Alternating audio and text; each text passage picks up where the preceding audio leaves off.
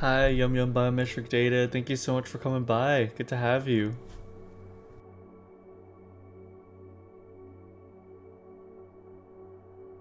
Hi, Dartusa. Thank you so much for coming by as well. It's great to have you as well. I hope you guys are doing awesome. I'm just setting up a little bit. Give me just a moment and I will be right on.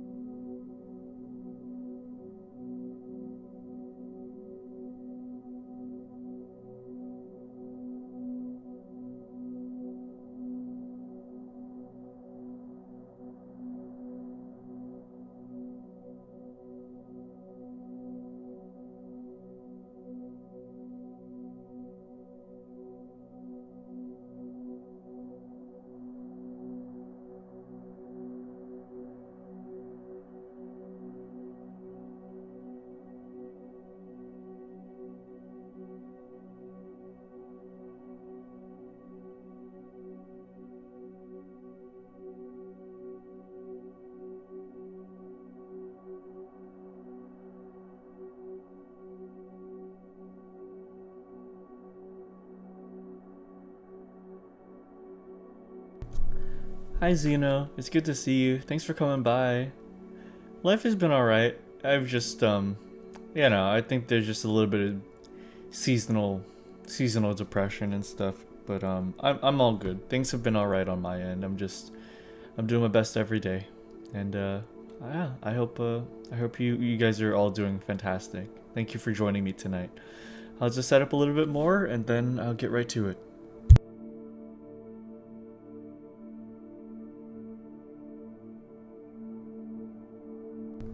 Hell yeah, Zeno. Awesome to hear, my friend.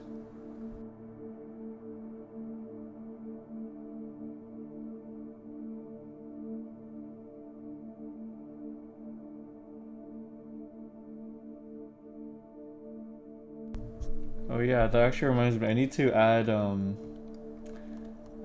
the art that Otter drew of me to the little fan art slideshow. I'm very happy with how that looks.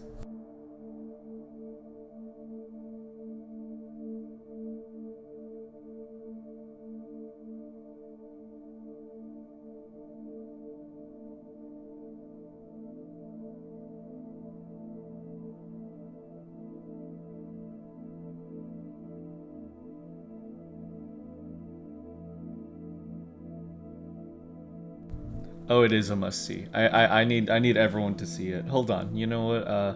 Let me just here. Let's do this. Actually.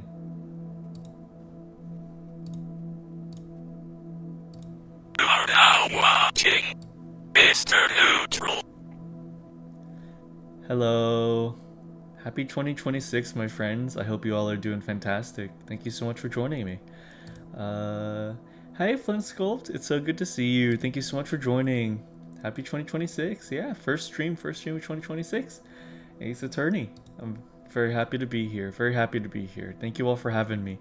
Yeah, today we're going to be doing Greatest Attorney case number five's investigation. But real quick, I just need to shill this piece of art because it is incredible. It is such a good piece of art.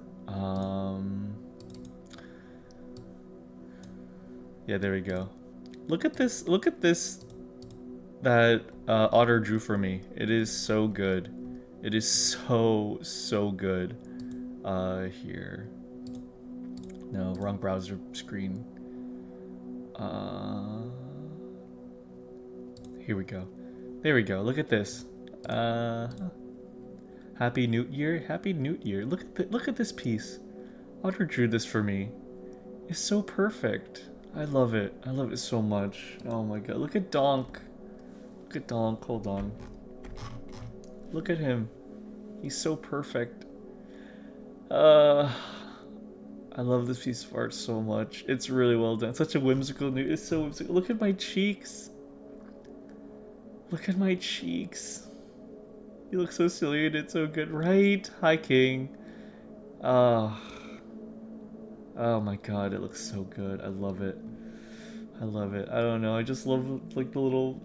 Oh, the shapes are so good. My ahoge is like a floating little ahoge. Oh my god. Oh my god.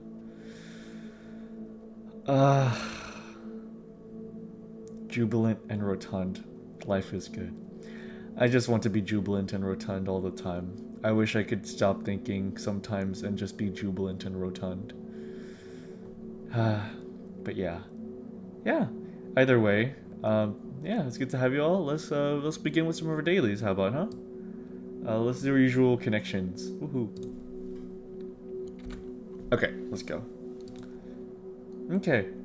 Today, we got grump, copy, block, print, issue, scan, crank, sack, reel, e-tail, tackle, wind, drear, blitz, coil, and edition. Oh, well, dreary, grumpy, cranky, and windy. Yeah. Oh. Oh. Oh no. Okay. Copy, scan, print, and blitz? Parts of a fishing rod? Oh yeah, yeah, good point. Block? These are all things that a printer can do, right? Issue? Yeah, let's try issue. One away. Blitz. I think there's no blitz is. I'm thinking of a washer and dryer. Let's try block. Copy scan. Oh, copy scan issue. Copy scan issue.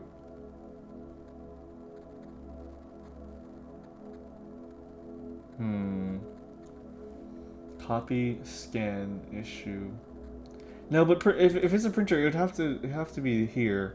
Let me try Let me try block. Yeah, okay. You might be right then. Copy, scan, issue. Oh, you know what? It might not be a printer. It might be okay. Let's just try reel, tackle, coil, and crank. Let's try the fishing rod thing. Whoa! Oh wow.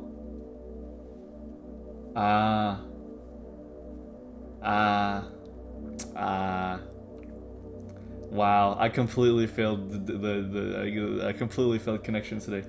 Paper publication is copy, edition, issue, and print. Okay, yeah, yeah.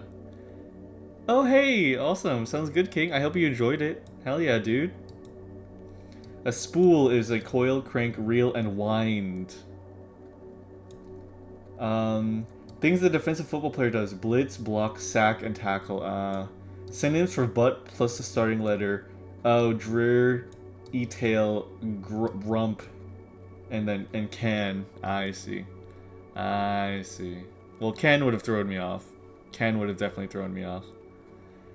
I hope you had a good time in the new war, King. You're pretty close to catching up.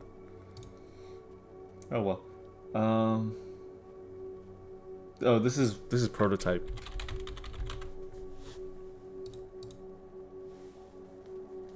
That's a fun game. What's Kinnikuman doing here? And hello, Mr. North Star. What, Jump Force? This has to be Jump Force. But it looks way older. Okay, it is Jump Force. Okay. Yeah, I like how you got to see the war from the view of the enemy groups. Yeah, isn't that awesome? It was so cool playing as Cal and the Corpus guy. I loved it. It's so sick.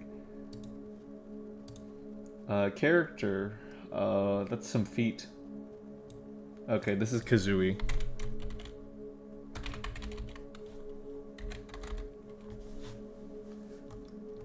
Hello, Kazooie.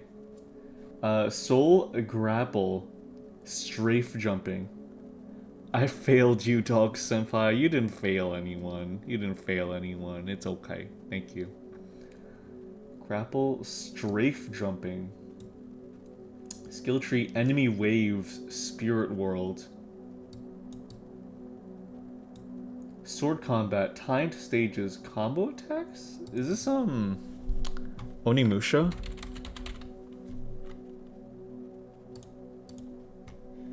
Licensed game. Story chapters, anime cutscenes. A licensed game, like based on an anime? Is this Bleach? Holy shit. Okay. The Bleach game adaptation, I guess. Sure. Okay. Armored Core. Okay, it's not a shooter. It's not a third-person game. It's not sci-fi or warfare or a simulator. Okay. Okay, let's try Halo Reach.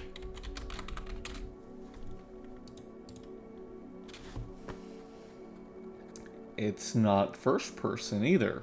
Okay. Let's try Baldur's Gate. It's not isometric. Let's try... freaking, I don't know, Mighty Number 9. See if it's a side-scroller. It's not a side view. What the fuck? What? Third person, first person, isometric, side view.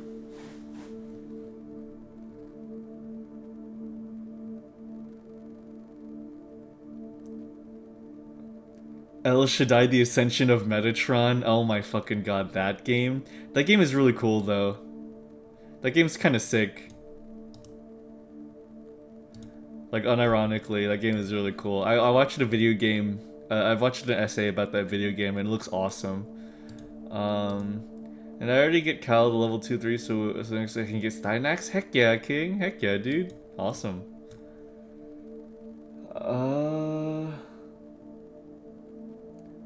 God, what perspective would this be then? What am I missing? Isometric, side view. Is it a fighting game like Tekken? Those are considered side view, right?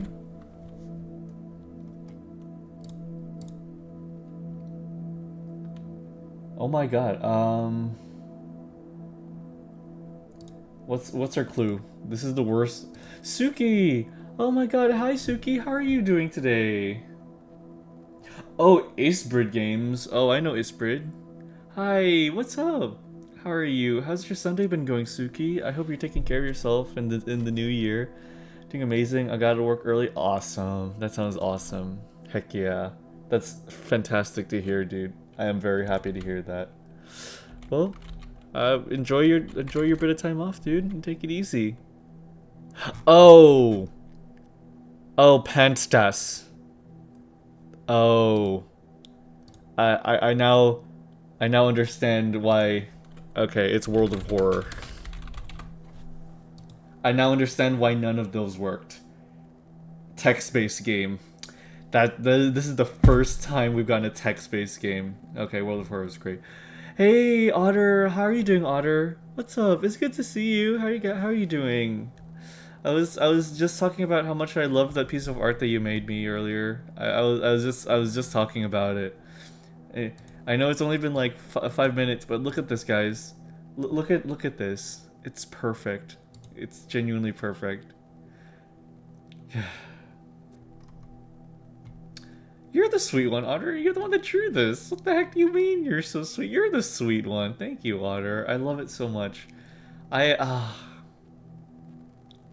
I wanna like I wanna put my mouth. No, I shouldn't say that. Anyways, I remember seeing the game on YouTube before. Oh yeah, World of Horror is really good. Did they have Zork or something once? I don't know. Zork?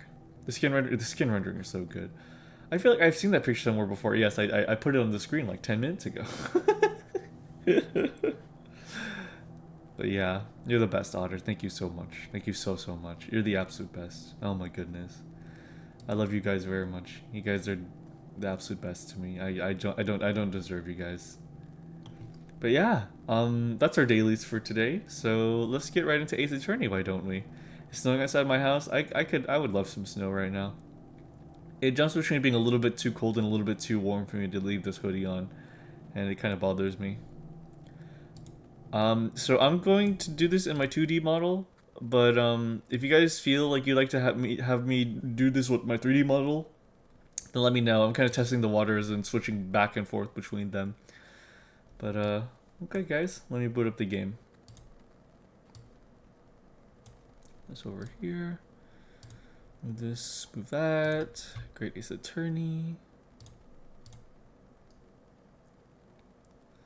Woohoo.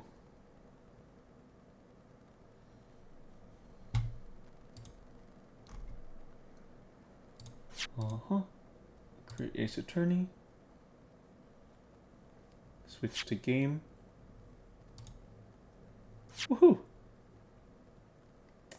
You deserve all the nice things? I don't know about that, but I really appreciate that. Thank you. Thank you so much. I'm glad you feel that way about me. Alright. Let me put my lawyering clothes on. Hold on. Thank you. Thank you so much. You guys are so sweet. Alright, let me see. Let me make sure I have my hotkeys on. Number one, sweetie, Mr. Newt. Oh, you guys are the sweet ones. Thank you. Alright, let's see. Okay, is this the right one? Hold on. Lawyer outfit?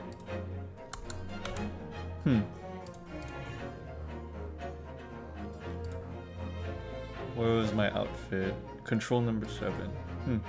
Don't worry about that menu I just pulled up. Strange. Why ain't she working? Hold on. Refreshing.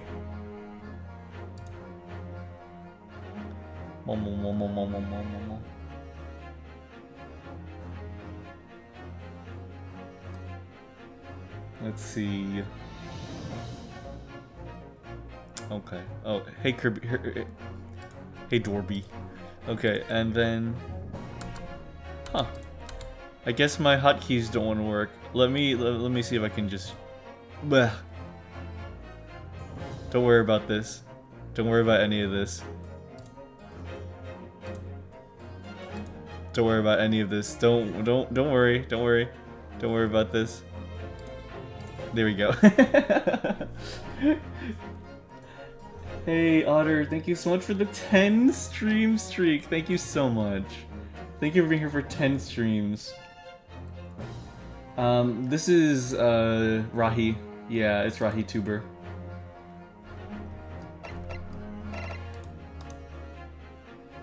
Oh yeah, let me crop this. Hold on.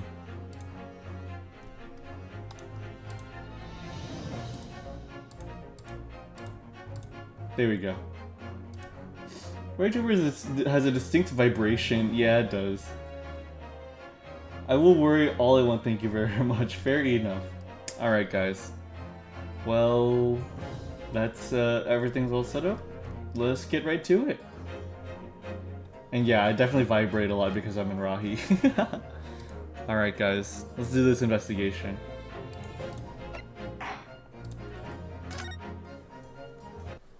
Thank you for being here with me. Oh! Oh! I'm just kidding. That wasn't me that was shot.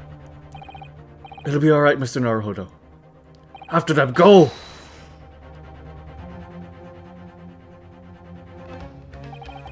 How distinct it is? Yeah. Find that door in the storeroom. Hurry!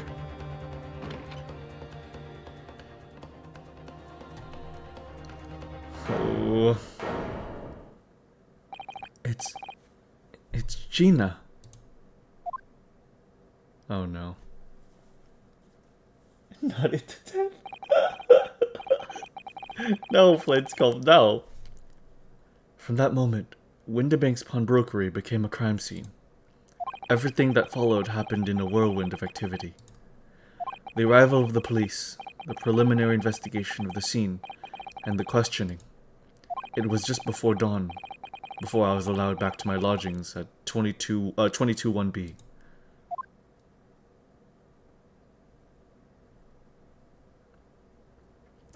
(16th of April, 6:21 a.m.) Naruhodo's legal consultancy. Oh, Iris. Oh, Iris. A telegram came, but all it said was, wait at home. Oh, yes. We asked one of the policemen to have it sent. It was simply impossible to come back. When I woke up, I was all alone. Hurley and Guinea were gone. Everyone was gone. What happened, Renaud? Poor Iris. She's trembling. She's obviously trying really hard not to let herself get too worried. I'll explain everything that I know. Something awful has happened, hasn't it? Yes, I'm afraid so. Oh, poor Iris. This girl only knows tragedy. Events at Windibank's. I'm sorry to have to tell you this, Iris, but Mr. Windibank is dead. He was shot. We discovered it in the early hours of the morning. Oh, yes, I had a feeling. You did? Well, I saw all of those police carriages pulling up outside his shop, so I knew something must have happened there.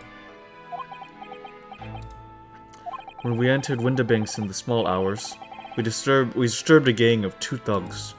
They ran out onto the street and I chased after them, but they got away. So, it was one of them who shot old Mr. Windibank, I suppose. I don't know, but that's not what the police believe at the moment. Oh, why not? They've arrested someone else as the prime suspect, you see. Gina. Guinea? But why? Well, the thing is... No, Guinea wouldn't do something like that. I know. None of us think she did it. Then why have they arrested her? I'm sorry. There was nothing I could do. Oof. Gina's arrest. I don't understand why they arrested Guinea. It's not fair. What about the 2 thugs that were there at the scene? Why aren't they the prime suspects? After all, they shot Hurley dead, didn't they? Don't pull out your gun, please. No, I mean, Sholmes isn't dead, Iris. This is all so horrible. The thing is, Mr. Windibank was found on the floor in the storeroom where he keeps all the deposited articles, and the storeroom door was locked from the inside. I see. But he wasn't alone in there. Gina was found next to him on the floor as well. Oh no. And according to the detectives who investigated afterwards... Don't tell me. There was no one else in the room. Yes, exactly. How did you know?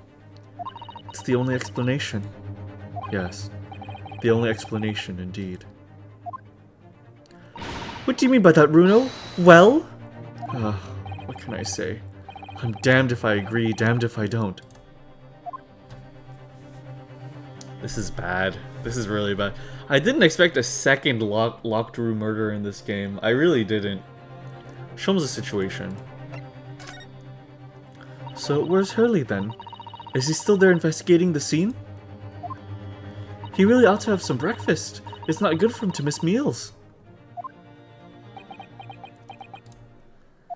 I don't want you to worry, Iris, but I have some news about Mr. Sholmes. He was taken to hospital this morning. What? Well, when we entered Winterbanks, a gun was fired and he took a bullet. Hurley? Was shot? No. No. It's alright. His life isn't in danger. Really? Are you sure? Where is he? Which hospital? He's at St. Sinner's. That's a very...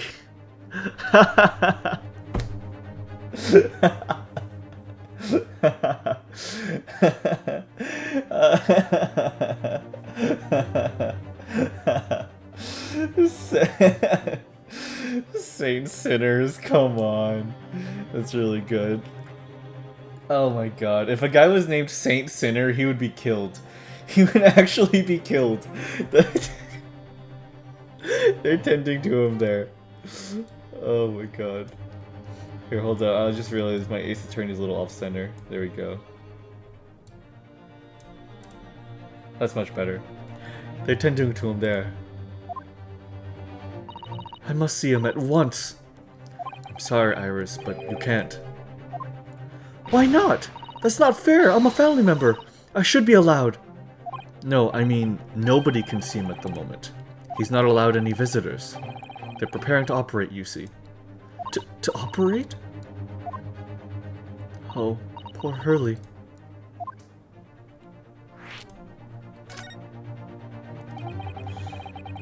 It was the two thugs who were in Mr. Winterbank's shop.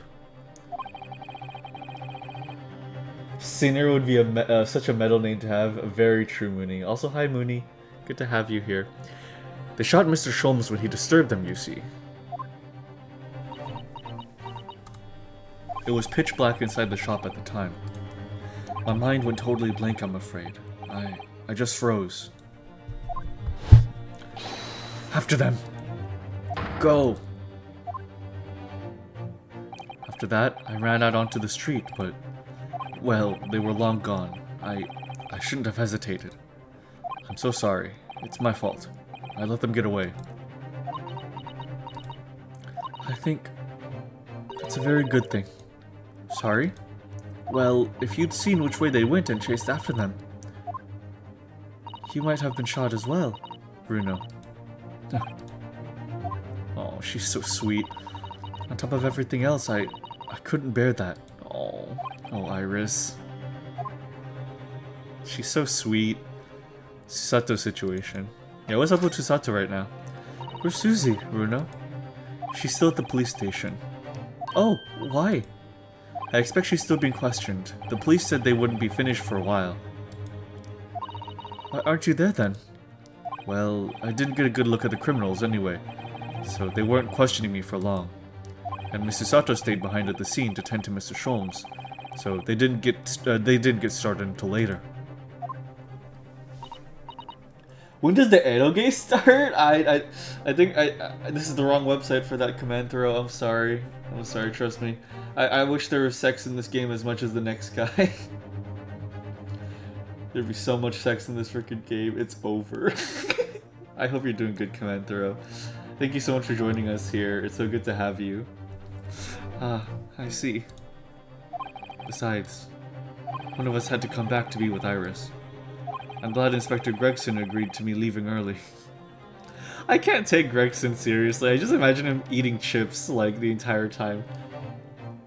The eroge starts in the courtroom. Very true. Yeah, I just stopped in to wave at you before I go into more JP learning hell. Good luck, Commenthro. I hope it goes great. It was great to see you. Thanks for stopping by. You should have let me know, and I would have come to the station.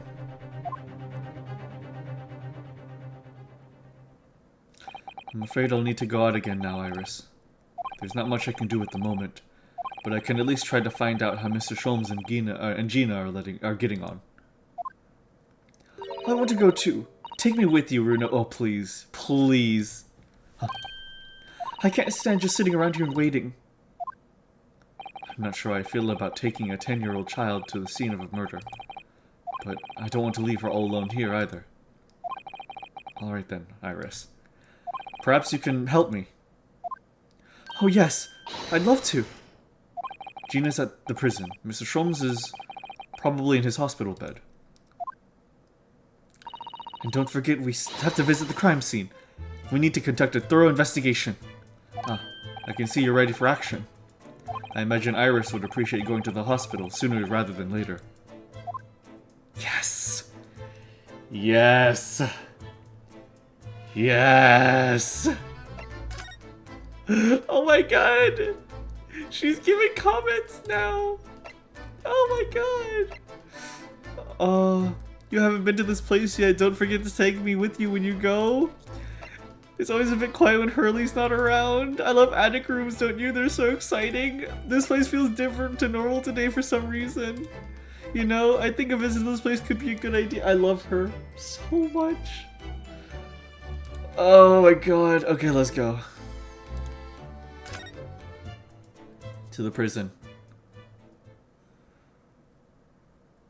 16th of April. Local prison. Cell 13. No. Gina. Hello, Gina. Huh! Why do they let you have that in the prison? Okay. Oh, you still have the grenade launcher Hurley and I made. I wish you wouldn't point it at me all the time, though. What are you here for? Ginny. I have a feeling it's because of us that you've ended up in trouble. So we were thinking that we might be able to help you. Huh. Well, you can't. Sorry. You heard. Get lost. Don't be like that, Ginny. I know you didn't do it. You never shoot someone. I just know you wouldn't. You think you know me? Pull the other one. Oh. You got the first idea about the likes of me. I'm a thief. I pinch people's purses when they're walking down the street. That's how I get by. And if I saw me chance, I sneak into a pawn shop any day of the week. Just to see what I can lay my hands on, get it? That's the kind of person I am. But Ginny. I'll be in court tomorrow, they said. Some cove came by before and said he'd be a lawyer for me or the like. Said it was my right or something. But I told him to get stuffed. I don't need no lawyer. I don't need no one. She couldn't be staring at me any more obviously if she tried. Why are you being like this, Ginny?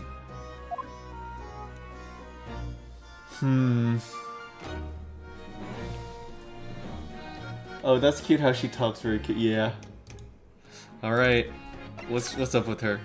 Why do every single one of my clients resist getting, you know, a defense on their side, except for the guy that actually did it? Legal representation. I don't understand, Gina. Why did you send the public defender away? He wanted me to sign some papers. Representation papers or something like that.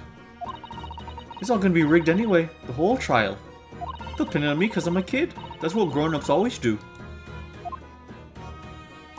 Why do you think that?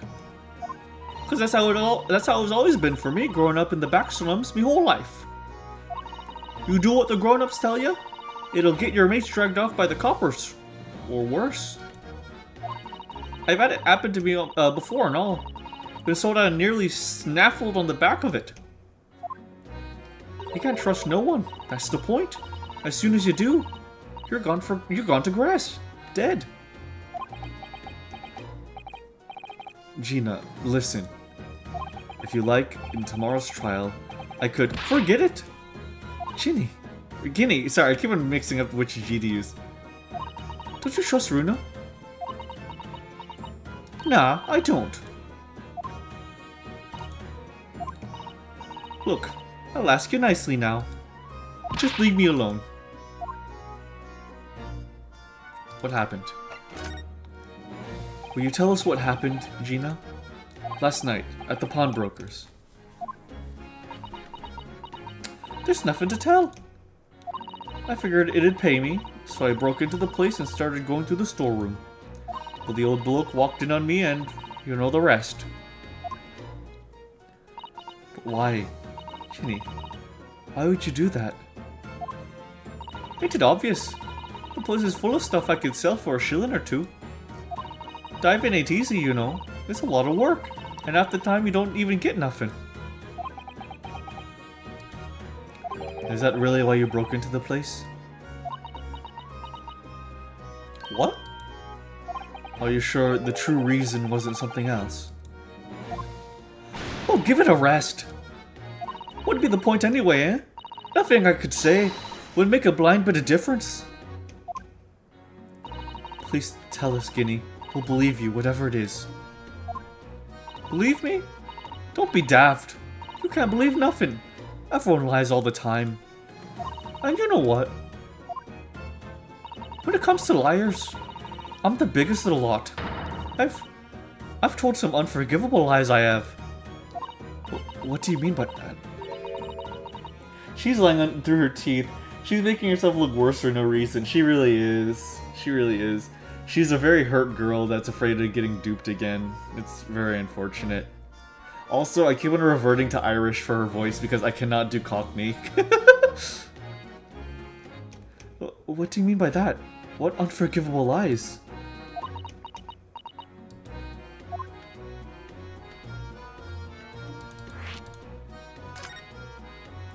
What did you mean before, Gina, when you said you were the biggest liar of the lot? Why didn't you tell us what these unforgivable lies you've told are? Maybe we can help. Sorry. We're out of time. They're gonna want to question me now. Ginny, please. Oh, yeah. I wanted to give you this. Something to remember me by.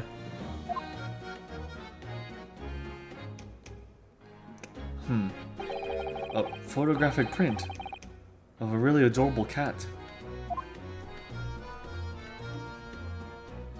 McGilda's ghost lives on in your Irish accent? I don't want him to live on. I wish he would actually stay dead, personally. I found it in one of the pockets of this coat. Ain't no point in me having it. I wonder what a little photograph like this was doing in a pocket of an overcoat. Of that overcoat. Anyway, don't bother coming again. Bye.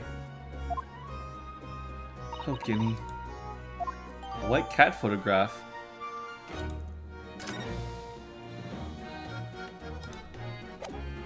A lot of little girls are in trouble in this game. Like a lot of little girls in trouble. Let's go to the hospital. The hospital feels positively ancient. I hope Hurley's in good hands.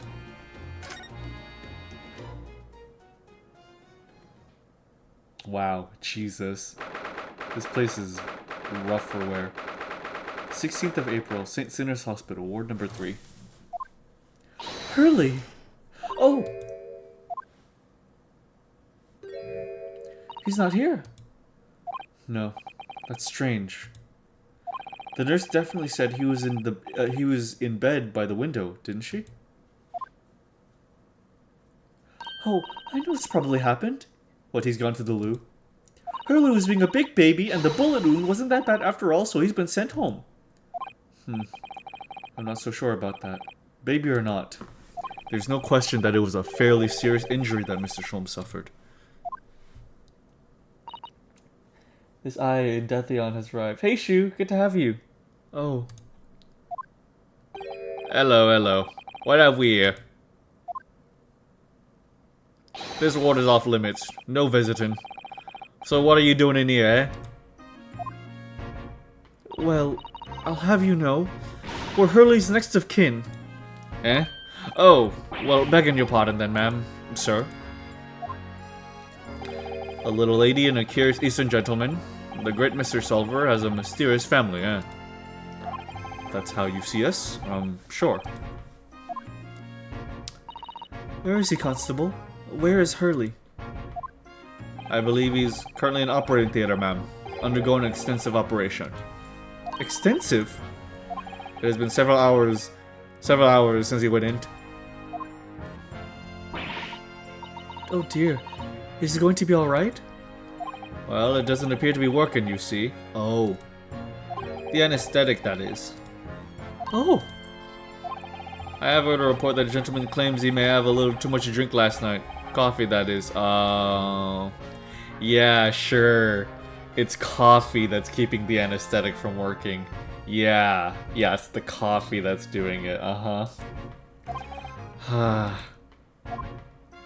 Anyway, I think it would be fair to assume that he won't be back here for several hours yet. I see. Thank you, Constable. Perhaps we should leave and come back later. Oh, poor Hurley. Are they giving us just, like, reason to not have Susato and Sherlock, so it could just be us and Iris doing the investigation? I'd love that if so. Oh.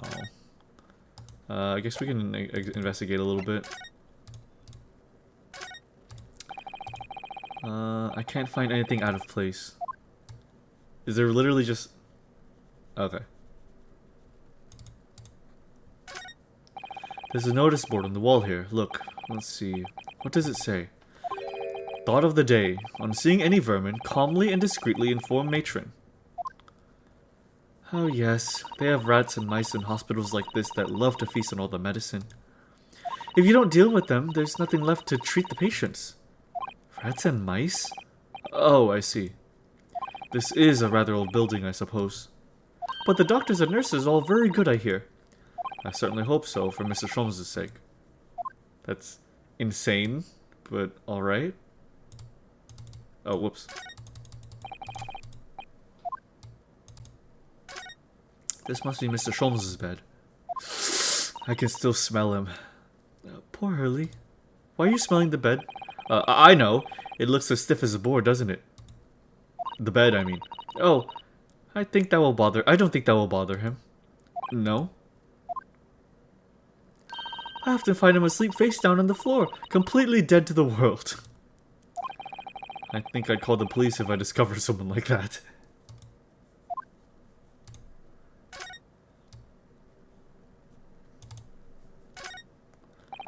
I wonder what these are. Do you have an idea, Iris? Oh, haven't you ever seen crutches before? Let me explain. They're for people with leg injuries, to help them walk. You hold one under each arm, you see. Ah, right. I thought they were weapons of some sort. Why would there be weapons in a hospital?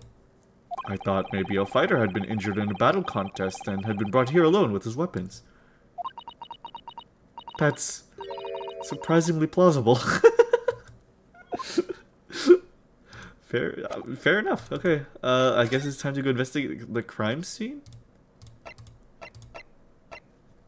Prison.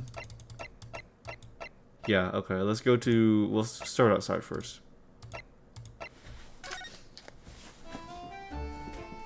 Oh, a big cart outside. Oh, it's another Bobby. There's still a Scotland Yard carriage outside Winterbanks. I never imagined we'd be investigating a case so close to home.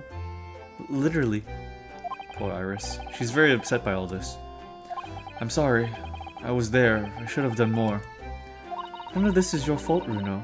So please, don't apologize. But it's the criminals who are to blame for all this. So let's investigate and work out how to catch them. Yes, you're right.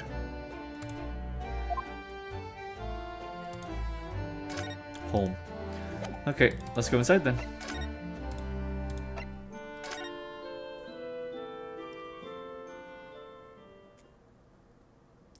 The Bobbies are so freaking stylish, dude. It's kind of insane. 16th of April, Winterbanks Pawnbrokery.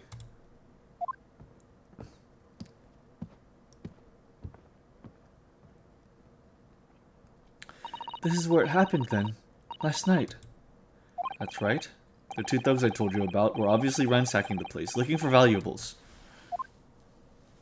But apart from the policemen in here, you wouldn't know anything had happened. There's no sign of a disturbance. No, you're right about that, actually. In fact, if anyone, it's the police who seem to be the ones doing the ransacking.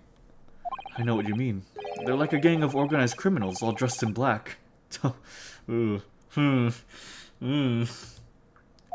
Oi, I heard that. Is it? Yeah, Gregson. Oh, Inspector, good morning. I suppose I ought to thank you for your vigilance last night. We got to the scene before I was disturbed, at least. Shame you let the two rogues get away, mind. Yes, I'm sorry about that. I thought you'd assigned extra men to the beat around here, Gregsy. Now look what's happened. Hurley's been injured because there weren't enough police on duty. Oh! Your ladyship! No one told me you were coming! I expect you to take full responsibility for what happened to Hurley and see as the very best medical care. Of course, your ladyship. The very best doctors in the capital are tending to him as we speak. And I don't think it's Runa's fault that the rogues managed to get away, is it? Chasing criminals is the police's job. Absolutely, your ladyship. As you say, Rap. As you say. He totally has a complex. He totally has a complex for her. That's adorable. The judge in black is totally blameless. Everyone is in agreement about that. Would you believe it? He's like a completely different person with Iris. Talk about a personality change. Oh, where are we matters? Are you thirsty, your ladyship? Perhaps you'd like some juice? Some nice refreshing juice. Oh, why? Are you thirsty, Gregsy? I have some of my special herbal tea with me, if you'd like some.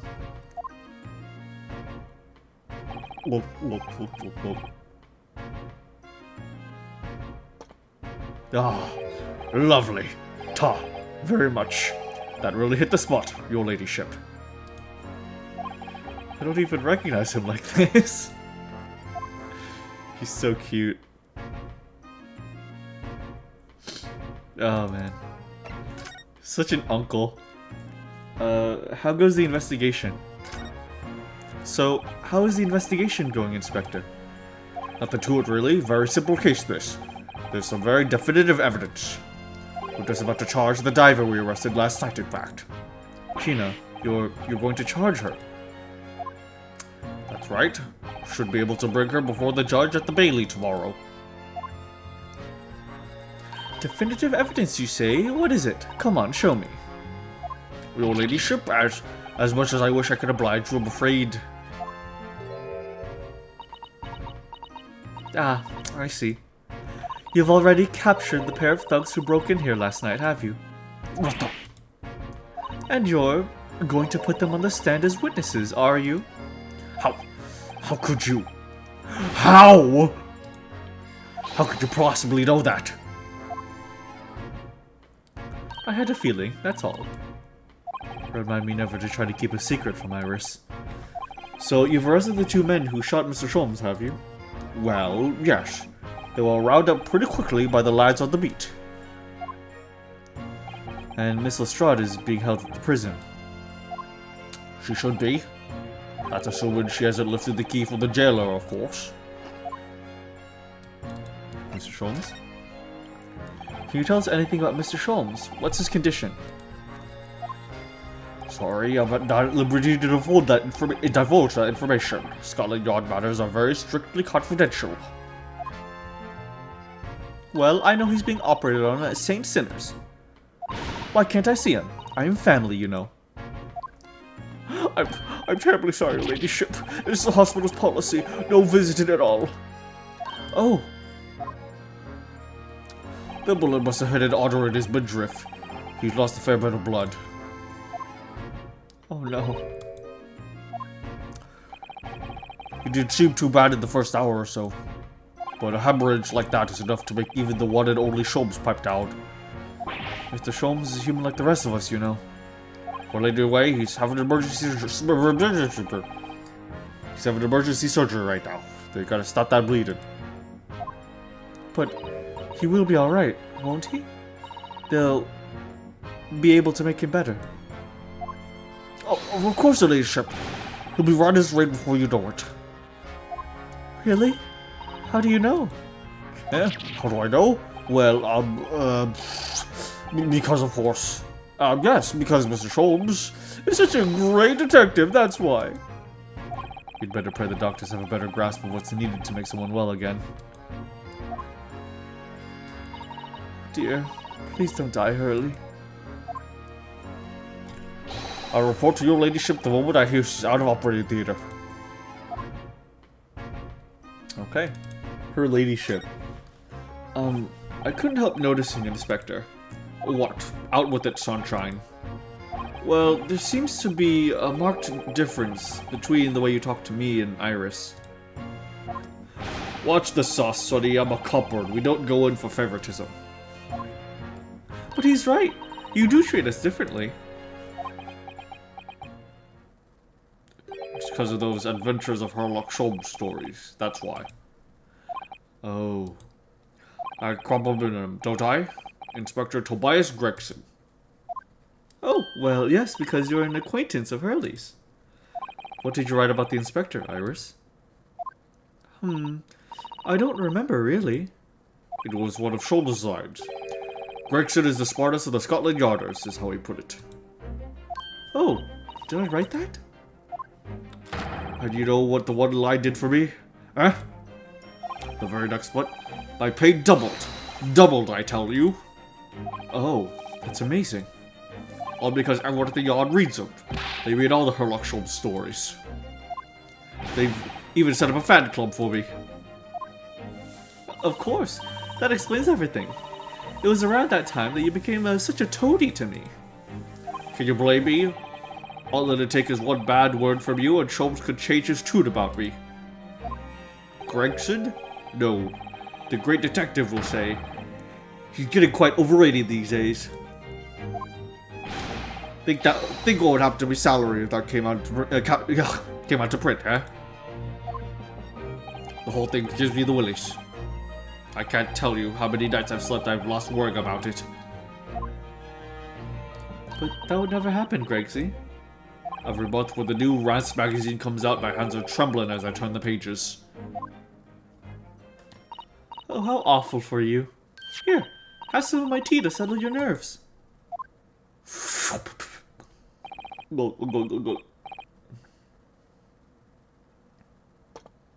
Ah, lovely. Ta very much.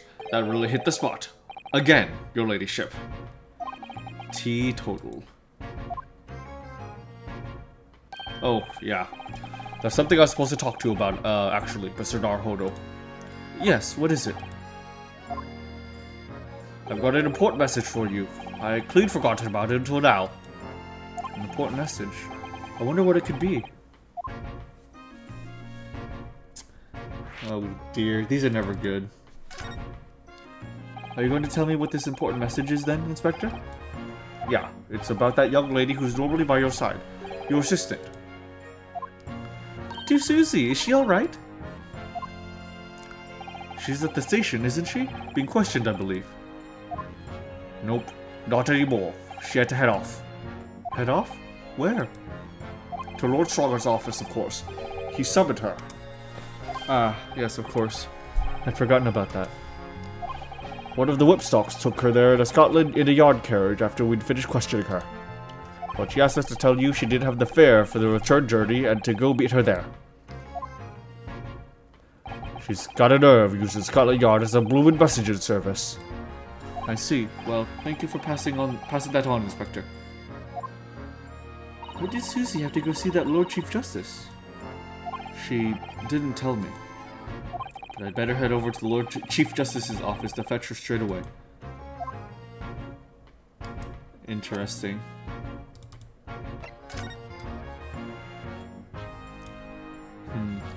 The paper always there?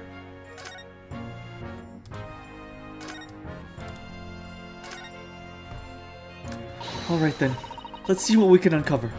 Boy, what do you think you're doing, Sunshine? You can't touch anything in here. Oh, but we were hoping to investigate.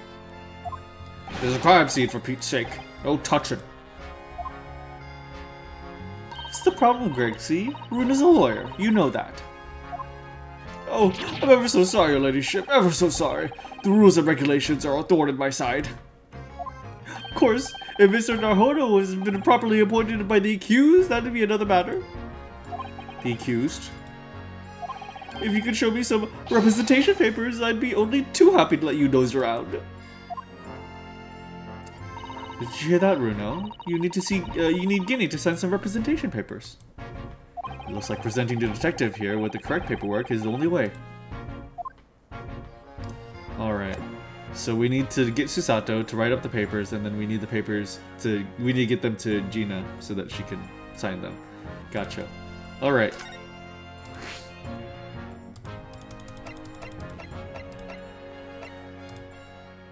Alright. Let's go see Susato. 16th of April. British Supreme Court, Lord Chief Justice's office. Yes. No matter how many times I come here, I always get the same sense of oppressiveness somehow. Do you think the place is oppressive? I think it's normal. I think it's normal. How so? I mean, look at that suit of armor over there. You can't take that seriously, can you? Maybe it thinks the same about you. So, everything is clear with regard to tomorrow's arrangements, I trust? Yes. Thank you very much. There they are. Susato-san and Lord Strongheart. I wonder what they're talking about. They both look very serious. Very good. There is nothing further to discuss. You may return to your lodgings. No doubt you have much to do in preparation for your return to your homeland. Wait, what did he just say? Your return to your homeland? Susato-san!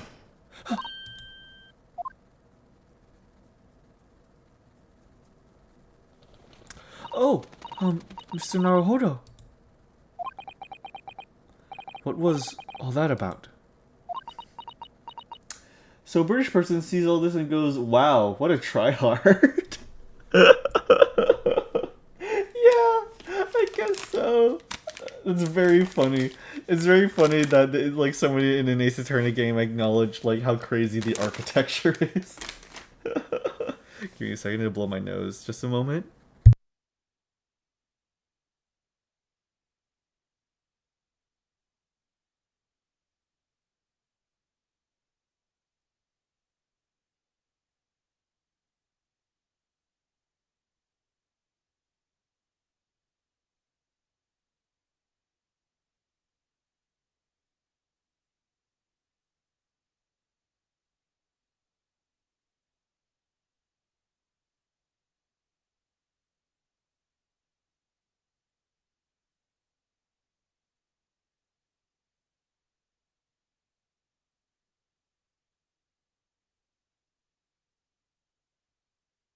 Okay, I'm back. I blew my nose and I also hydrated. Ah, Mr. Naruhodo, thank you for coming to collect your colleague. What's this all about? Why are you talking about Mrs. Sato's return to her homeland? And... tomorrow?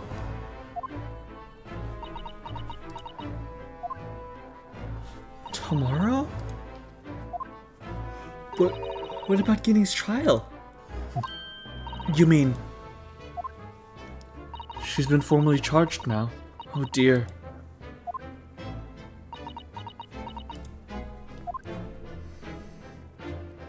Oh god, what happened? Returning to our homeland.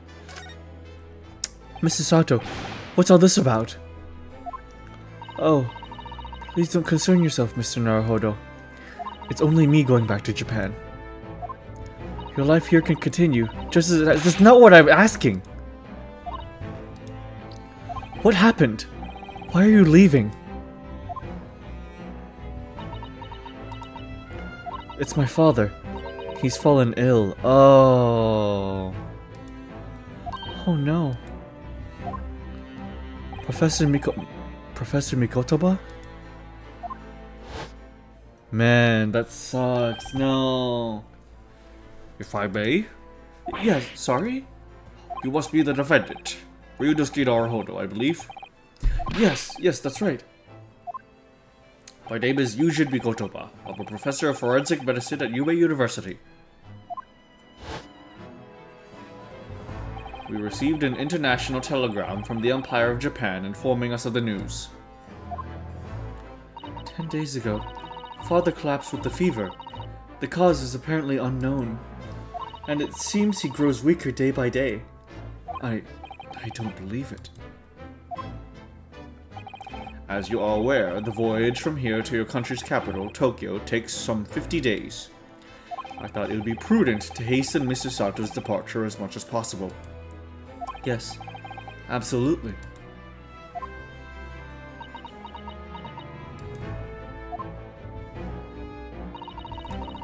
I will leave London first thing tomorrow morning. I can't believe this is happening.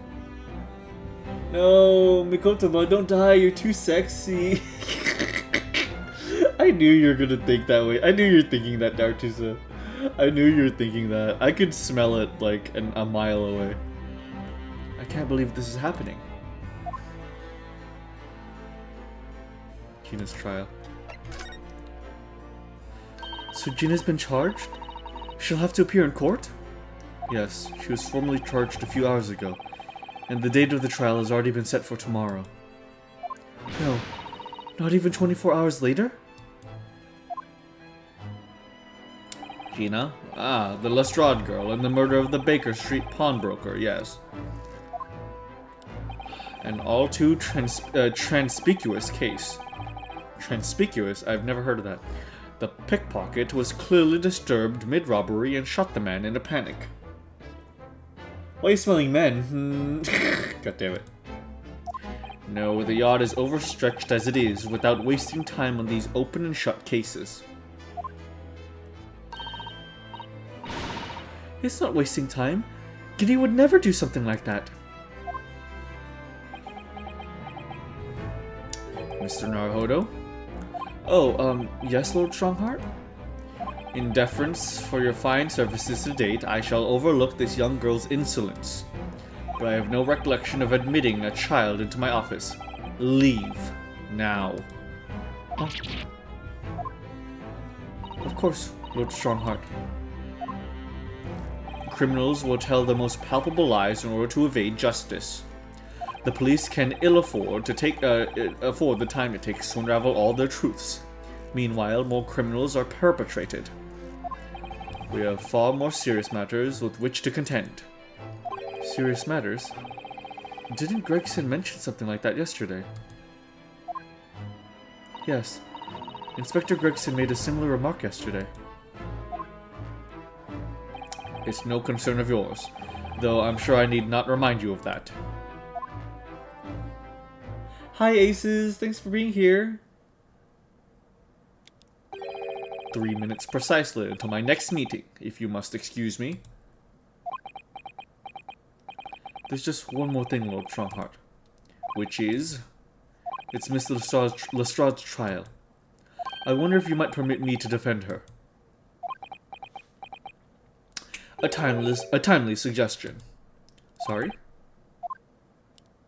The girl currently has no representation. But that's not fair. Yes, she may be a pickpocket, but she still deserves a fair trial. Do not misunderstand me, young lady. The government provides for those who are too poor to afford representation with the public defender. The accuser need only sign the relevant paperwork, and a defense barrister will be assigned to the case.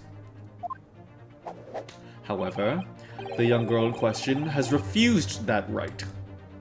Why would she do that? A question you would do well to direct at Miss Lestrade. You'll find her at the local prison. Yes, thank you. Now then, it's time I was leaving. Good day to you. What a day. Gina charged with murder. Susato-san about to leave.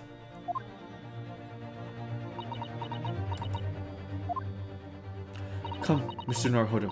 Iris, we must make haste. But, Susie... You're leaving for Japan tomorrow morning, aren't you? Don't you have packing and things to do? As Mr. Naruhodo's judicial assistant, my personal circumstances are of no consequence. My sole purpose remains to help you in whatever way I can. Thank you, Mrs. Sato. It's a very pensive look. I think I want to visit Gina first. In any case, I should like to wish her well before I leave. Yes, that sounds like a good idea. Let's go. If I'm honest, this has completely thrown me off. I'll just have to do what I can, as a lawyer. Alright. To the prison.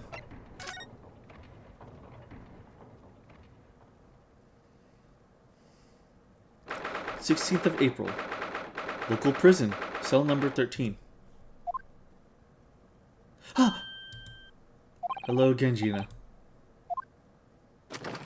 Oh, come on now. Come on, don't do this. What are you lot here for now? To have the muzzle of that grenade launcher shoved in our faces yet again, obviously. I think I need to improve the way you load ammunition into that thing, don't I?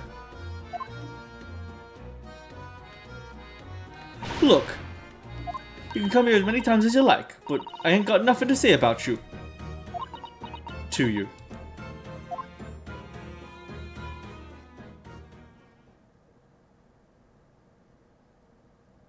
Gina, I wonder if you might hear me out. There's something I'd like to say. What? I'm sorry to say that I must reluctantly bid you farewell. Huh? Farewell? Tomorrow, I must begin my journey back home, to Japan. I fear we may never meet again. Oh, right. I've had the pleasure of meeting so many lovely people here in London. I have so many wonderful memories. And yet, as things stand now, it will be a glum parting indeed. Poor Iris is so miserable. Susie... Well, that ain't my business. Both Iris and Mr. Naruhodo believe you to be innocent, Gina. They've put their faith in you. But somehow, you can't find it in your heart to put your faith in them. Yeah, that's right, I can't. What of it? It grieves me greatly to say goodbye to my friends when they're all so clearly unhappy. Because of you.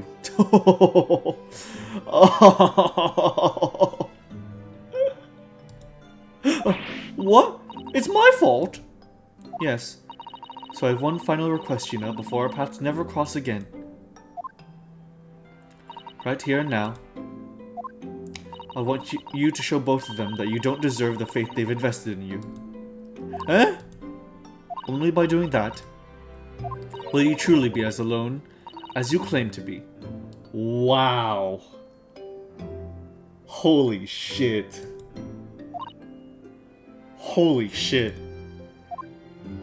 What are you talking about? What do you expect me to do, eh? You've told us that everyone lies. So prove it. By admitting one of your own untruths.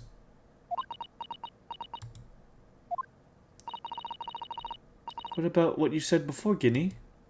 You said something about unforgivable lies. You must tell Mr. Naruhodo and Iris the truth now. That is my last request before I leave. My last request as a judicial assistant. No, I can't. Whatever these lies are, they're obviously weighing very heavily on Gina's mind. Gina, I could be wrong, but it's something to do with what happened 2 months ago. Something about that trial.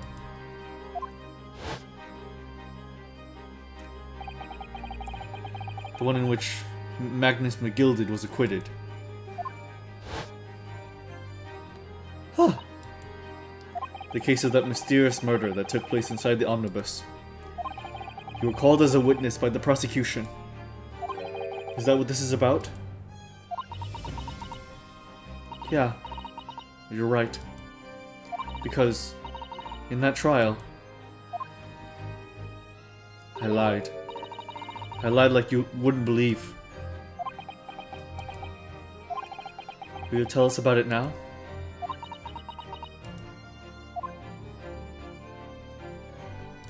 Oh man, okay. Oh, here we go. Like you said, it all happened 2 months ago. The coppers got hold of me and shoved me in the witness stand. And based on your testimony, Mr. McGilded was declared innocent. Yeah, well, the thing is, I lied about a whole bunch of stuff. I knew it. What sort of thing did you lie about? I was hiding under the seat that night. That was the truth.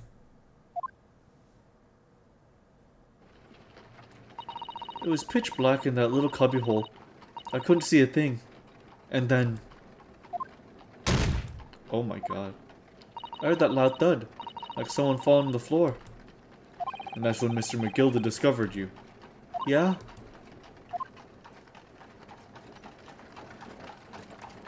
He pulled me out from under the seat. Sat me next to the dead man. There weren't much light to see by, but when I looked at him my hands had blood all over him. I was so scared I couldn't even speak. You had his blood on your hands. In other words, it was Gina that the witnesses of the roof deck saw through the skylight. Then, Mr. McGilded started asking you questions, I suppose. Who you were and why you were hiding under the seat. Yeah, he did. Only that's not all. What do you mean? I mean, he threatened me. Threatened you how? He made me swear. About what I'd seen and what I'd heard. About what he was gonna do after the cove was found dead. He made me swear I wouldn't tell nobody about it. If I did that, he said he'd let me scarp up before the copper showed up. Jesus. Gina? You must tell me what he swore you to secrecy about. What you saw, what you heard, everything.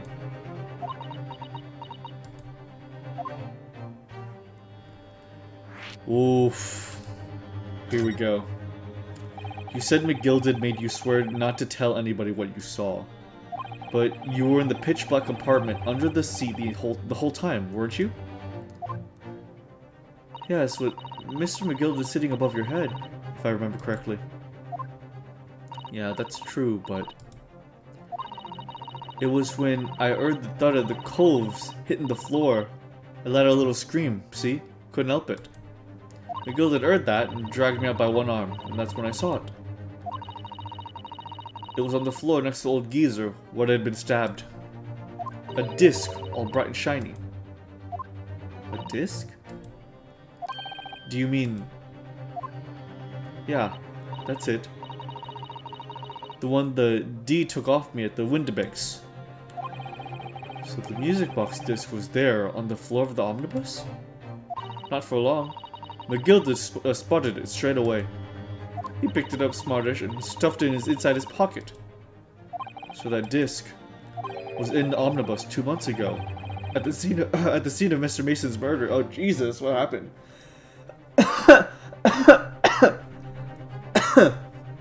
Oh my god. Oh my god, whoa, what was that? Lord, I am so sorry about that. Oh, goodness grace. Was in the omnibus 2 months ago at the scene of Mr. Mason's murder. And the bog trotter told me. Stay hydrated, let me do just that, thank you. Pat for Newt, thank you guys, thank you so much.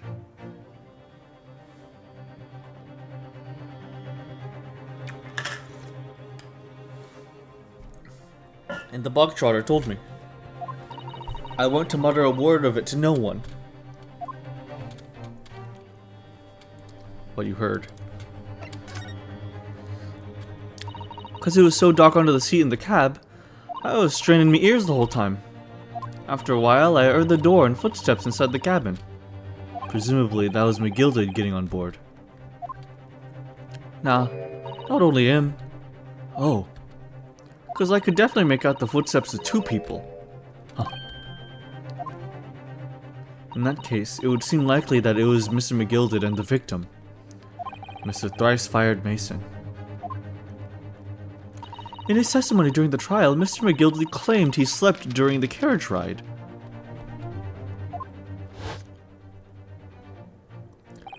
But whenever I'm in a carriage, I'm taken with a fierce tiredness, and I always succumb to it.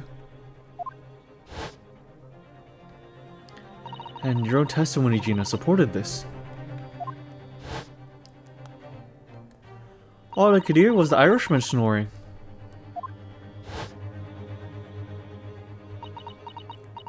Yeah, that weren't exactly true. Neither of them was asleep. I could hear them talking the whole time in low voices. What? What were they talking about? Sorry, I don't know. The sound of the horses and the wheels was too loud. But that still tells us something. Mr. McGilded and the victim knew each other.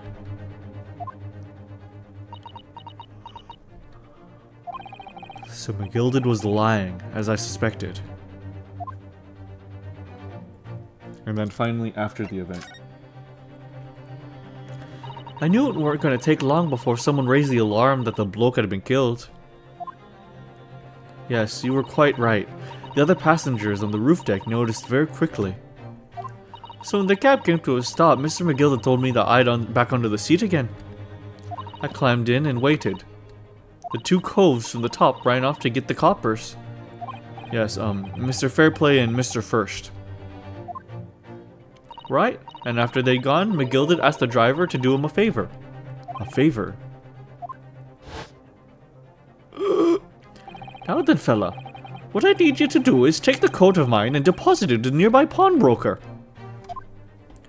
And for your troubles, let's see now, I'll give you 10 guineas. A nearby pawnbroker? You mean on Baker Street?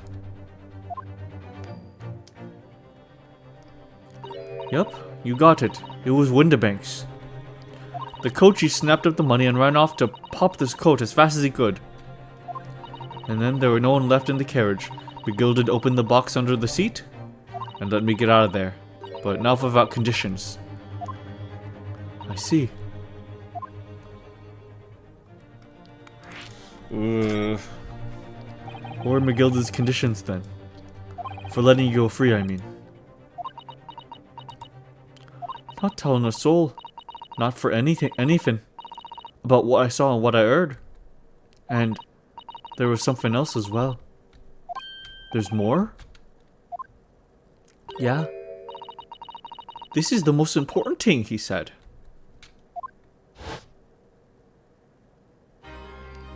I'm after sending the coachman on a little errand for me, with some small change in his hand. Now then, when you hear what I asked him, did you see anything at all? You asked him to go pop your weasel, right? Aye. But the fiend's taken me coat to deposit with the pawnbroker's hereabouts. And I want you, lass, to take the redemption ticket for it. D'you understand? What? You want me to have the ticket? That's right. And I'll come fetch it from you later. Sometime within the next 2 months. You're to hang on it until then. Is that clear? And whatever you do, don't lose it. Alright then. And in case I might happen to be delayed at all, you're to go to the pawn shop, Windibank so it is, and you're to extend the loan afore the 2 months is up. If you forget, the article will be forfeited and an old fiend could come along and buy it. Huh? But I ain't got that kind of brass. Here's £5. That should be enough. Did you understand? Do we understand each other, lass?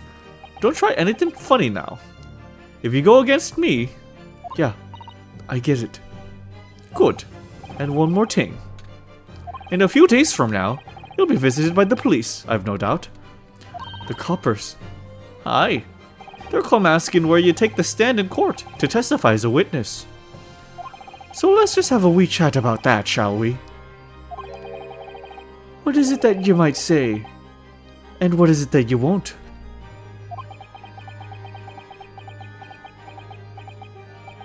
Jesus.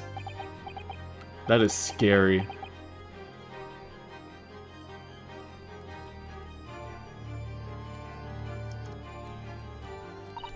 After he'd gone over it all, I piked it. Got as far away from there as I could. I had the pawnbroker's ticket in some bushes near the scene.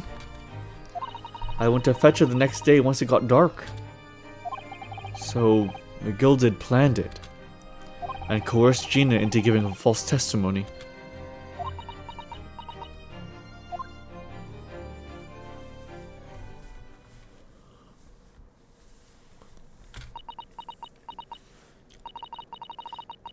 I bet you're ready to string me up, eh?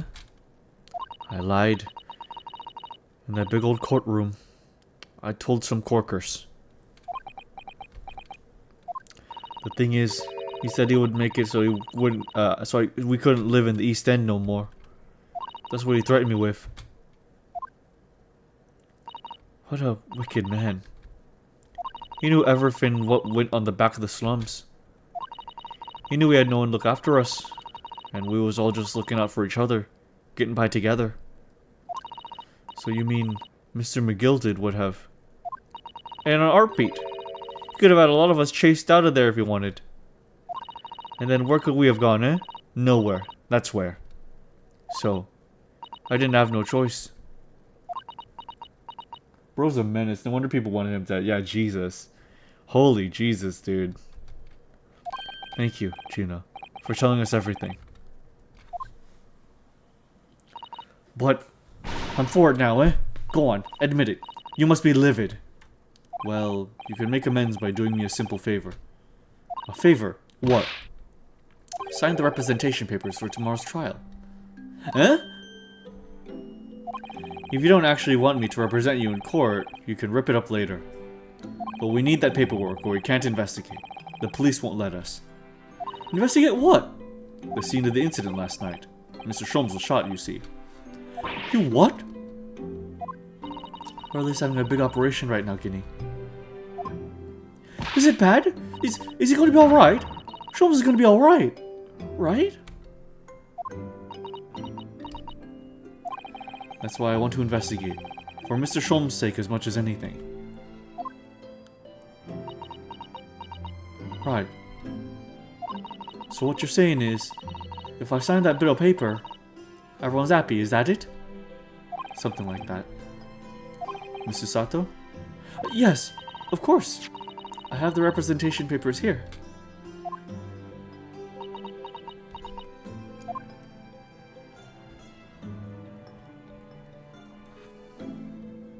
I don't need no one to stick up for me though. No lawyer or nothing.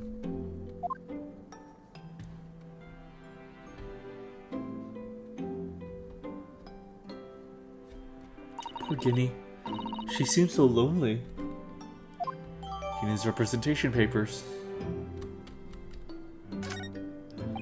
Well, at least this should mean we can investigate the scene at Windibanks now. Yes, and perhaps we can come back to visit Guinea when we're done there. I feel like we finally cracked Gina. She opened up to us at last. And now I have her representation papers. No one else knows just what a responsibility that is.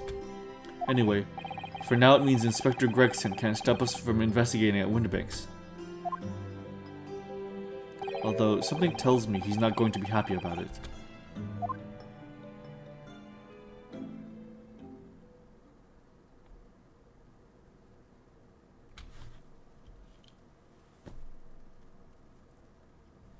Alright, let's continue.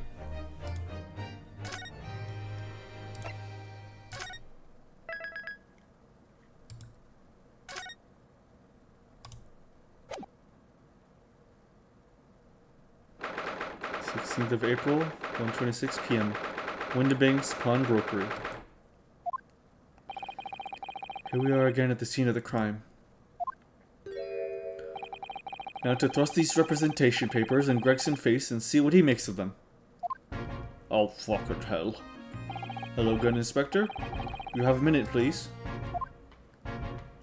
What is it now? You should go home and get some rest. You should go home and get some rest. There you are, Grexy. Here are the representation papers. Ladyship. How? I don't believe it. How the devil did you get that stubborn little ragabash aside that? I salute you. That is good work, that is. I can see you've been very busy here as well. How about some tea? It's a special blend designed to relieve fatigue.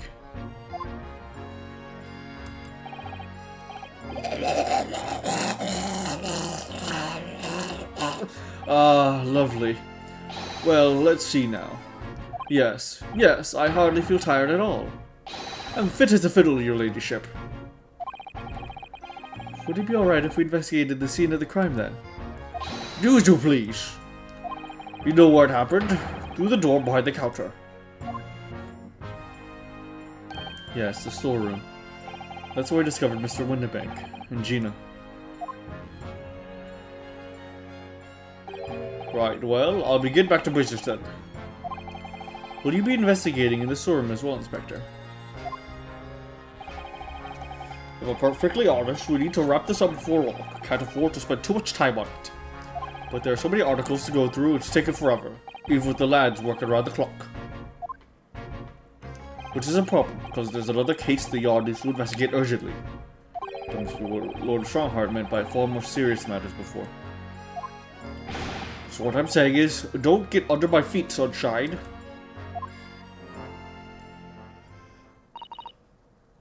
Come then, let's not waste any time.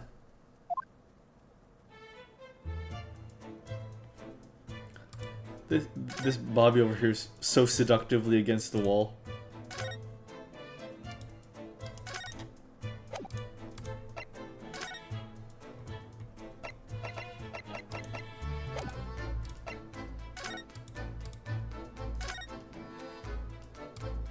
Behind that door, it's the storeroom, isn't it? That's what Grexy said.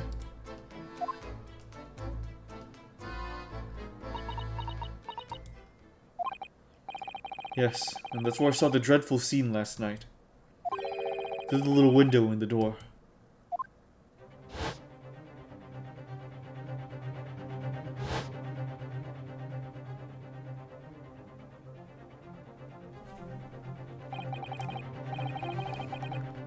Mr. Windibank, face down on the floor with Gina beside him.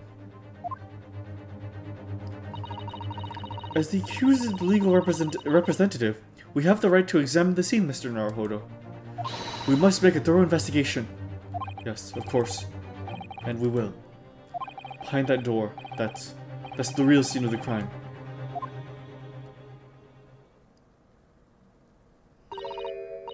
Don't worry. If there are clues in there, I'll find them.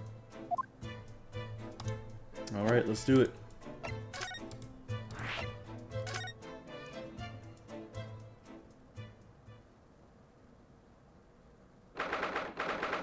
"16th of April, Windibank's storeroom.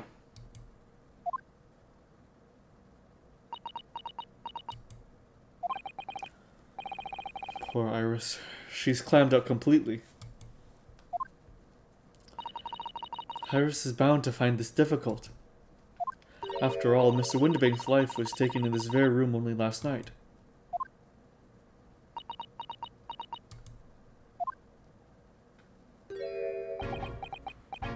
Ah! Oh, wait, Inspector! What is it now, Sunshine? You took one look at me and tried to run away. You think a Scotland Yard inspector will run away from some jumped-up little defense lawyer, do ya?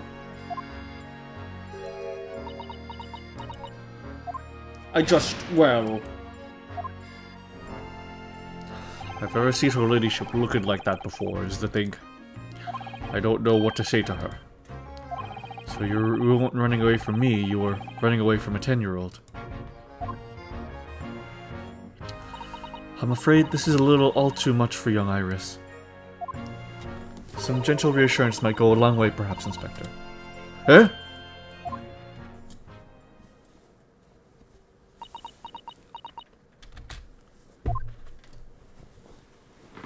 Me.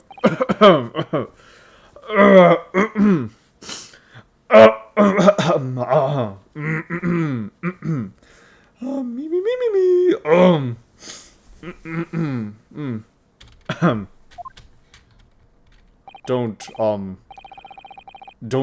trouble yourself unduly, your ladyship. I mean, at least you're not dead, are you? Oh god. I mean, I don't want to sound rude, but are we sure we can't rule Winterbank's death as suicide? We really can't, dude. We really can't. Oh wow, that ship in the back is gay. Did you see that? Wait. No, wait, no, that's French. Never mind. No, wait, no, that isn't France. That's the wrong orientation. I don't know what I'm talking about anymore. I'm sorry. I'm just gonna forget about it. Forget about it. Don't ignore what I just said.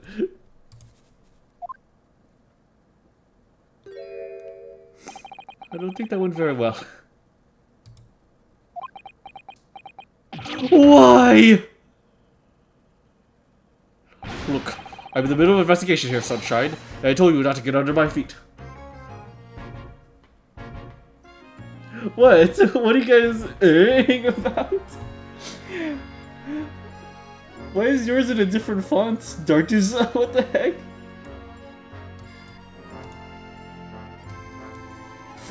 How the heck did you change your font? What the fuck? What? Look, I'm in the middle of an investigation here, Sunshine, and I told you not to get under my feet. We have investigating to do ourselves. Yes. I'd like to hear more of what the socially inept inspector has to say. Oh, Hurley. And inquire into how Mr. Shom's operation is going.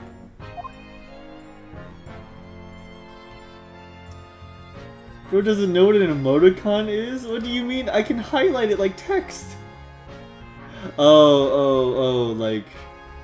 Oh, I see now. Oh, never mind. Oh, you're right.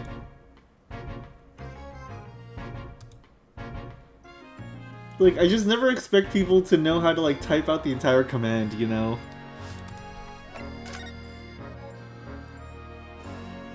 Let's see. The scene of the crime. So, Inspector, what do you make of the crime scene here? Pshaw! You got eyes, haven't you? Use them! It is what it looks like. Nothing more, nothing less. Iris, could you lend me a hand? So, Gregsy, what do you make of the crime scene here? Oh yes, your ladyship, do allow me to humbly explain. Last night, shortly after the hour 1 o'clock in the morning, Scotland Yard police attended the scene. The one and only door to the storeroom was found locked from the inside. So it was locked from the inside. The lock appears to be broken now, though. Was that the police officer doing? Quite right, ma'am, quite right. We took the liberty of smashing the door in as humbly as possible. Oh. As you can see, the victim was discovered prostrate on the floor, thus wise. And next to the aforementioned body, we discovered the vile gutter child. Are you talking about Guinea? She's my friend, you know, Inspector. Mr. Strahd, the hapless girl, was curled up on the floor, dead to the world. She's still alive, you know. Yes, when I saw her, she appeared to be unconscious. And I'm afraid to say, she had the gun that was used in her hand. No. Presumably, it's the gun that's still down there on the floor now. In her pocket, we found the key to the door as well. What? The key to the storeroom? And you say the storeroom had been locked from the inside, Inspector? Correct. All of which leaves her ladyship's friend.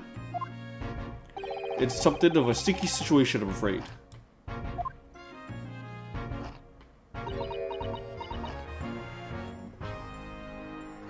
Excuse me.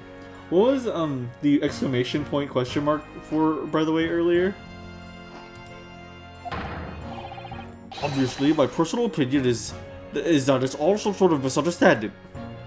Of course it is, Inspector. Of course it is. Sholmes' operation. Rick C. I'll be honest, I don't even remember anymore. Was it about the gay French flag thing? Rick C, do you know anything about Hurley? Is the operation finished? Is Hurley alright? Is he? The thing is, don't miss your words, Inspector. Please. You don't need to say that Mr. Sholmes is... No, the operation is done and dusted. It's just that, well... Out with it! Yes, ma'am. They use something called a general anesthetic. It's the latest thing. It renders the whole body insensitive. The whole body anesthetized? Is that even possible? It means the operation can be complete while the patient is fast asleep. Goodness. In the Empire of Japan, we can just manage to provide laughing gas for a tooth extraction. The trouble is, the latest thing isn't always the greatest thing, if you followed my meaning. They couldn't get the medication to work at first, so it took hours for it to nod off, so I hear. Now that the job's finished, they can't get him to wake up, apparently. Oh no. Oh no. For me, it was the gay slash French question mark flag. I see. Gay French? Bit redundant to say in it? Yeah, I knew you were good. I was waiting for Dartizer to say that. Oh my. No knows if the anesthetic still is in the system or if the most is plain exhausted. But anyway, all they can do is stand back and watch until he comes round again. Hurley. The moment he opens his eyes, your ladyship, I swear I shall get word for you. What a surprise. Even in matters of life and death, Mr. Sholmes still has to do things his way.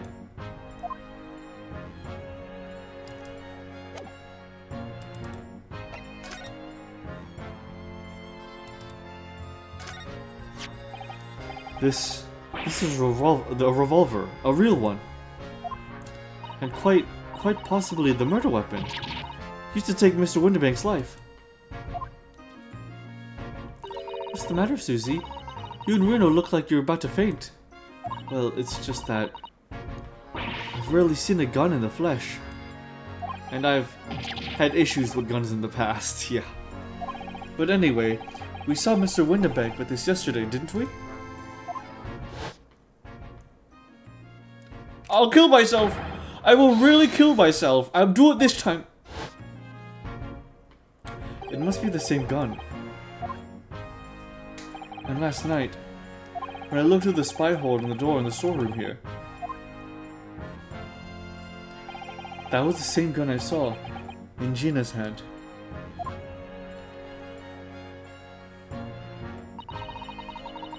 Mr. Winterbank told us that he only ever had a single bullet loaded in his revolver, didn't he? Well, it's empty now. The one and only bullet he had in his gun has been fired. Sorry to go, Mr. Dog. No, you're all good. Welcome back, young biometric data. Thanks for being here. I'm just gonna call you biometric data. But welcome back. So it can be fairly certain that only a single shot was fired from this revolver.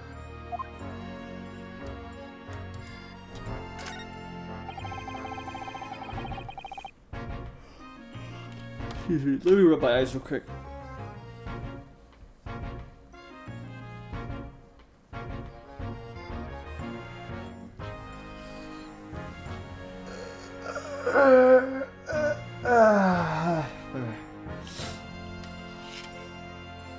The police have marked the position of the body with a chalk line.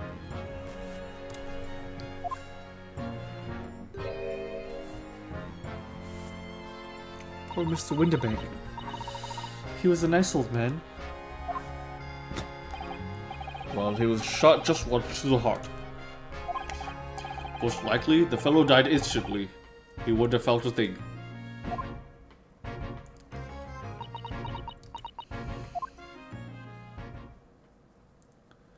Aha!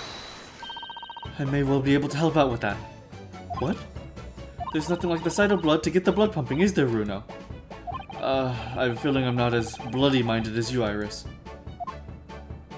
I'm afraid the sight of blood makes my blood run cold. There you have it, you see? When it comes to blood, we're all different types. Yes, that's what a scientific... Oh yes, what a scientific observation. So you need this. Oh no, what is that scary looking thing? Hurley and I haven't actually come up with a name for it yet. But as soon as you see it in action, you'll understand what it does. Watch.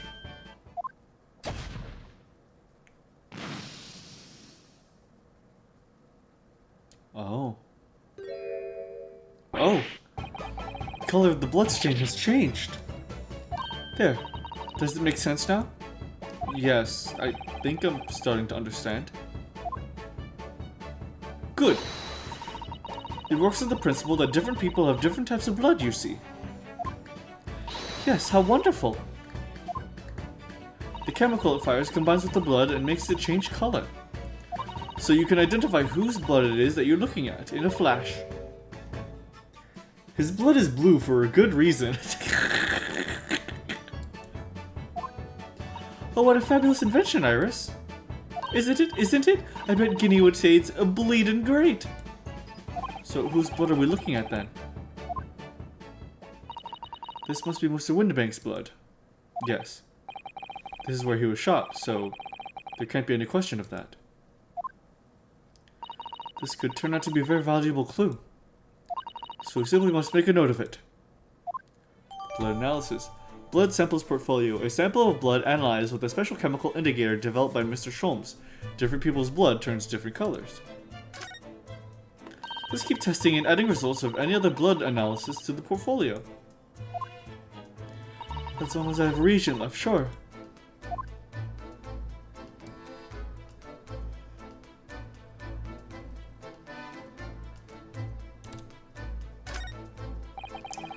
Look at all these articles that have been deposited. The room is stuffed full of them. I can't believe how many there are. A bicycle, a gramophone, musical instruments, even some enormous paintings. Look. These are different people's lives, quietly gathering dust in here together. There's something very peaceful about the atmosphere in here. Or at least there would be, if not for the chalk outline on the floor and the policemen shuffling about.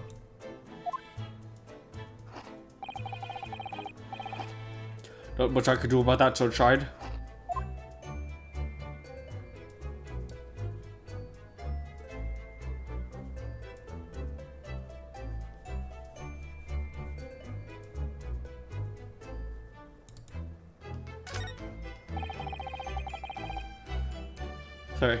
Sorry. Out of all the articles in the storeroom, this is the only thing that shows any sign of being ransacked. Huh. What is it, Iris? That's the box file that my manuscript was being kept in. Oh! Iris's unpublished story. The Hound of the Baskervilles. Surely that's not all this.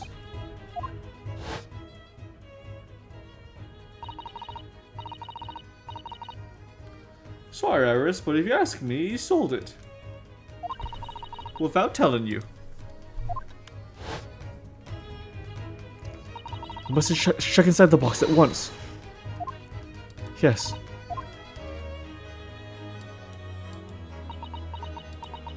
Huh! It was there. Iris's story was there. Really? It was? Well, that's good news, isn't it, Iris? Yes. I mean, of course I believed Hurley when he said he deposited in here, but still. It's a relief to actually see it. Really? Because that's not a very well hidden frown. Iris's manuscript. Interesting. Interesting. What is with her reaction?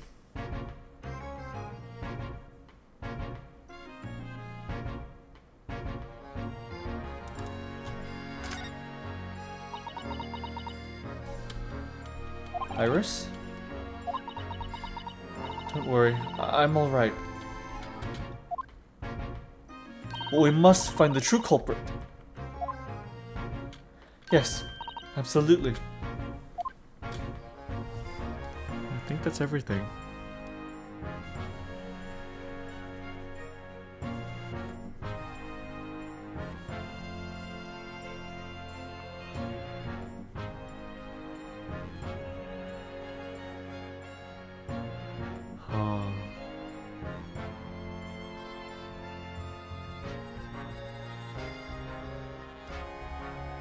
I guess that's everything in this room.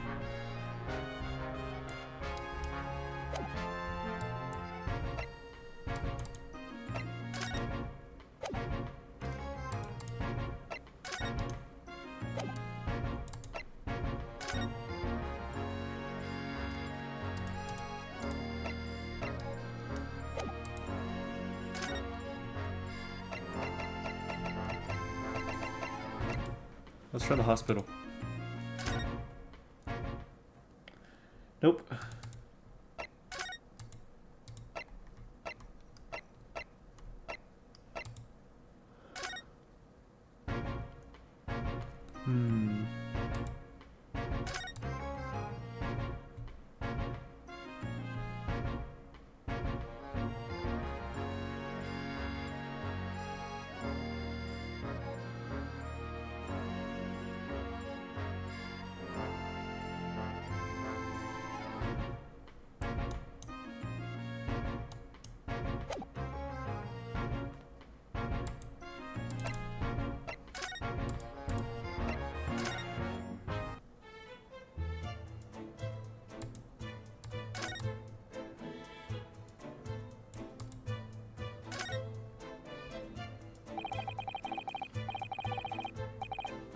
There's the article ledger here, and Mr. Windibank's notes, and... What's this? It looks as though someone has left a little photographic print behind. Oh, look on the back. There's some writing. Is there? Oh, show us, Susie. Show us. Oh. 15th February, 10:30 p.m. Article deposited, one gentleman's overcoat.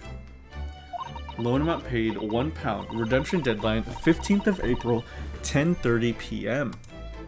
A gentleman's overcoat pawned for £1? Clearly it was a very fine coat, in fact. A very fine coat. In fact, I think... Yes, this must be the ticket for the overcoat that Guinea redeemed yesterday. And is still wearing, which belonged to McGilded. I would never expected the redemption ticket to be handwritten on the back of a photograph, though. It seems Mr. Windibank just used whatever piece of paper he happened to have on hand. Two-hand. But this photograph of a cat, it looks very familiar, doesn't it? I'm sure I've seen this exact picture somewhere else recently. Oh yes, you're right. Very recently. It's the same as the one Guinea gave us earlier. Of course. I was forgetting that she gave us that print. Well, what are we waiting for then, Mr. Norhodo? Get it out! Alright, alright. Let the cogs turn. Oh, different angles.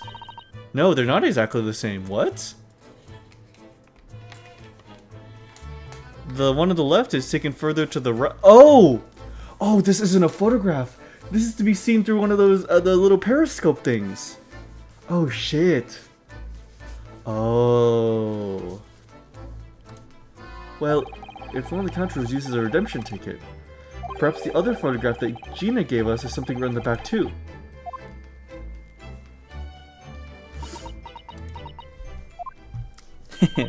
I've got it. These two photographs hide an amazing secret. A secret? What does she mean? You must tell us, Iris, at once. Do you really, really, really want to know? Yes. We need you to tell us all that you know about this pair of photographs.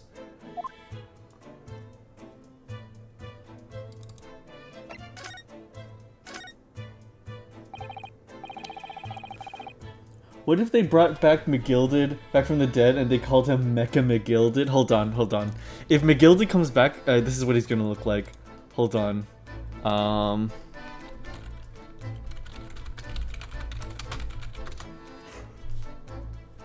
Hold on.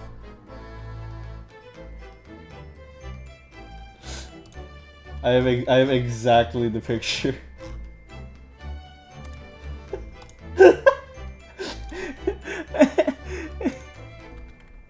This is, I have the exact picture.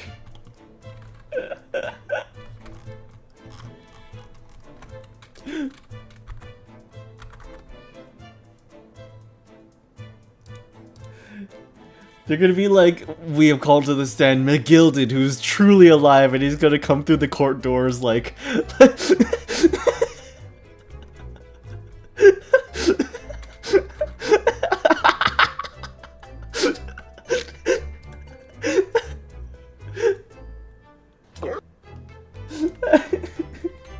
Bro.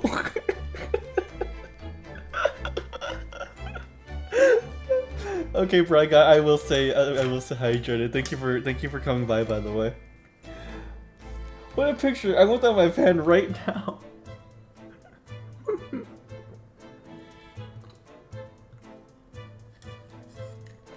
Hi, Newt. How's great? Is the journey going? Very well. Very well. We're currently in the investigation, and things are pretty spicy. Sorry, I turned my gain up by accident. Things are getting quite interesting. The one we found here on Mr. Windbank's counter, and the one that Gina gave us before. I hope you're doing great, though. You could say it's going great. What is this amazing secret you mentioned that's hidden between these two identical prints? Actually, that's not quite right. Sorry? If you look carefully, the two prints aren't the same. Not exactly. They're not? Have another look at them now. Yeah. Can you see that they're just slightly different from each other? I think so. It's very subtle, though. But what's the reason for the subtle difference between the two prints? Ah, well, it's because they're a set, you see. No, I don't. This pair of photographs is meant to be used in a stereoscope. Oh, stereoscope, that's what it's called. Everyone in London is raving about them at the moment. Ah, stereoscope. Why do I feel as though I've heard that word before recently? Oh, yes, that's what Mr. Schultz showed us yesterday. You see, there it is, just over there. Ah, yes, of course. That magical machine that makes pictures look almost real, enough to touch. Well, actually, it's quite possible to see the same depth in pictures even without one of those contraptions. What? Really? Do you know how a pair of flat photographic prints can appear as though they have depth in the first place? No, I have no idea. Oh, wonderful. Then I'll be able to tell you. She's over the moon, bless her. She's so cute. Should we let her explain, though? We really need to carry on investigating the scene. I, for one, simply have to know. Alright. How stereoscopic prints work. Have you ever considered, Bruno, how our eyes see depth in the world around us? Well, I just open them and it works. But the reason it works is because we have two eyes. Two eyes. Shocking. If you try closing just one eye at a time, I think you'll see straight away. What you see with your left eye... Oh, that's cool. And what you see with your right eye... are ever so slightly different. You get a different view with each eye. Yes, the position of the object seems to shift slightly. Exactly. And in your head, your brain uses that shift to estimate depth as it merges the two views into one. That's how we can sense depth in everything we see. Ah, my brain really is amazing, isn't it? It does so much without telling me. Ah, I think I see. So the pair of photographs consists of a left eye view and a right eye view. Is that right? Oh, well done, Susie. You're so quick. So, if you can persuade your brain to merge the two pictures together in your head, you'll be able to see depth in these prints. Yes, Bruno, you're beginning to understand. And the stereoscope's function is to act as your brain and allow you to do just that. Yes, but as long as you have two images, two eyes, and one brain, You can actually do it yourself without needing a stereoscope at all. Holy shit, imagine all the characters just standing there, and then the camera pans to that. Oh man, yeah. Oh gosh. Not everyone has two eyes, Iris. Cancelled. Like, really? Like, I sit like at the stand and they just pan to the right. It's a skeleton in a spiked wheelchair. Can you? Really? How do you view stereoscopic prints? Let's try it. Let's see if you can view this pair of prints without the help of a stereoscope. Oh yes, I'm dying to have a go. Susato-san really loves this kind of thing. You need to be able to cross your eyes. That's the main thing. Can you both do that? Cross my eyes? I think I can. Watch me. And see if you can copy. Please have her actually cross her eyes. Ah! Make your eyes do this. Oh my god! Oh my god! So cute! Ah! Oh my god! She's so cute! Please have the side to do it. Alright, let me try. Are you ready, Mr. Naruhodo?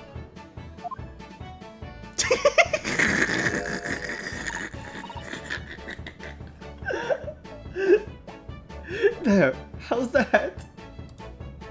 Wonderful. Now it's your turn, Runo.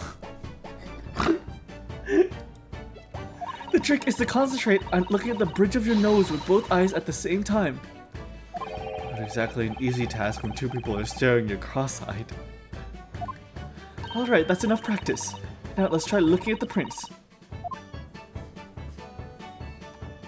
Start by staring at one print and slowly crossing your eyes. Oh, that is amazing. You should see two overlapping images like this. You try now, Runo. I'm just going to have to give it a try, I suppose.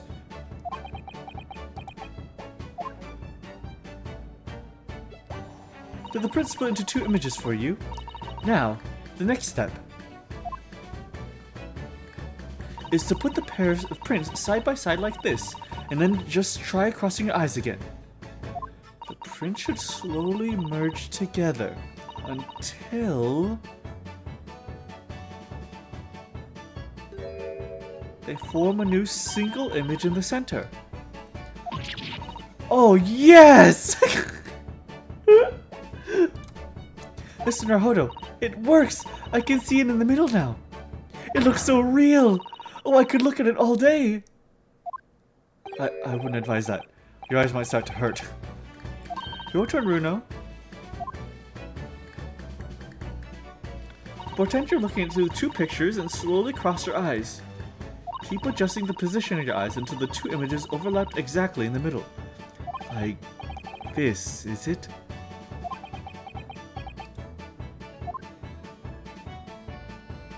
Can you not do it? There, you managed it. So, you know how stereoscopic images work.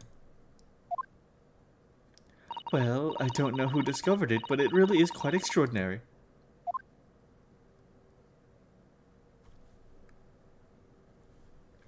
So what do you think of these stereoscopic prints then, Runo? They're certainly amazing, but it isn't easy to get the knack of viewing them properly.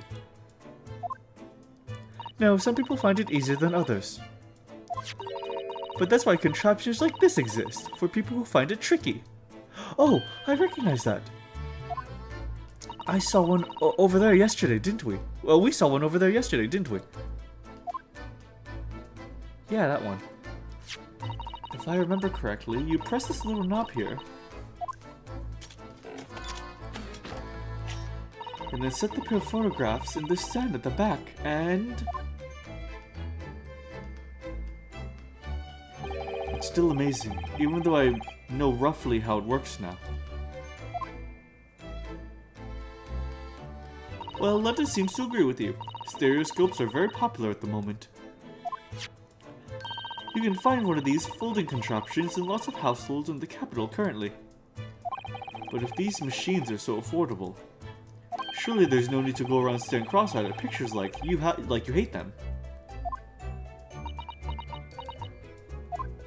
But it's much more satisfying to be able to see the effect with your own eyes. Well, I think so in any case. Stereoscopic pictures. I'd never even heard of them until yesterday. We've certainly learned a lot about them, but I wonder if it's knowledge that I'll ever actually need. The second white cat photograph. Which reminds me, the back of this photograph was used to write out the pawnbroker's ticket that Gina brought here yesterday. And the other photograph came from the pocket of McGilded's overcoat. We need to examine everything thoroughly, don't forget. Alright.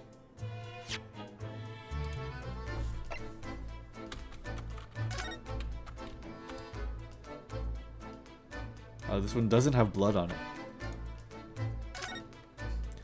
Look on the back of this print here. There's something written on it. 13th of February, 9 p.m. Article deposited.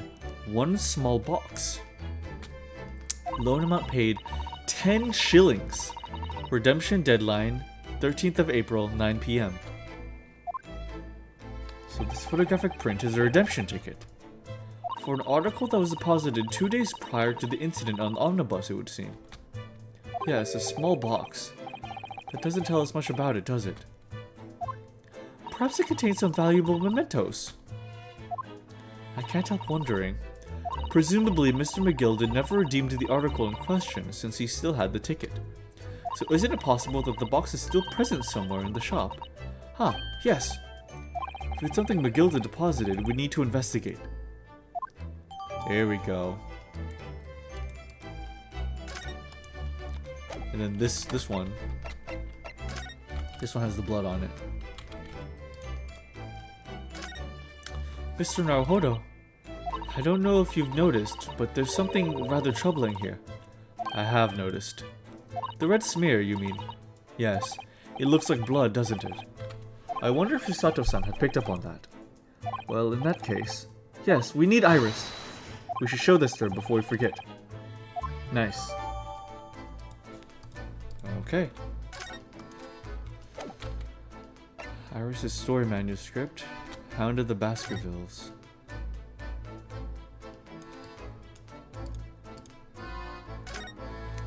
The Hound of the Baskervilles. How did Chisato-san know the exact title of this unpublished story? I suppose I'll just have to wait until she's ready to explain it to me. I'm so sorry. I like how Chisato could just read his mind.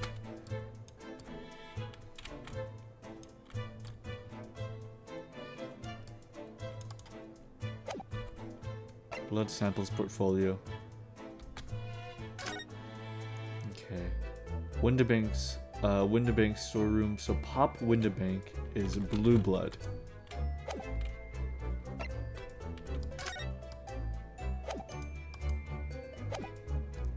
Hey, Iris?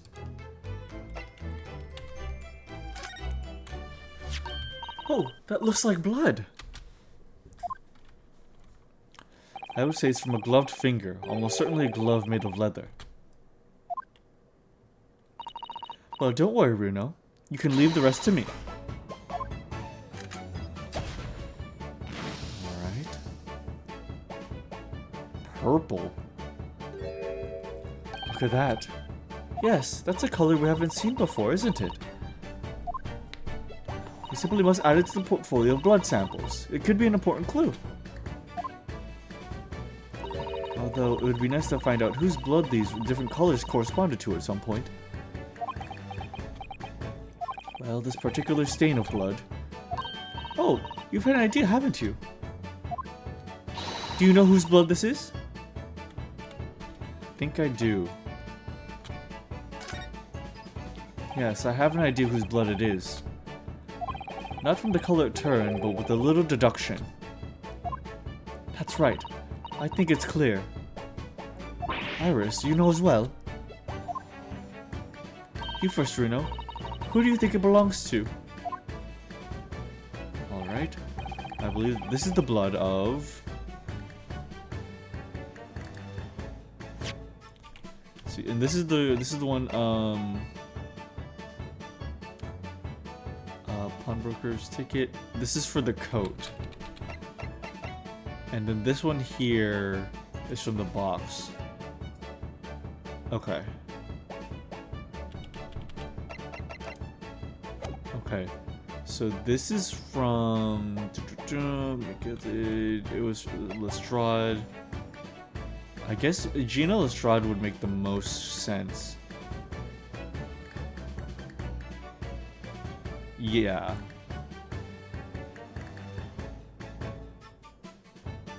No. This was no. This was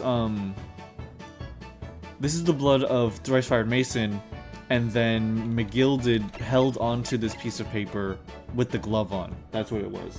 Yeah. Thrice Fired Mason. You don't sound very sure of yourself, the way you trailed off there.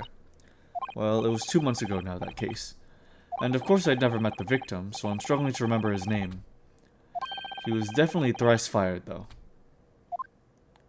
The victim of the omnibus case. Yes, his name was indeed Mr. Thrice Fired Mason.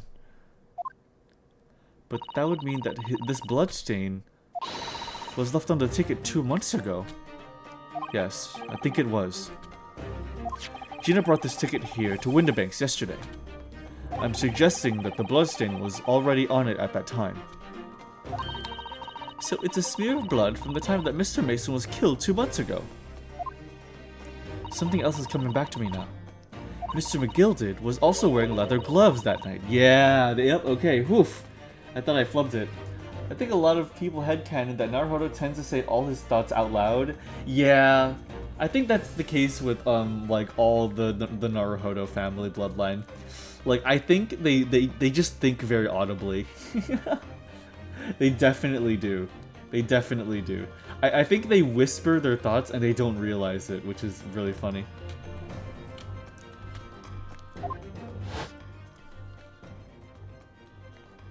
No, I ask you, what good-hearted soul wouldn't rush to help a fellow bleeding from his stomach?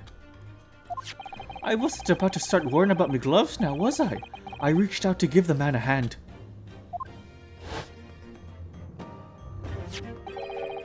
I love Iris's unimpressed stare. It just screams Sholm's influence. Very true. Purple guy, goddammit. It certainly does look like a leather glove thumbprint, this mark. But we know that Mr. McGilded had no injuries at the time anywhere on his body. From which we can conclude that any blood on the glove belonged to the victim, Mr. Mason.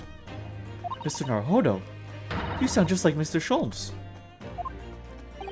Minus the quirky slip-ups, I hope. Yes, I think you're right, Runo. Very well. Let's make a note of this. Details of the pawnbroker's ticket. Blood analysis, nice. Okay. Okay, and now let's go and look at that box again.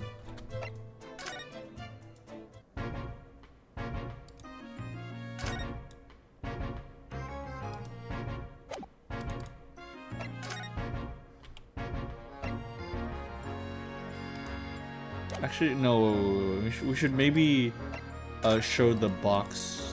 No, wait, no, that wouldn't work either.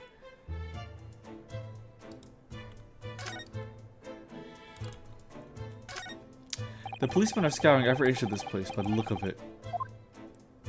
Instructions from the yard are to examine every article in the shop and every ledger and book of accounts. Every article? But that's a ridiculous amount of work, surely. We've been hard at it ever since the shop was declared a crime scene in the early hours. We're still sifting through it all in the shifts at least, but still. We'll be working through the night, that's for sure. And even then, we'll barely have scratched the surface. Crime and pawnbrokers. It must be every policeman's worst nightmare. Yeah. It's every copper's worst nightmare, you know. A crime and a pawnbrokers. Oh, man. These shelves are where the pawnbroker puts articles that have been forfeited on display for customers to buy. Yes, it's a really strange miscellany, isn't it? Miscellany, isn't it? I mean, who would buy this horse statue, for example? Well, sometimes you can find some real treasures among all the junk, you know. Are you alright, Runa? Oh, it's just...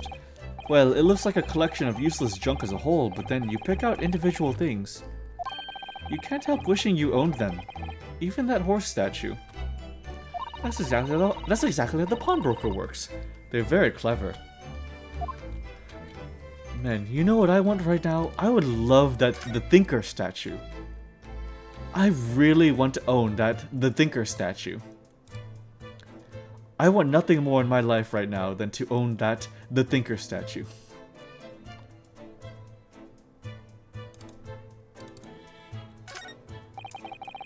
This is that strange contraption that lets you see pictures of things as though they're right in front of your eyes. It makes you think. When Mr. Sholmes gleefully showed it to us yesterday, we were blissfully unaware that any of this was about to happen.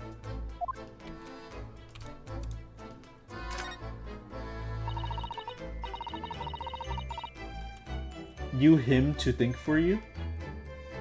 Oh, you want him to think for you.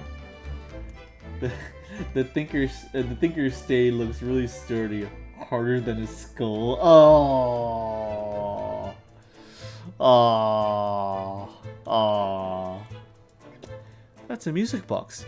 Do you have them where you're from, Bruno? Yes, but I've never seen one as large as this in Japan. Oh well, this would be a treat. Shall we have a listen?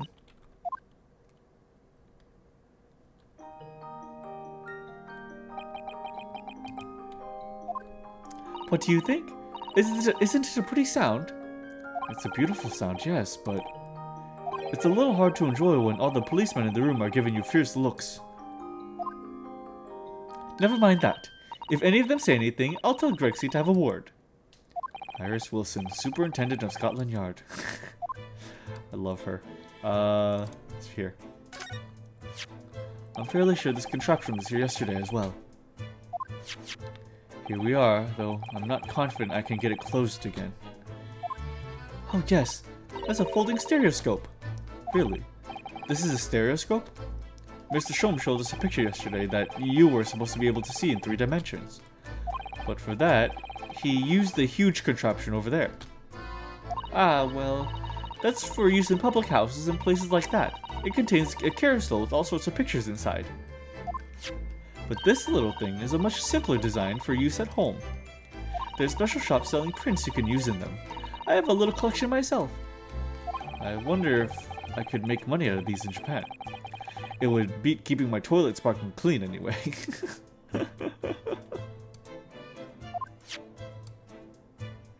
Look at these succulents. This officer's been staring intently at the wall ever since we came in here. Shh!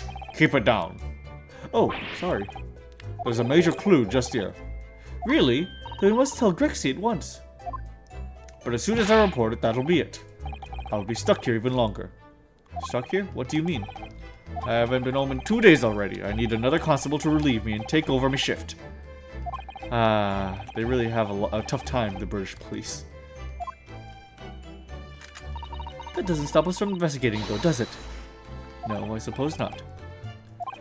The fact that her thing looks like a controller makes it so satisfying to me. Like, I want to press those buttons. I'm fairly sure it was the calendar that he was peering at.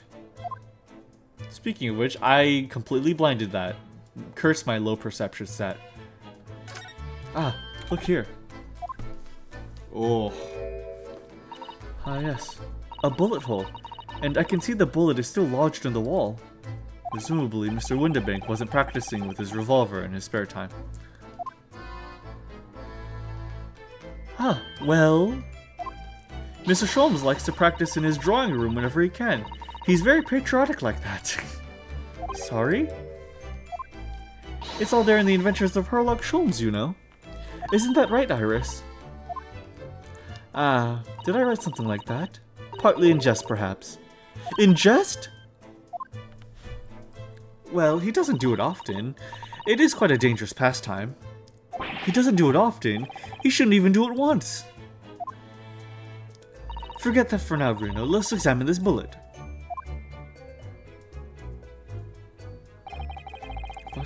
What's that around the bullet hole? Is it blood? Huh. A suspicious red stain on the calendar. Aha! This is where I come in. Oh, right. If the blood changes to be the same color as the sample from the storeroom, we'll know that it's Mr. Winterbank's blood. Exactly. Here we go then.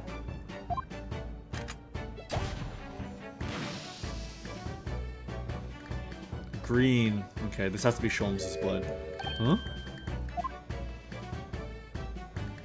It's completely different to the color that Mr. Winterbank's blood turned in the analysis.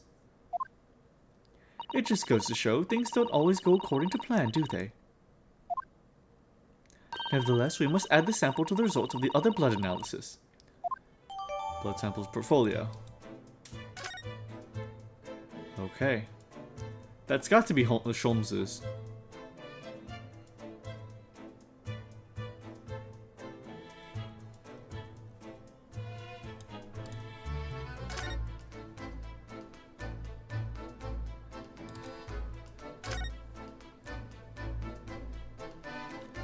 The ledger that's open on the counter there really is enormous, isn't it? It must be an awful lot of work to keep track of all these hundreds of items in pawn.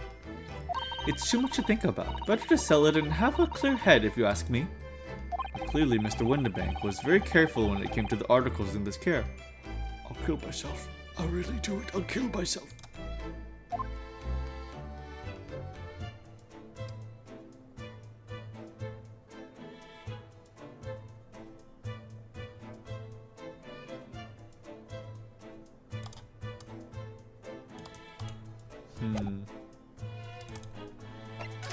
Let's see. What if we present her with this one?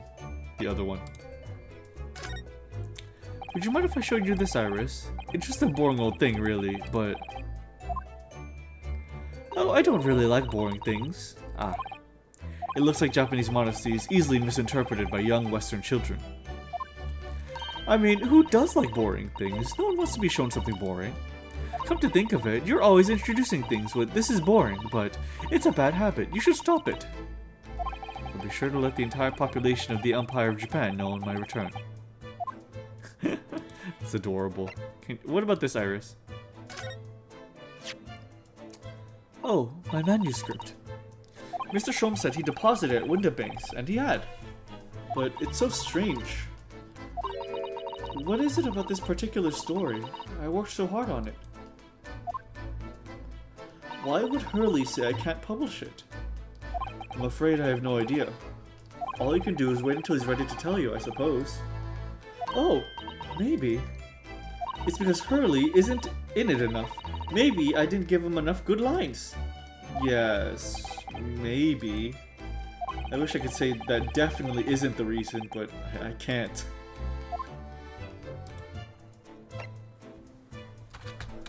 And then our blood samples are unknown for green. Okay. Let's try going to the back real quick.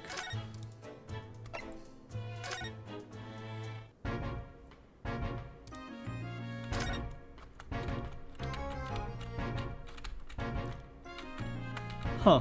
I'm just realizing how similar Gregson's theme sounds to Gumshoe's. I only just noticed that. Hold on.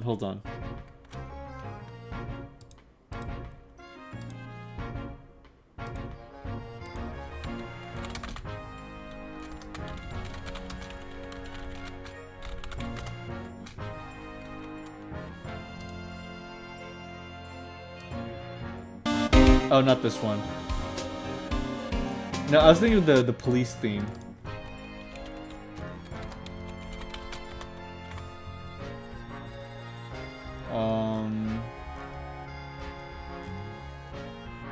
Oh, isn't it? Well, I guess it's no. Never mind. Okay, I think my point is moot, actually.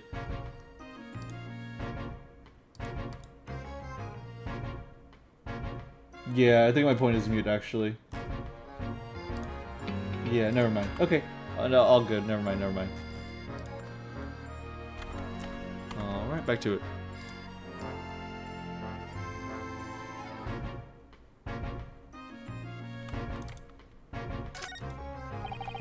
Of all the articles, this one is the only thing that shows any sign of being ransacked.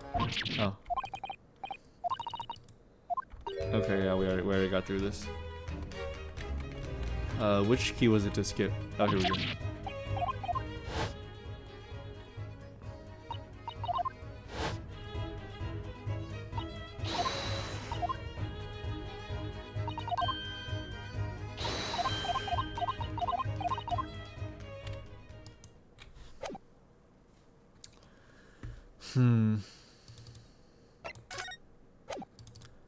Okay, I guess we can move. Let's see. Let's try Baker Street.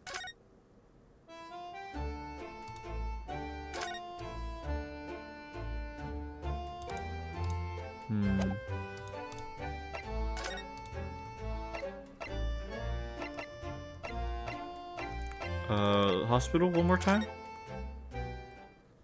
No.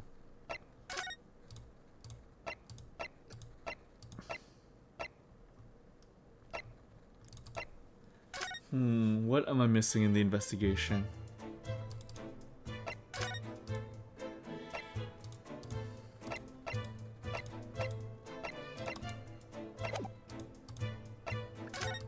Oh my god, I just noticed there's a little photorealistic dog in this picture frame. I love it. Oh, that means he's leaving behind a dog. Oh, that's sad now. Oh.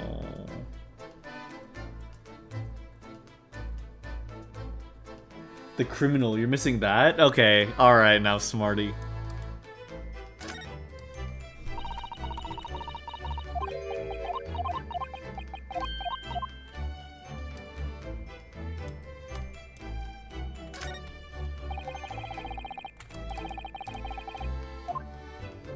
There we go. There's definitely something. There's something I haven't checked out. Oh wait. Oh, I can investigate it a second time. Green blood. It just seems wrong somehow. Oh, there are all sorts of different colors. There are pretty pinks and purples too, you know. Like I said, everyone's blood is different. I wonder what color my blood will turn out. Actually, I don't want to know. Okay, that wasn't much. Oh,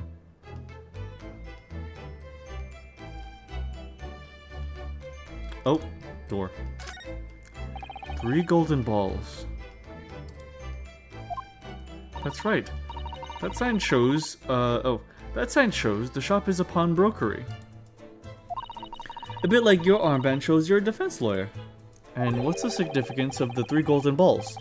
Does it have some special meaning? I expect Hurley would like to answer that question when he's back from hospital. You mean you don't know? Okay.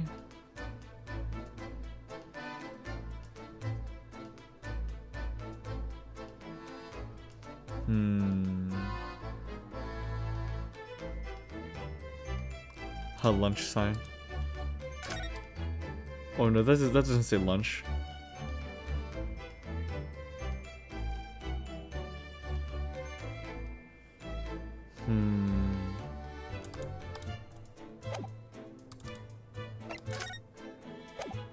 Let's try moving to the storeroom again.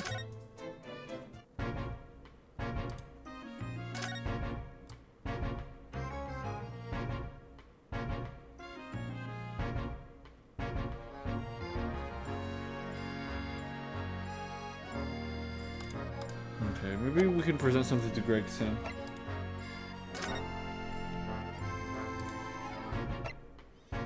I don't know, let's try this. Is that what I think it is? Your ladyship's latest? Yes, my latest story. It's called The Hound of the Baskervilles. Oh, a most fascinating title, your ladyship. Fascinating. And, I don't suppose... Would there be any mention of my humble self in the tale this time?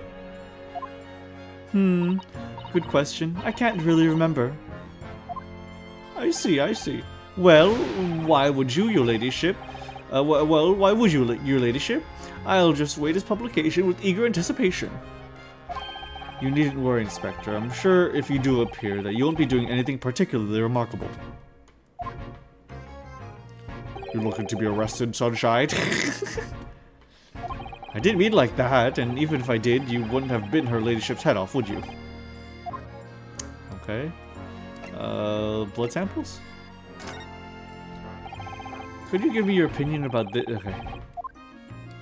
We don't tend to share Sunshine, not with the general public. In that case, Grixie, how about some herbal tea? Here we go again.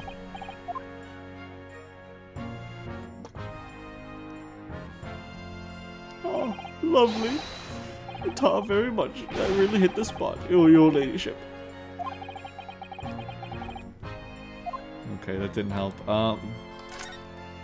Let's see. What am I missing? What about this? All right.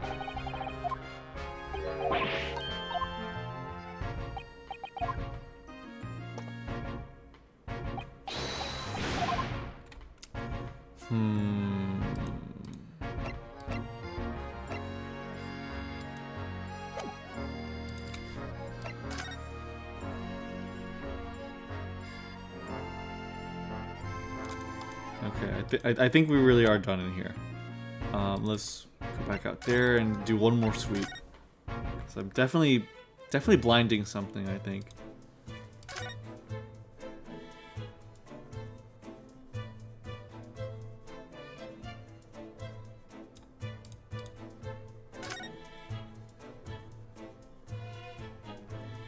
Or maybe I should just go home.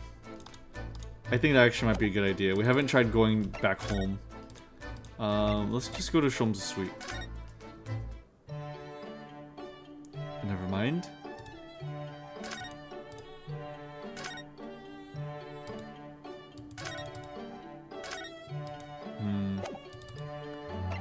Consultancy? Really is nothing. Oh, this looks like a telegram. It is, but you mustn't open it. Not under any circumstances. Alright, I won't.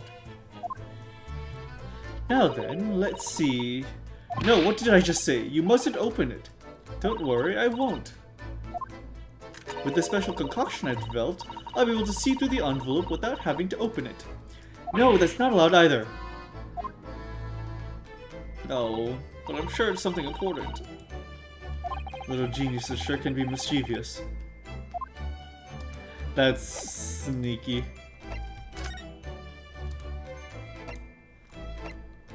Hmm.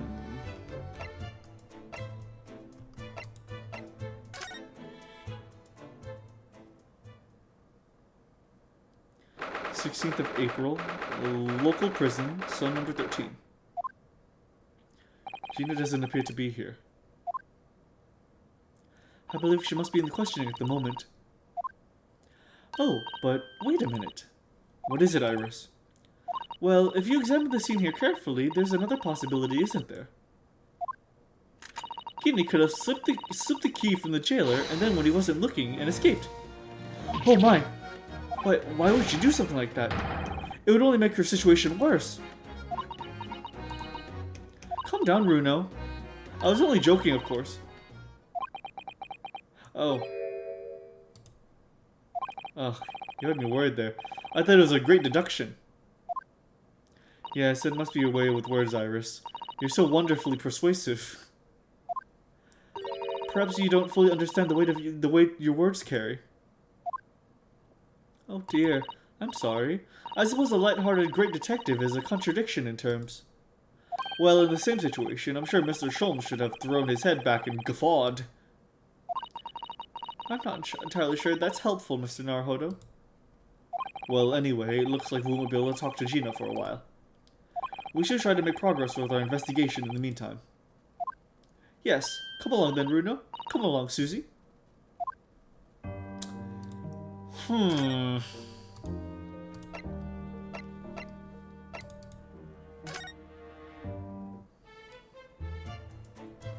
What's missing here? Have I said everything. I investigated all these things.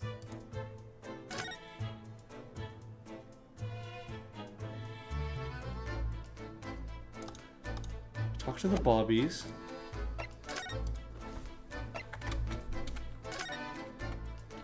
Enemy reinforcements. RJ, thank you so much for the raid. Hello guys, how are you guys doing? What's up? Thanks for coming. It's so good to see you guys. Raid? Aw, RJ, let me shout you out. I'm so happy to have you guys.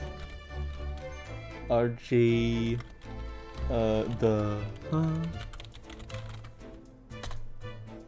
there we go. Go follow RJ, guys. Hi guys, thank you so much for coming by. The gray Ace Attorney. Hi. I'm Newt. I draw. I'm a dog. I play games. Thank you so much for coming by. What's up? I'm playing through a great Ace Attorney. This was my first stream since my 24-hour New Year's stream. Oh wow, very nice. This is also my first stream since New Year's. I hope your 24-hour stream and this stream went really well, RJ. Thank you so much for hopping in. If you need to get some rest, feel free to do so. I'm just happy to see you. Yeah, we're just going through an investigation for Greatest Attorney. Both went well? Awesome. That's great to hear, RJ. I'm just figuring out how to progress this investigation. I've hit kind of a bit where I'm not entirely sure what to do next. But yeah, thank you so much for coming by. Oh, Mr. Windibank appears to have used the back of this photograph to write out a redemption ticket. He's written it very neatly, but still, perhaps he ran out of paper, so I had to use anything he had on hand. It's hard to know what's the front and the back of the reverse side. Oh, it's hard to know what's the front and what's the reverse side now.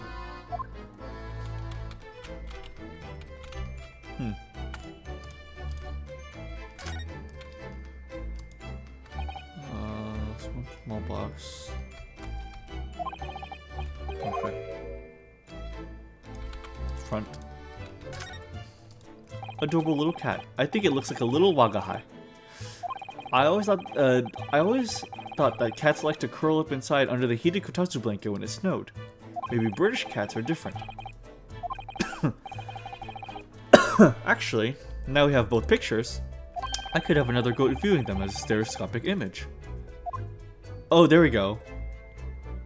So, I need to cross my eyes and try to get the two cats to merge in the middle as one. It's such a hard thing to do. Whoever thought of this in the first place must have spent a long time staring.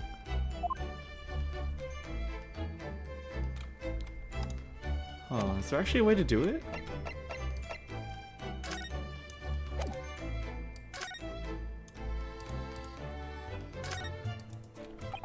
So the second of two photographs really does look like Wagahai. It looks exactly the same as the first photograph at first glance. I suppose that's what's so compelling. Actually, now we have both pictures. I could have another go at viewing them as stereoscopic. Wait, does whoa. Does do they actually expect us to actually cross our eyes to look at this? No way, right? No way. No. There's no way. Investigation opening themes of OG games. Awesome. Okay, that's the one. Thank you, Mooney. There's no way, right? There's no way. There's no way they won't expect that.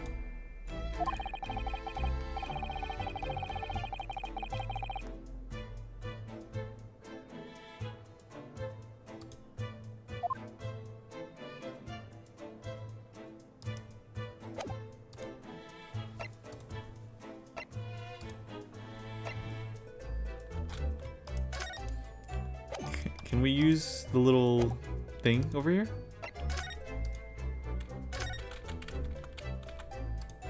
Can we try this again? Yesterday as well. Make it get closed again.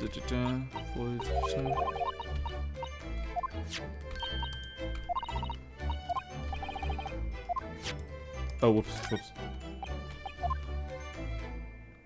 Cowboy raid, yay! Yay! Hey, Brad Guy, thanks for coming by again. Woohoo! That hurts my eyes. Yeah, it does a little bit.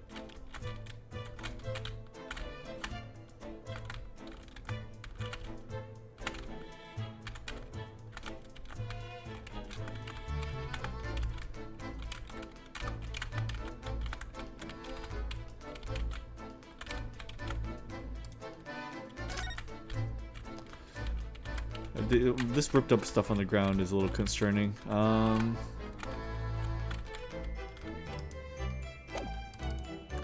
Maybe let's try presenting this again. Oh, right, yeah. She doesn't respond to this one.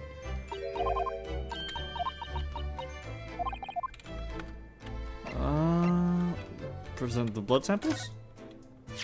The way you can identify differences in people's blood like this is amazing. You really are a genius, Iris. I know. I am. If Hurley and I put our minds to it, we could really shake up Britain's chemists and alchemists. And you could shake up Japan's lawyers and judges, couldn't you, Mr. Naruhodo? Oh, for sure. Even if I didn't intend to.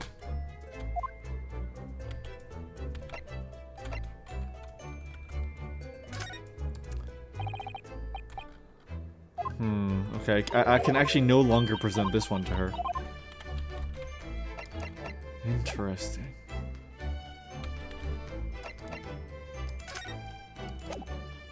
Okay, storeroom once more.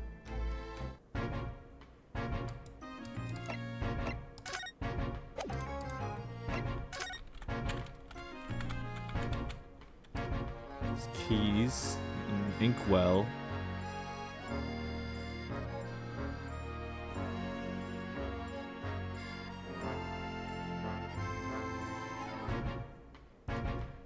Gramophone.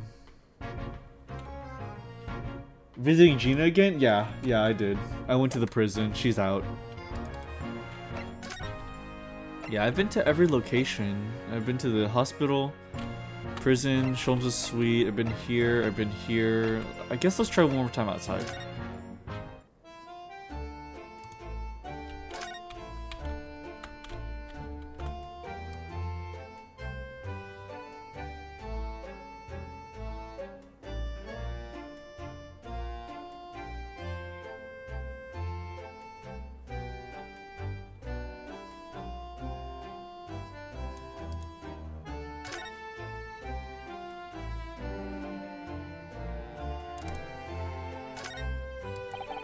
It's already been 2 months that we've been taking lodgings here above Mr. Sholmes' office. I still can't quite believe it. I never expected things would turn out like this. When Hurley comes back home, let's have a big party. That's a great idea. I'm sure it won't be long. Mr. Sholmes is very tough. Yes.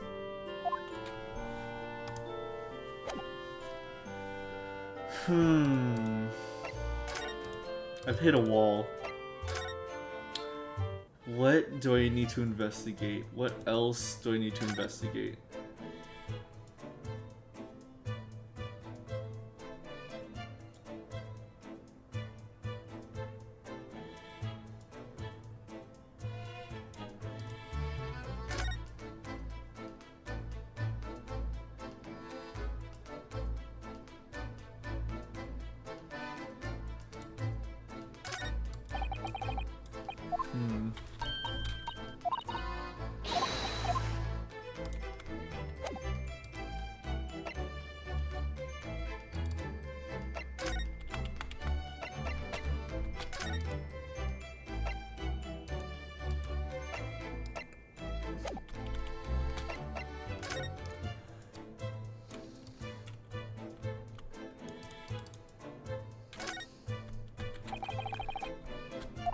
The chemicals fired by Iris' strange gun, so it must be. It does look as though it's a thumbprint from a hand leather glove. Mr. Sholmes wears leather gloves, doesn't he? He wears fingerless leather gloves, though. Fingerless. Oh dear. Because I'm a little upset. Here, let me try it at this one more time.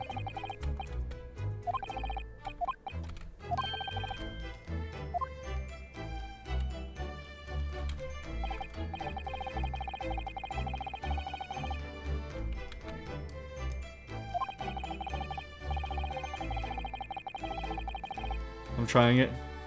I'm trying it. I'm trying it.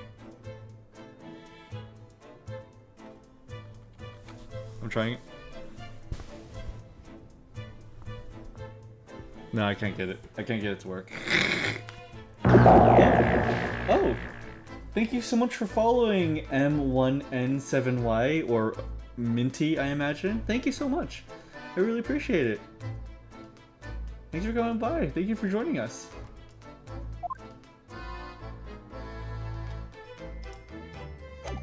Wait a minute, was that my imagination? No, it was. I'm kind of frustrated they're not letting us use the stereoscope.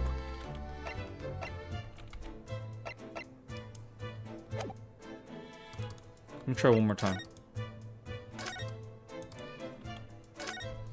There's a strange contraption that lets you see pictures of things as if they're right in front of your eyes. Okay, makes you think. That doesn't help. What am I doing wrong, I wonder?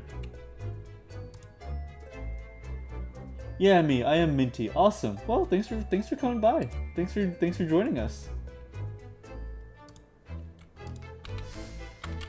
We're just investigating a murder, and I'm a little bit stuck, if I'm being completely honest.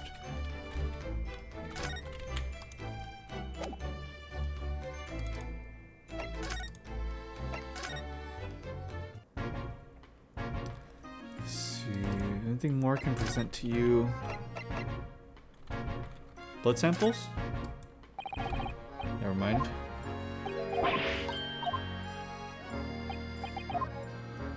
Maybe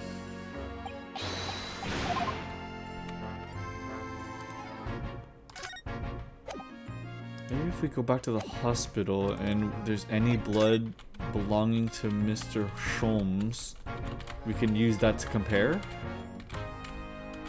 That actually might be exactly what we can do. Let me see if we missed any blood from Sholmes.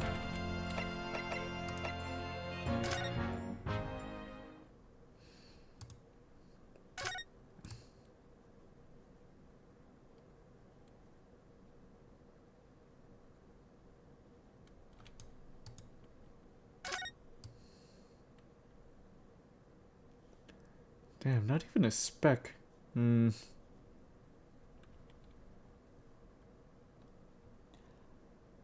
I guide you to every cool fatty. Thank you. Nothing here. I'm so sorry. I don't mean to like completely lose all momentum here, but I am genuinely kind of stuck.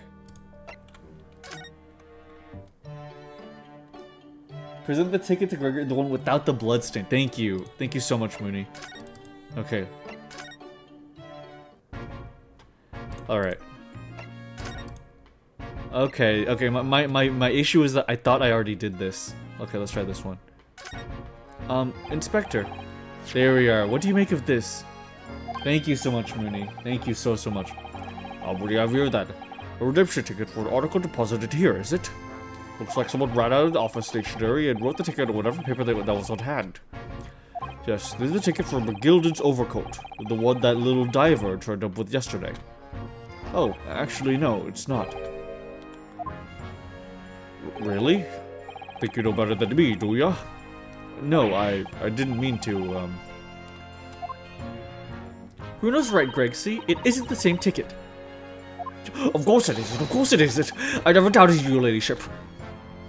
So, what's all this about then, if I might be so bold as to ask?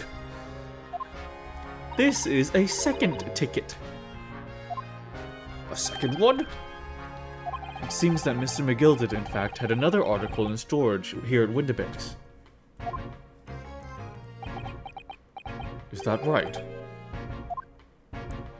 I think we need to discuss this further with the inspector, Mr. Naruhodo. Oh, good, because he's ever so easy to talk to. There we are. Second redemption ticket. This ticket was in one of the pockets of Mr. McGilded's overcoat. You mean to tell me? Yes, there was more than just the music box disc, it seems. I should have insisted on the lad's ticket back to the yard and examine it properly. Well, according to the details on this ticket, Mr. McGilded deposited another article here with Mr. Windibank. Yes, I could see it written here. A small box, was it? Do you have any idea where it is, Gregsy? Any idea at all? It's another article belonging to Mr. McGilded. It could be an important clue. Well, yes, I suppose it could be. Please stop looking at me with those big turquoise eyes, all full of hope and expectation. It's too much pressure. I'll lose my marbles right away. I'll go barking.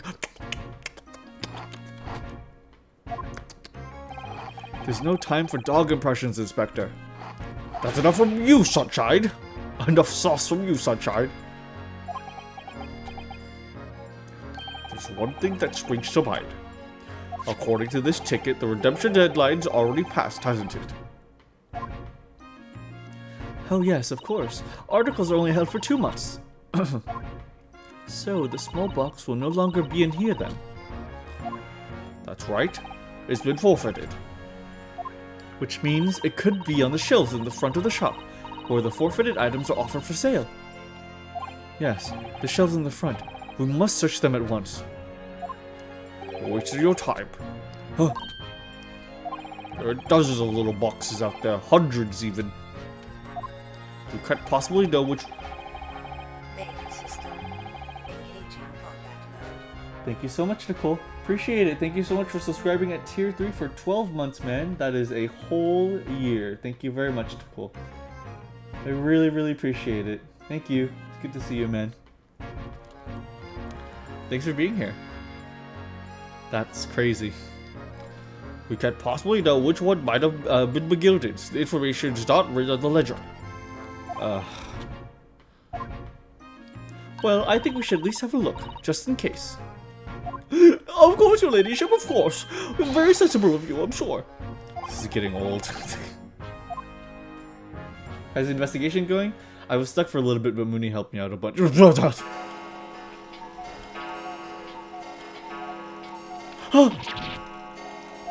really jumped out of my skin there. How could Mr. Winterbank set such a wicked trap? I doubt he set out to scare anyone. Is that really the time? I think perhaps we should pay Gina another visit soon. Oh? Her trial is tomorrow. We must establish whether or not you will be defending her. I think we should ask her one more time. She may have changed her mind. Don't you remember, Runo? You told her she could rip up the representation papers if she didn't want you to be her lawyer. Really? Did I say that? Yes, you did. So freaking cute. I woke up and the headache is gone for the most part. Hope everyone's doing well. Awesome. I'm glad your headache's gone, man. I'm doing pretty good. The deadline for submitting the paperwork is fast approaching. In that case, we had better hurry back to the prison and talk to Gina again. Can we still look for the box a little bit?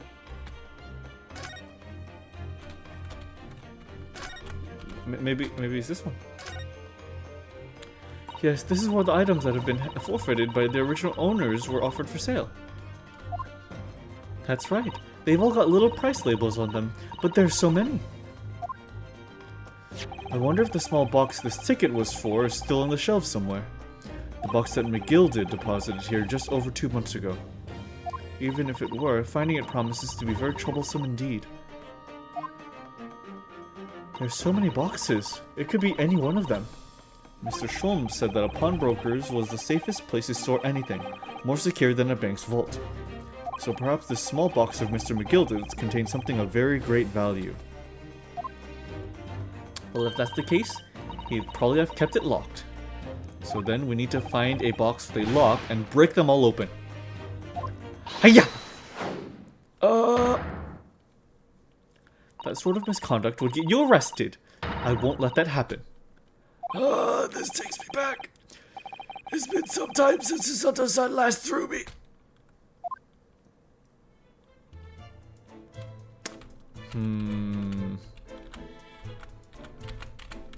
A box. There is a lot of boxes here, isn't there? A lot of boxes. Okay, but I imagine we won't have the possibility to find it this time. I think we should just go look for Gina, and then we can come back and maybe we'll find wherever that box is.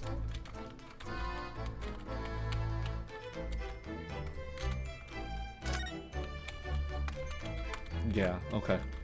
Let's go talk to Gina. Newt, it's that box. Point to the right box. Is it really?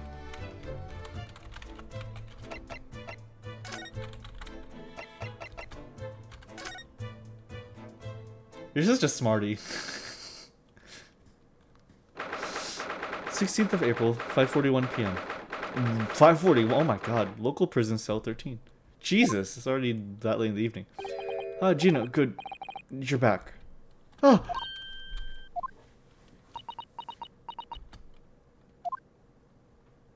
The police must have finished questioning her then. Oh, how was it, Guinea? Was it awful? Eh? Oh. Don't bother me. Thank you for the papers you signed before. It meant we were able to investigate at Windibanks. Oh, right.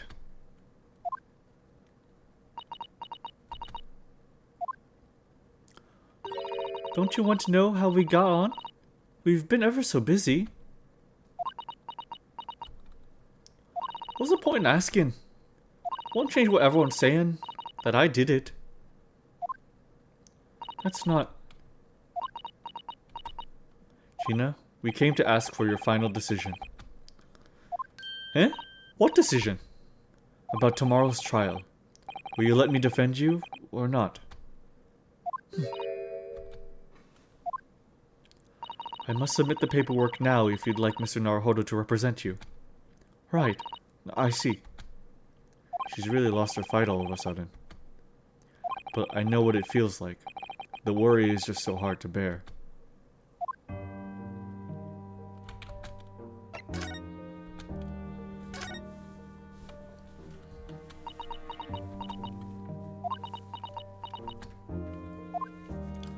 All right then.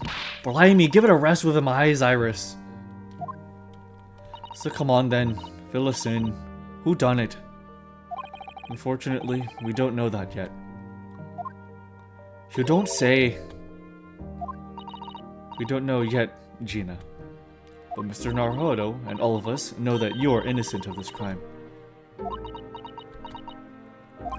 And while we haven't yet managed to work out who the real culprit is, there are a number of interesting facts that we've managed to establish. Excuse me. Oh yeah? Like what? Well, for example, the reason for your being in here in the first place. I think I know why you broke into Windibanks that night.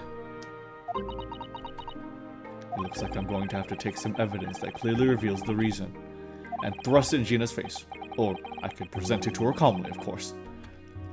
His great-great-great-grandson came out for a second there. I'll thrust the evidence in their face. I think it's probably this one. Do you see this pawnbroker's ticket, Gina? It's the one you took to Windibanks, isn't it? The one for that black overcoat that you're wearing now. Eh? What? That? I don't know. They all look the same to me, those tickets. Surely not. Well, this one has a very obvious mark on it. That would appear to be blood. Huh? Does that ring any bells? I don't know. It all looks the same to me, blood. And they all sound the same to me, these answers. Suspicious.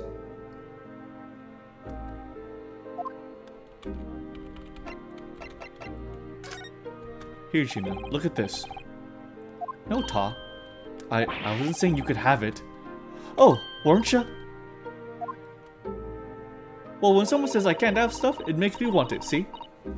You better hand it over now. No, I'm not giving it to you.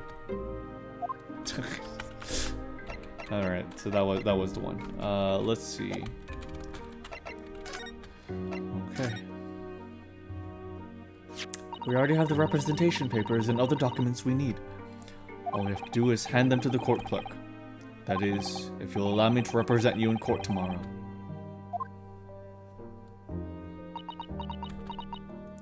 Nah, don't bother. Kinney. Rip 'em up and chuck 'em, would ya? Them representation papers or whatever they're called. This cell ain't fancy to have a bin. So, what will you do in court tomorrow? I'll be fine on my own. I don't think you will be. Look, it don't matter. What's gonna happen is gonna happen. This is one stubborn pickpocket.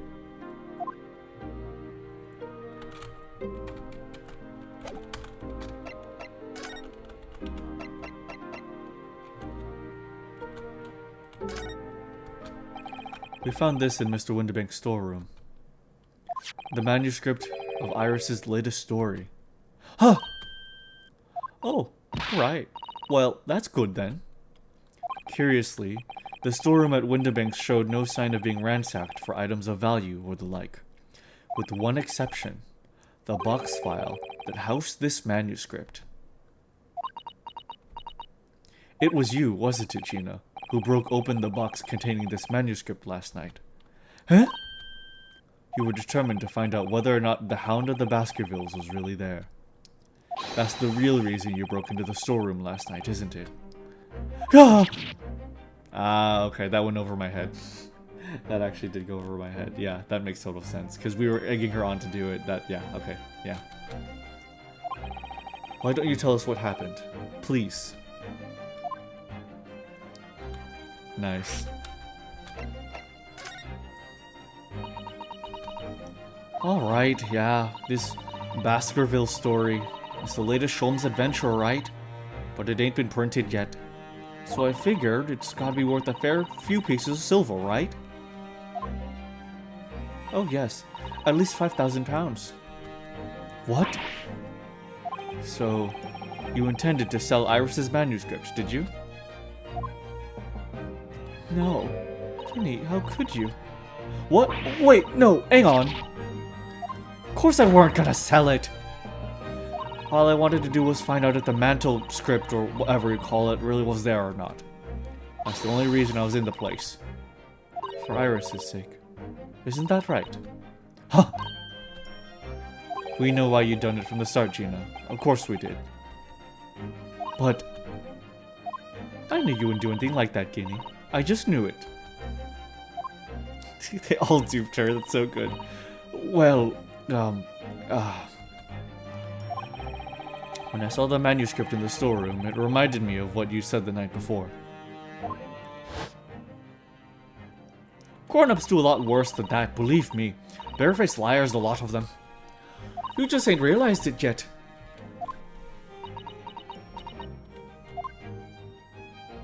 I'm telling you, that mantle script ain't at Winterbanks. You'd soon see it if you had a look. If I'm honest, I have wondered if Hurley's telling me the truth sometimes. I mean, that I sometimes wonder if he might have hidden my manuscript somewhere. Somewhere I don't know. Even though it's wrong of me to doubt him.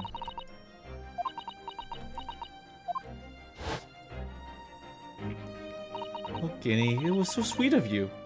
That was so sweet of you. Alright, alright. I'll tell you why I did it. Just stop looking at me like that, Iris.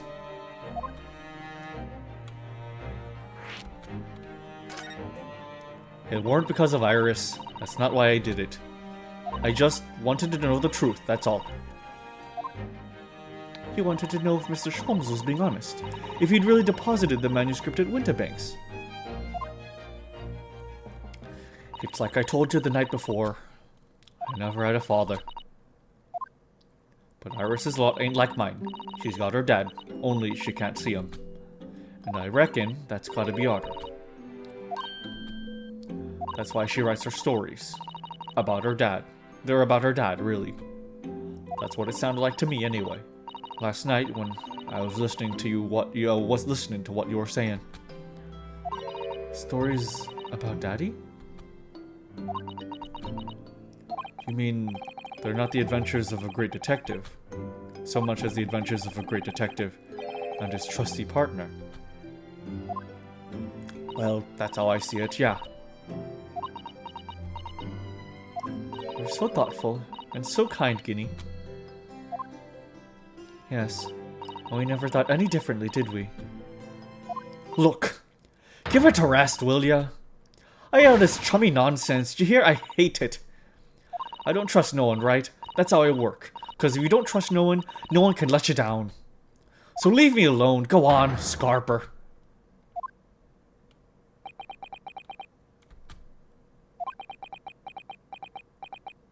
Whoa, wait. Her sleeves are... I hadn't noticed until now, but it's unmistakable. Right there in both sleeves of that overcoat are some very suspicious red stains. What? Why are you looking at me like that? I think it might be worth presenting some of our other findings in that area to Gina now. Alright, let's do it. Okay, let's show her the blood samples. Those stains on the sleeves of that new coat, Gina. They're blood, aren't they? Not that I know whose blood yet. What? But blood, Mr. Naruhodo? You don't appear to have any obvious wounds yourself, though. So, could it be blood that spattered from Mr. Windibank when he was shot last night? Let's not beat around the bush here. This trusty friend of mine will get the results much faster than anything else. Huh? Take it easy, Iris. Don't move, Guinea. I'm going to shoot. Go!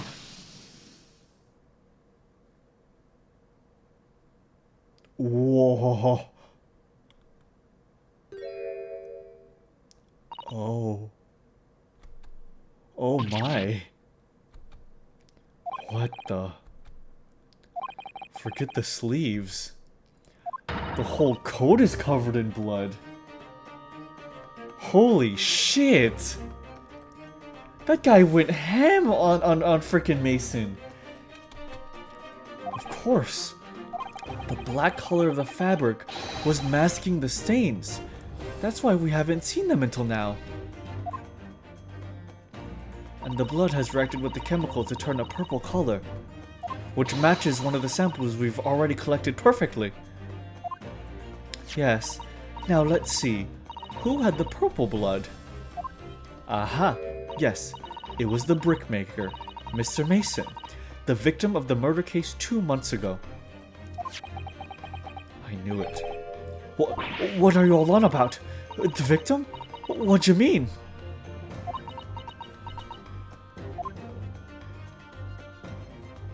It's a rather uncomfortable situation, Mr. Naruhodo, but I think this makes things quite clear. It means the omnibus case is finally solved. The truth about who really murdered the brickmaker, Mr. Mason, is revealed. Hoy! Would someone explain what's going on? Stop telling half a story!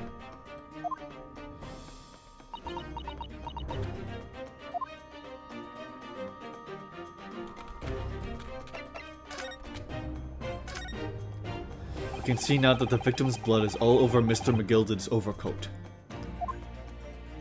But in the trial 2 months ago, the defendant said this in his testimony. Now I ask yous, what good-hearted soul wouldn't rush to help a fellow bleeding from his stomach? I wasn't about to start worrying about me gloves now, was I?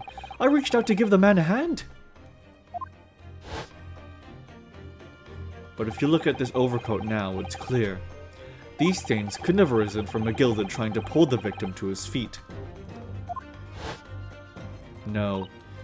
If that was what had really happened, the blood wouldn't have splashed all over the front of the coat. The only explanation for this pattern of blood is that it splattered over McGilded's coat when he stabbed the victim in the stomach. I've tried to run from the truth for long enough, but there's no escaping it now. The true culprit in that case, Mr. Mason's killer, Magnus McGilded.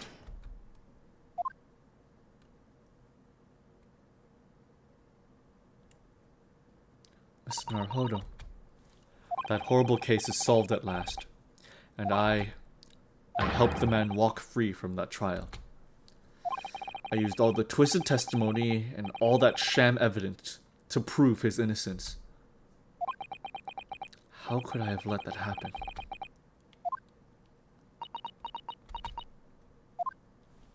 Who knows? Did you believe him, though? Did you believe Mr. McGilded was innocent? I believed, or rather, I think I was trying to believe. I wanted to. Because believing in those you represent in court is the defense lawyer's greatest weapon. A weapon?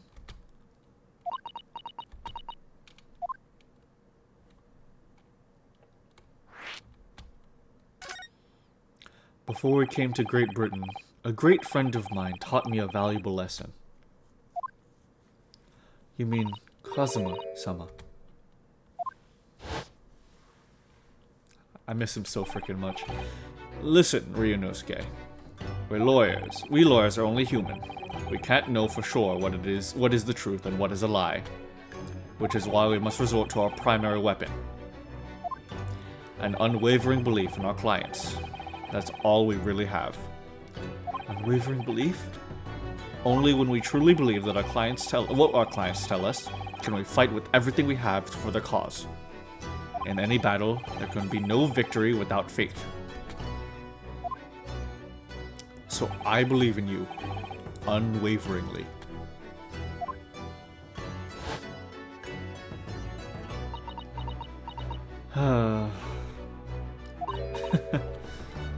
What's funny, Gina? Sounds like this Empire of Japan you come from. Everyone must be soft. Well, come on. Look at the mess this got you into, believing in that big bogtrotter. Yes, I inadvertently helped a murderer walk free. Well, at least you've learned your lesson now, eh? Believing in people is never worth it. Someone always stabs you in the back at the end. As soon as you let your guard down, you've had it. Take a leaf out of my book.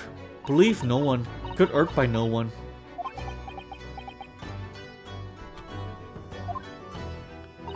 Gina, may I ask you something? What? I'd just like to make absolutely sure that you would like us, what you would like us to do with these representation papers for tomorrow's trial. How many times do I have to say it? Rip them up and chuck them away. Are you really sure that's what you want? I bet that's what he wants and all now. Mr. I'm a believer lawyer over there. Don't forget it was me in that trial 2 months ago. I led everyone up the garden path, didn't I? And you're telling me you can believe in me after that? Not likely. Well, Mr. Naruhodo? A lawyer's primary weapon is an unwavering belief in his clients. Ultimately, it comes down to whether or not I feel I can trust Gina after everything that's happened. Of course I can freaking trust her, what the hell? Come on, dude. Gina, let me say it again.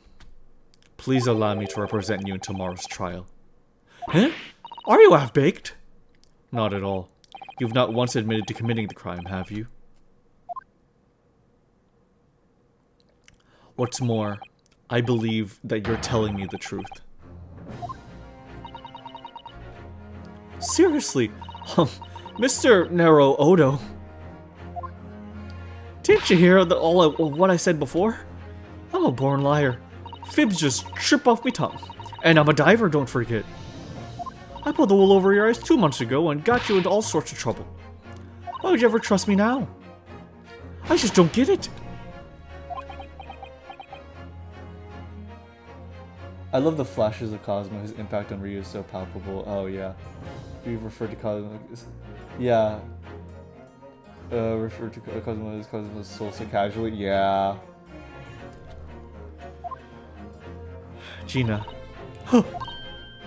I do understand why you choose not to put your trust in others. But I assure you, there is more to this life than you realize. What you mean? The world we live in is full of people who do very well, who you do very well to trust. People who won't ever let you down. Huh? It's true that I'm just a student of law, and I'm certainly lacking courtroom experience. But I can promise you this. Whatever happens, and until my very last breath, I'm completely on your side.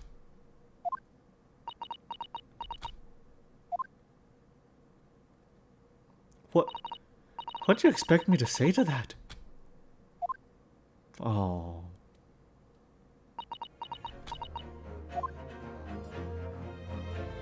Then it's decided. I will take these papers now and carry out the necessary preparations for tomorrow's trial. It would be a shame to throw them away now after it's been penned with your name so beautifully. Do what you like. You Eastern laws are... I don't know what you are. I don't get you.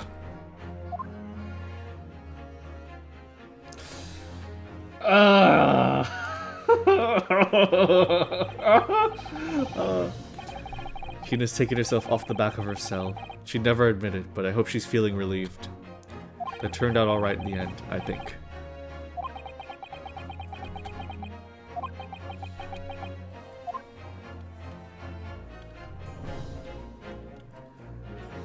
Whoever's hiding there! Show yourself at once! Is fucking Sholmes here? Is he here now? Eavesdropping is the height of cowardice! Mrs. Sato? Somebody is there in the shadows. I can sense it. Somebody who wasn't there before. What? Blimey. You're sharp, huh? Oh. I suppose you're using one of those mystic Japanese arts.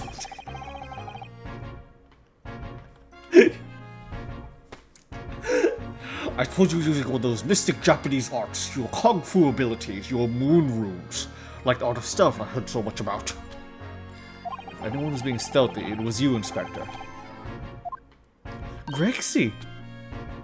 Oh dear me, I'm most terribly sorry, your ladyship. I didn't mean to startle you. How long have you been listening to our conversation? Good grief! Listening in? No. I just got word that there are some visitors who are refusing to leave, even though it was after hours. I assure you, ladyship, I only just arrived this very minute, not a moment earlier. It's all it is. Nothing untoward, nothing at all. After hours? Is that late already? So then, I'll humbly excuse myself now, your ladyship. Ta-ta, toodaloo, cheerio, all the best, bye-bye and bye. With a lot of farewells, and not one of them appropriate for her ladyship. Oh, but I wanted to have a chat. I'm terribly sorry, but time is pressing at the moment.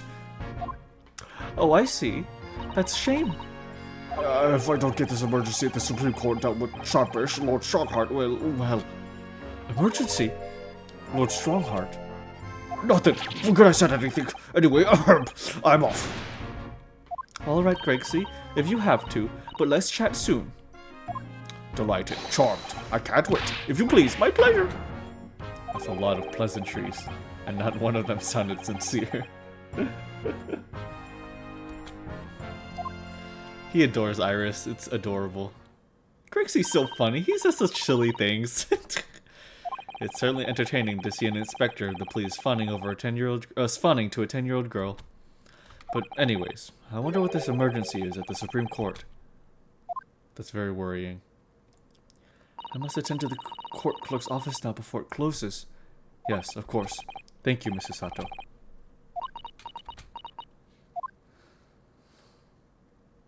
Kindly escort Iris home now, Mr. Naruhodo. I shall meet you there later.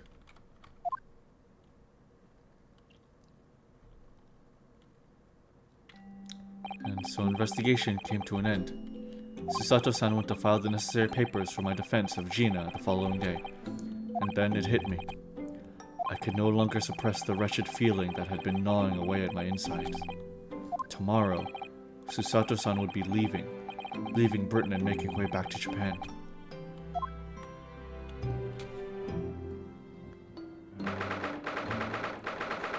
"16th of April, 11:13 p.m. Naruhodo's legal consultancy. Naruhodo-san, it's been a very trying day, hasn't it? I hope you're not too exhausted. What about you, Susato-san? Today's been even more trying for you, I'm sure. Mr. Sholmes was shot before our eyes, Gina was arrested, all in the back of the news that her father has fallen ill, and that she must return to Japan at once. I hope your father recovers soon. Thank you for your kind words.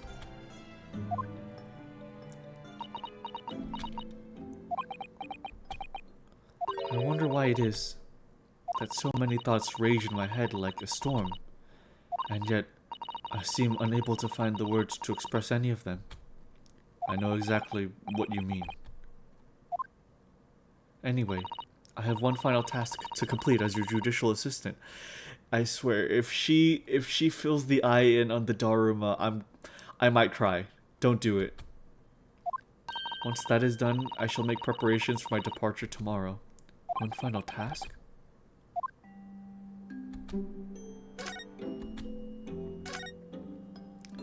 It's just 2 months since we arrived in London.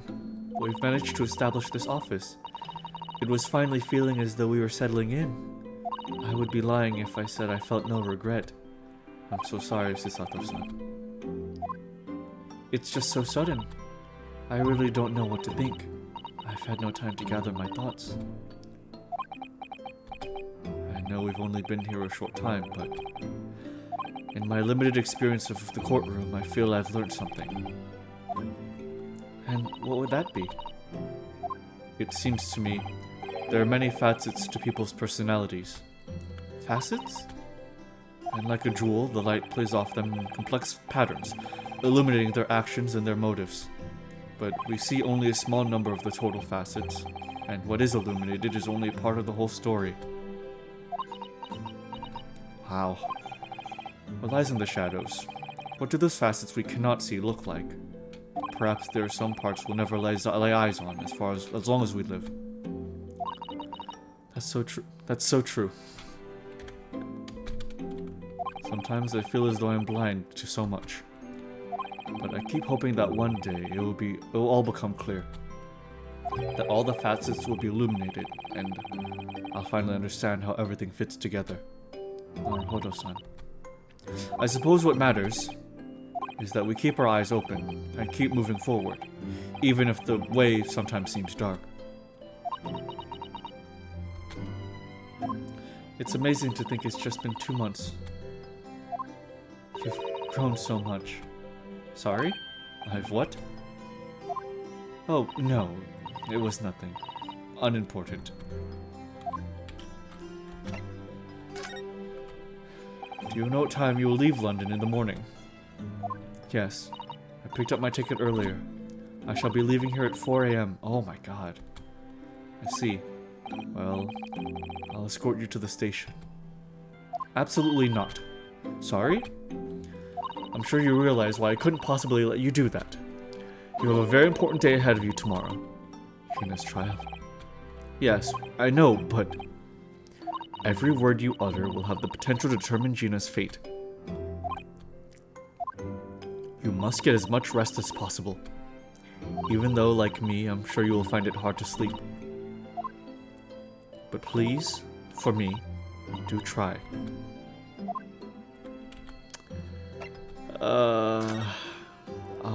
You mentioned one final task a moment ago. What did you mean? Oh my, I nearly forgot. Please, I want you to have this. Oh. What is that? Some huge bundle of documents? It's my notes. From the case 2 months ago. The murder that was committed on the omnibus. The McGilded case. It seems to me that this case of Mr. Windibank's murder, of which Gina is accused, is very much tied up with that omnibus case, in ways that are not yet completely apparent. So I took the liberty of consolidating my writings about the case for you. With everything else she's had to think about, Susato-san still managed to do this, and all neatly laid out for me in her beautiful handwriting. It was my pleasure. I can only hope that it will bolster your case tomorrow for Gina. Thank you so much, Susato-san. I will do my best to use it wisely. You really are the best judicial assistant in the world. Well, that's extremely flattering. But I'm sorry to say that I've been a complete failure. Sorry? I didn't quite catch what you said there. Oh, ignore me. I was just mumbling to myself. Aww, Susato. Notes collated by Mr. Sato about the McGildy case that we worked on 2 months ago. Oh, Susato. This is case number 5 to cool. Well, it's getting rather late. I think you should go to bed now, Naruhodo-san. I must finish packing up my things in my room. Susato-san, I wish you the very best of luck tomorrow. Good night. Wait, there's something I need to say. Hiya!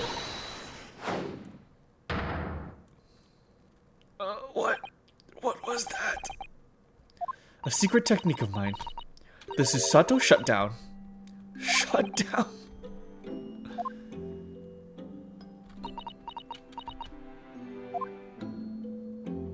Please, I implore you. If we have to voice our goodbyes, I won't be able to hold back my tears.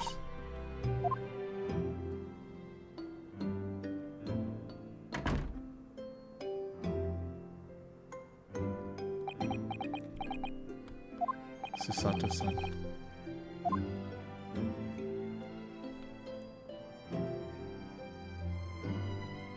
It truly had been a trying day.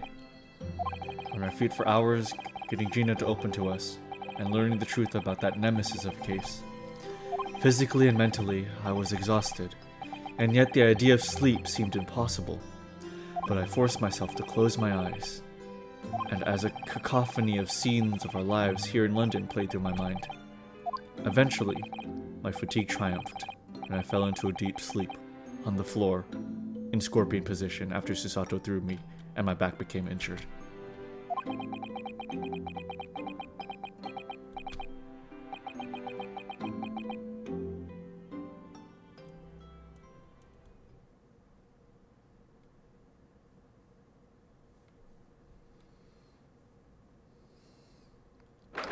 17th of April, the small hours, St. Sinner's Hospital, ward number 3. Why are we getting a perspective of the hospital? Is Sherlock going to become a big mutant? Is he going to become a big mutant that's going to rampage through the city and kill people? Oh my god. Oh my god, did they botch the surgery? Is he a monster now? Is he a creature? I love the relationship between the two of them. I love it too. They're adorable. They're the cutest, both of them.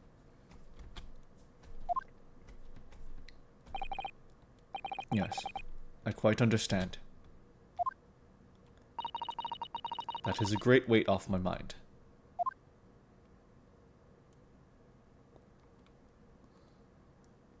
Rest assured, I shall put everything in place, exactly as we have discussed.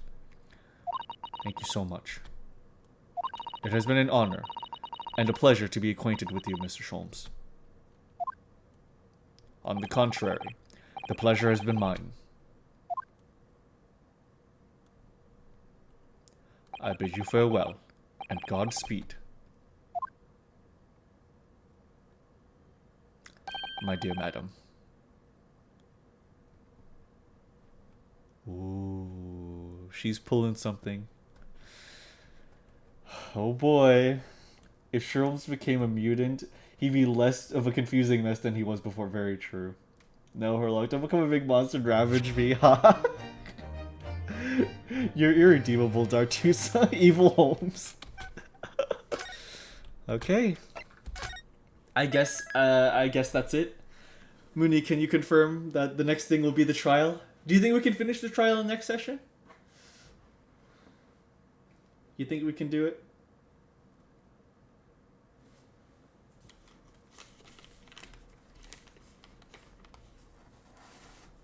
Dr. Herlock and Mr. Sholmes. That's really good. Yeah, the trial's next. Okay, gotcha. Awesome then. Okay. Well, guys. It was a bit of a shorter stream, but that's the entirety of the investigation. Next up, we shall do the entire trial for case number 5. Ah, man. Heck yeah, dude.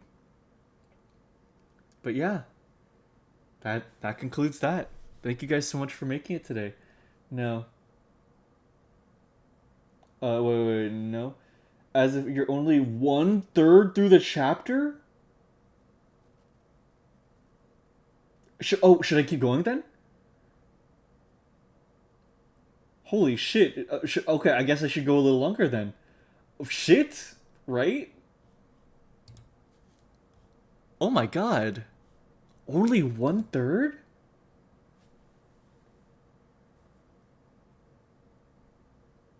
It is a long episode? Damn, I didn't... Wow. Oh, shit. Okay, hold on. Let me check something then. Give me a second.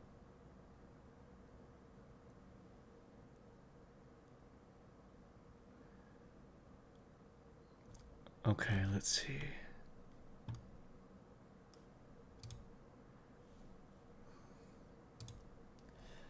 Okay.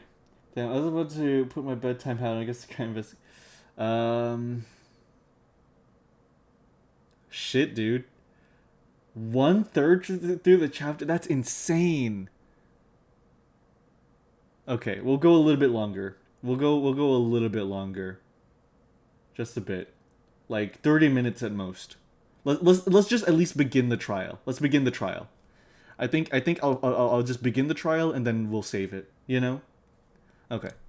Let's do this then. Okay.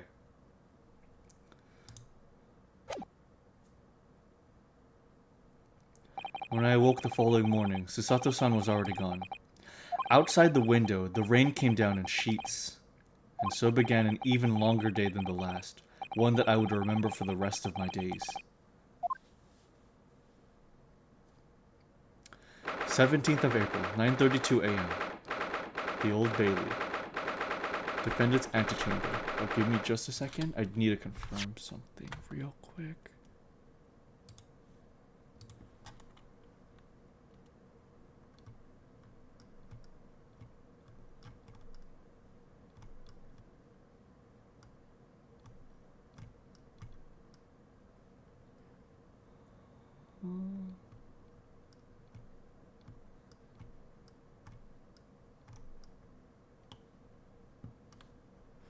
Okay.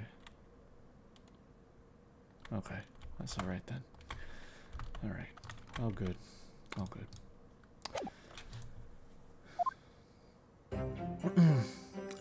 Good morning, Gina. I'm determined to prove your innocence today. I'm sure we can do it. So where's your friend then? Sorry? You know, her in the fancy dress. Susato, or however you say it, I don't know. Ah, Miss Susato had to leave early this morning. She was already gone by the time I woke up. You alright with that, are ya? Forget about me if you like. Go and see her off. It's fine. It's not as though Miss Susato and I won't meet again. One day. Yeah, even so... But you, Gina, you only get one chance. This trial today is all we have. Good morning, you two. Oh, good morning, you two. How are you feeling, Guinea? Do you manage to sleep?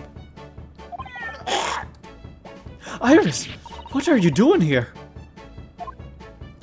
What do you mean? When a friend is in need, we show our support.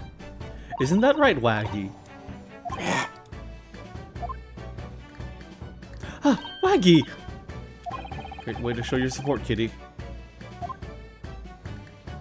Let him have a nose around. What harm can it do? Oh, that reminds me. I bought a paper on the way here. Now, would you like the good news or the bad news? What do you say, Runo? Guinea? Oh, well, I think I'd rather get the bad news out of the way first. Nah, always take the good news first. You might not live to hear the bad. Yes, that question always gives away people's personalities. Let's not go there. Alright then, I'll give you the bad news first. A record amount of rain has fallen this morning and carriages all over the capital are struggling to move. Huh? The bad news was a weather report? So I hope that Susie made her train to Dover and that the train isn't delayed on its way to the port. Gosh, yes. Alright then, so what's with the good news?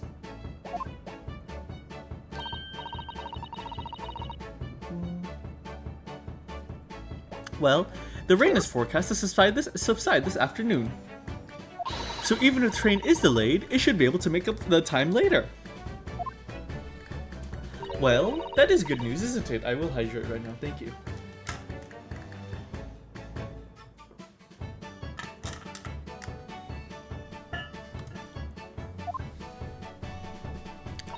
I couldn't give a monkey's, butt, really. If only all good news cancelled out the bad. And look, this trial has made the headlines too. Oh no. Pawnbroker perishes in pick purse plunder, see? How'd you like that? Well, let them say what they want, see if I care. I can't, because you're covering your face. Don't worry. Don't worry. Bruno will soon show everyone that this headline is nonsense. I will. And then, in tomorrow's papers, the headlines will be... Discharged diver is dauntless do-gooder. Isn't that right, Bruno? Oh, yes. Let's hope so. Of course they will. I have absolute faith in you. How was that? I was trying to sound like Susie. Did it work? Did it? It's like she was still here. Today's paper.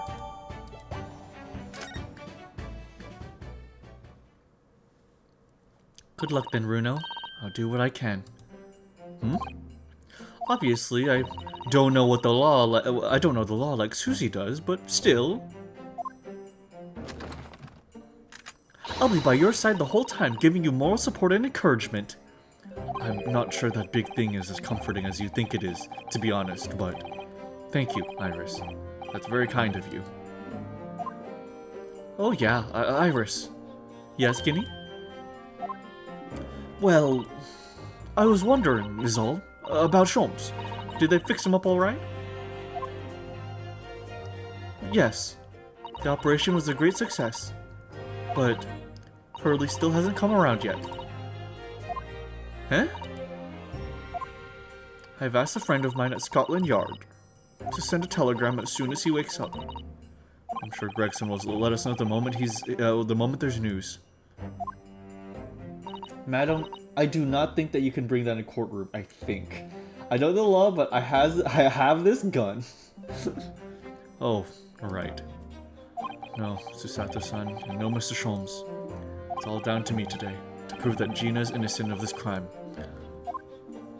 Ms. Gina Lestrade, counsel for the defense. The trial is about to begin. Please make your way into the courtroom. It's time then. Yes, let's go, Gina. Iris. Lead the way, Bruno.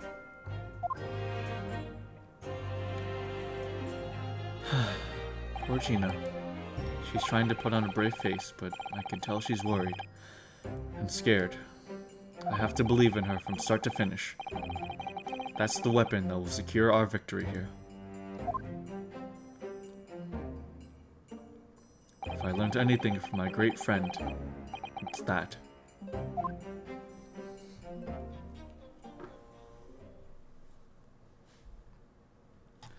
"17th of April, 10 a.m. The Old Bailey courtroom.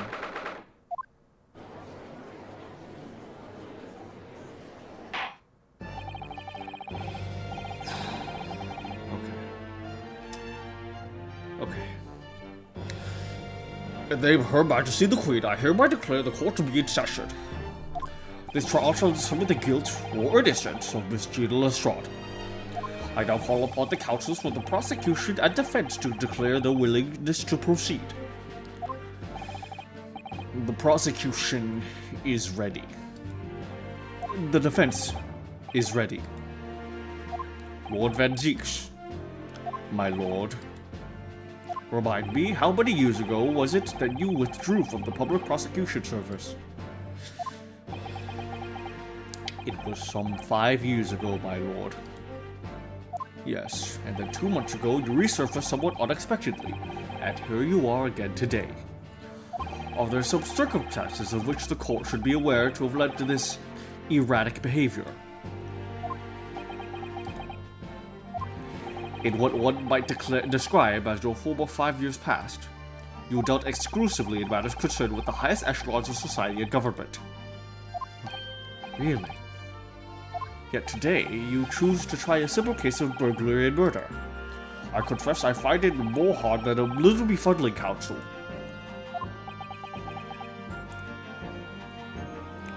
There are two types of person I cannot abide. Firstly, those wealthy scoundrels who hide behind a mask of philanthropy to cheat the public at large. Psst. He means Mr. McGilded, who you defended against the Reaper 2 months ago. Yes, I just about managed to work that out, thank you. Magnus McGilded. If I'd known what a monster he was, I never would have defended him. And secondly, even more loathsome, those wily scoundrels who masquerade as allies, only to effect total betrayal in the final hour. In other words, the confidence tricksters of those tiny islands of the Far East, the Nipponese. What? Did he really just say that? He means you now, Bruno. I actually managed to work that out too. Thank you, Iris. Total betrayal? What are you talking about?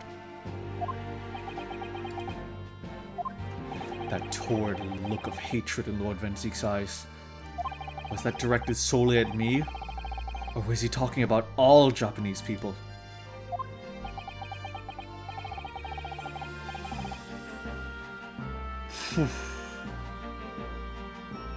Nuto Hodo, that's pretty good.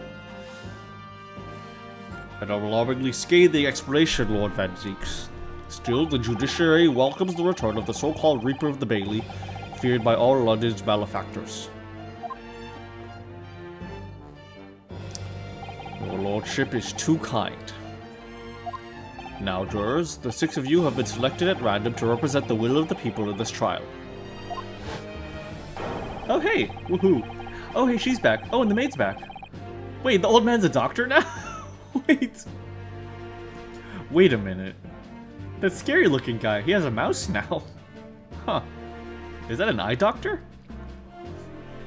Are you ready to hear the evidence placed before you and determine the guilt or innocence of the defendant?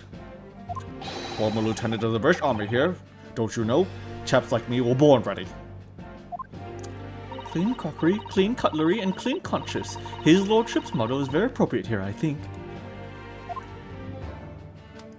Everything will be stereoscopic in the future. Absolutely, absolutely everything, and I'm ready for it. I don't understand it. I can't have left it in there. It's not possible. But could I have? Oh no. Women indispensable to society. Stop. Female-centric future awaits. Stop. Oh, a feminist.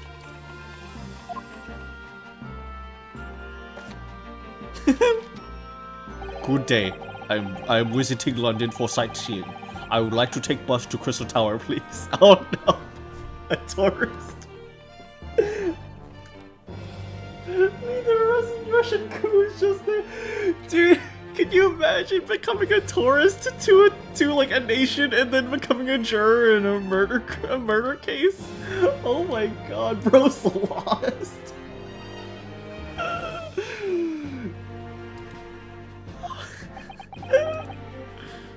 Something wrong, Bruno? Oh, not exactly. It's just... I'm fairly sure I recognize these jurors. Almost all of them, in fact. The mouse, look at him. Is that a freaking travel guide? Really? Funny coincidences like that do happen from time to time, don't they? This happens way too commonly for me. But it is quite strange. The jurors are chosen at random from London's 6 million inhabitants, you know? So I've been led to believe, but something else tells me I'm being duped. Very well. Now, Lord Van Zeeks, the court calls upon the prosecution to introduce the facts of the case. As you wish, my lord. Allow me to begin with a word of warning to the ladies and gentlemen of the jury. In short, there has never been a more self-evident case of cold-blooded murder. The victim, Mr. Pop Windbank, proprietor of a pawn shop on Baker Street, was shot from behind and died instantly. The prosecution presents this photographic print of the crime scene. Yeah, the guy Nina was dressed as. Yeah. Wait a minute, is that guy... Yes, it was the Russian guy. It was the Russian guy that, well, we never saw him in person. But we saw a picture of him in the newspaper. He's not even sure, he just wandered and sat down. They freaking brought Rasputin into Old Bailey. As the court will observe, there is a single bullet wound just below the gentleman's left shoulder. The evidence suggests that the bullet pierced the man's heart, resulting in near-instant death. Moving on to the findings of the Scotland Yard coroner. His report states that the bullet entered the body on a rising diagonal trajectory. And what's that supposed to tell us? It means the victim was likely shot by someone significantly shorter in height than himself. Someone like the accused, you might say. Oh, The prosecution wishes to present the autopsy report and crime scene photograph as evidence, my lord. Indeed, the court accepts. Hand them to the bailiff, please. The autopsy report has been entered into the court record.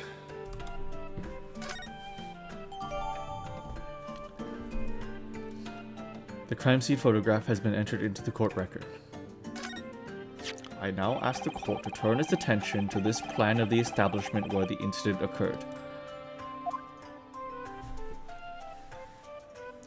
The proprietor was found in the storeroom, where he kept his articles pawned to him. A windowless room with a single point of entry, a door to the main shop that was found locked. In this sealed chamber, there were only 2 persons present. The victim, Mr. Windibank, and the accused. Oh, so they made note that someone shorter shot him. Yeah, Mecha McGilded is definitely on the table. We're back, boys. We're so fucking back. We are so back. We are so back. We are so back. We're so back. We're so back. Wait, hold on. Hold on, I just remembered something.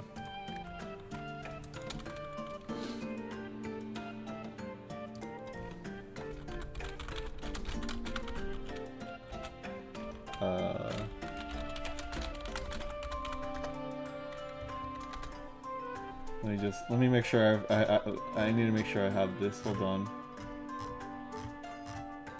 Where is it? Shit. Wait, I need to make sure I have this pulled up.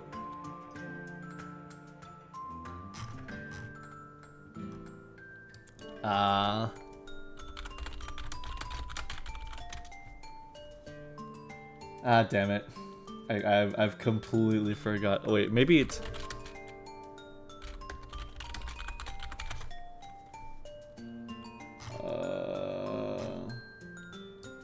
Hold on. I need to have this ready. Hold on.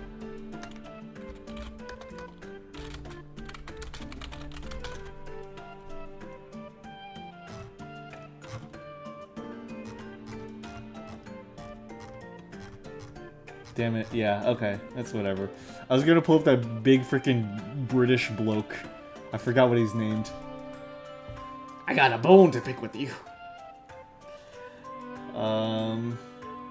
I don't know. Jack the Ripper was a pretty good explanation of cold blood murder. I think these two compare. You need to have Mecha McGilded and Food Review Guy to bring up. I was looking for the Food Review Guy. I forgot his name. It's like bothering me here. I'm just gonna look it up online. Fat British Food Review Guy.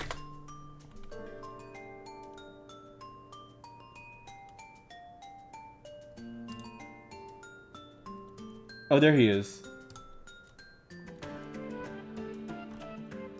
Okay, I have him ready. I have him.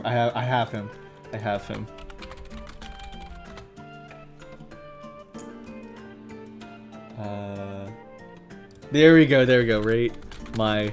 He's called Rate My Takeaway. Okay, I have him on the case. Oh, we are so ready. We're going to win this, guys. We are so winning this case. Okay, here we go, baby. You know how little that narrows it down? Okay, let's go. Oh. It may further interest the court to know that when the accused was discovered at the scene, shit in her hand, the gun used to fire the fatal bullet. Well, that's that. That is it. Nothing more to say. It's that grumpy little girl pickpocket anyway. It's one of those filthy traps that lives with the Sons in the East End. Oh well, it was only a matter of time before she got blood on her hands then. What are the jurors waiting for? The girl's guilty as hell. Objection! We can't jump to conclusions here. We mustn't assume her guilt just because of what she had to... because of what she has to do to survive.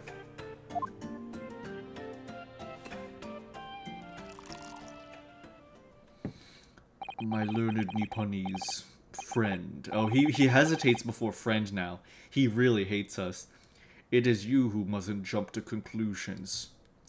The prosecution has barely begun presenting its case. Conveniently, this appalling act of murder did not go unobserved. There were witnesses. Oh, good gracious. After their testimony, this girl's true nature will be exposed. Pitiful pickpurse or cold-hearted killer. Here's to establishing the truth.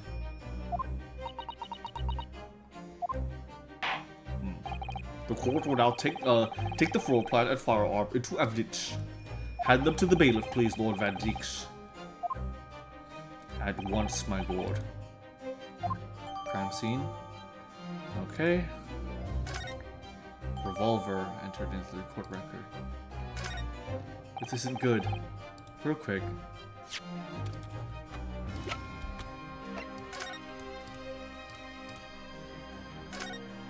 This is Mr. Windibank's gun. The cylinder's completely empty. Mr. Windibank always used to keep his gun to hand on his shop counter. Yes, but only ever with a single bullet loaded. I understand. That's right. To keep all the pawned articles that were in his care safe. But his one bullet was fired that night, and the poor man lost his life. Is he protecting his shop, I wonder? Trying to keep the articles safe?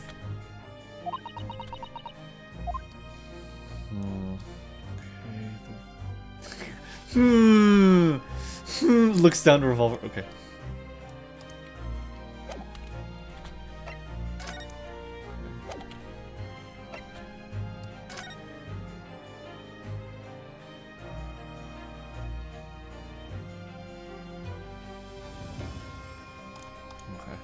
That's clear. Scotland Yard coroner confirms death through a single bullet in the back. No other signs of trauma. Dr. Stevens is the coroner. Pop Windibank. Boarding party. Post-mortem finding a single bullet. Upper half of victim's back. Posterior anterior bullet wound to the heart. Bullet entered the body from the back on a gently rising diagonal trajectory. Okay. All of this seems solid. Piece of paper.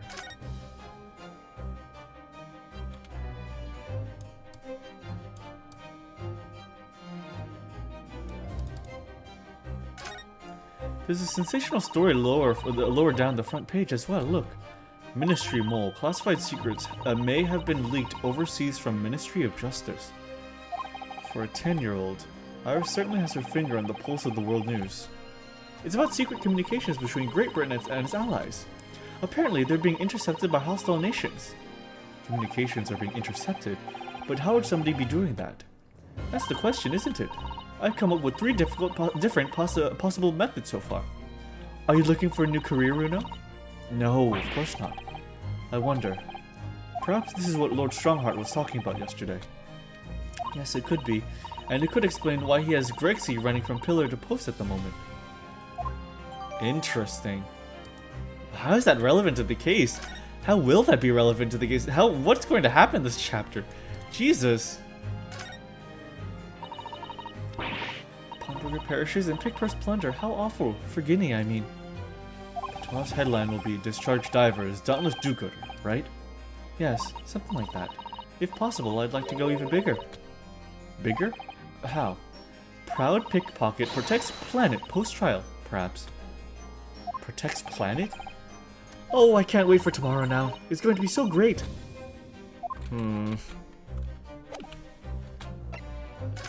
Okay, the omnibus murder. Case summary. Victim found deceased in the last scheduled omnibus of the day with stab wound abdomen.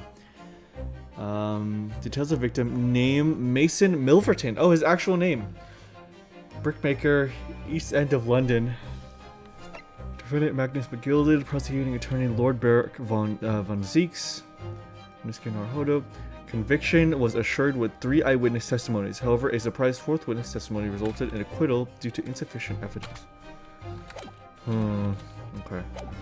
This isn't good. I feel like the mood in here has turned very gloomy all of a sudden, Bruno. I think that's because it has. Oh, we're starting on second phase. Oh, we're starting on second phase. Oh shit, we need backup. Can you reassure us, dude?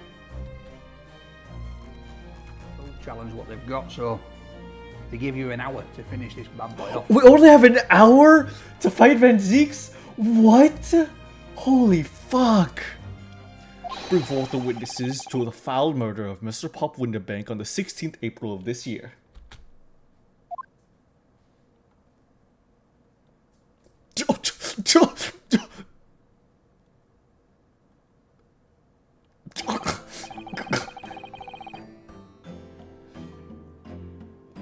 That does make me scratch my chin. Even at the point is small firearm will be quite hard to come by, even for a straight.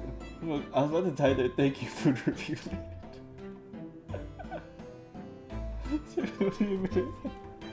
Good luck, Neutral. I think having Rate My Takeaway as our one of our judicial assistants has been one of the best things that could have happened to us. He offers such great advice.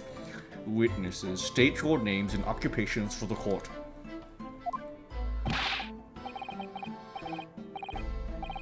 Oh, these guys suck. Name's Nash Skulkin. Occupation's baddie. Professional baddie. Name's Ringo Skulkin. Occupation's same as him. 2 players correction. Scotland Yard Inspector. That's right. We what they call the 3 Skulkin brothers. What? What?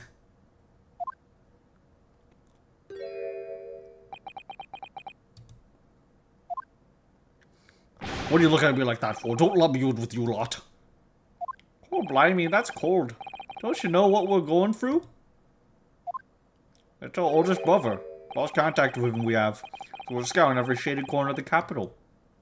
And then last night, we come across you, the very spit of the bloke. Ain't that right, Ringo? There it is, Nash. He is. Very spit of him. So we decided there and there that was what we was gonna do. When was we gonna call you? Big bro sulky. Come on, leave it out, you two. Sulky Skulkin? That's before he's run out of chips. Well then, Inspector Sulky Gregson. Begging your pardon, my lord, but the name's Tobias.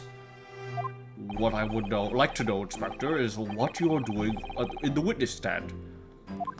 The Skulkin brothers are currently under arrest, my lord, on suspicion of theft. Thieves are they, these 3? No, my lord. Begging your pardon, but please don't lump me in with this lot. 2 nights ago, these 2 brothers illegally entered an establishment with intent to burgle. And in the course of their nefarious activities, they became embroiled in a far more sinister crime. By Jove, you mean to say, what an extraordinary coincidence! Indeed, my lord. While attempting to burglarize the pawnbrokery, they witnessed its proprietor's murder. Order, order! The various trespasses of these brothers is not the object of today's proceedings, though they will naturally face trial in the very near future. With your lordship's permission, I'd like to remain in the stand to keep these gents on the straight and narrow. I love your voice for them, it's perfect, thank you. Mario and Luigi it is. can beat him after 30 minutes into believing you. Yeah, we brought the goons from 101 Dalmatians. They seem like trustworthy witnesses. Court Inspector, skeptical as I am about the caliber of these witnesses, I will permit them to take the stand. Mr. and Mr. Skulkin, you will now testify before the court. Describe the events of the night in question and what exactly you saw. Happy to. Cause the Skulkin's never skulking.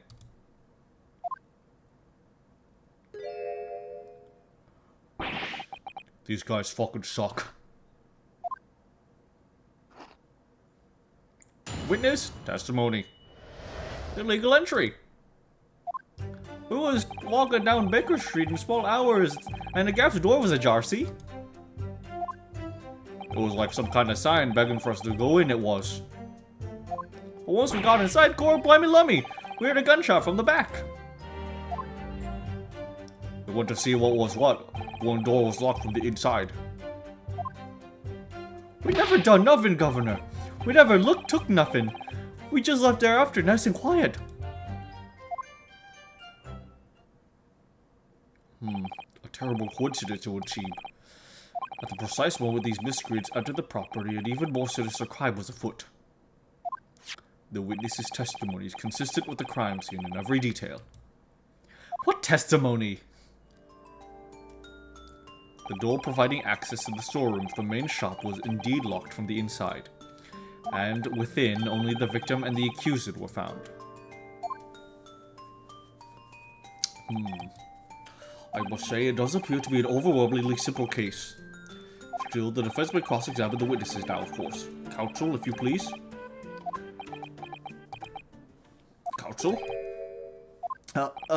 Yes. What's the matter, Bruno?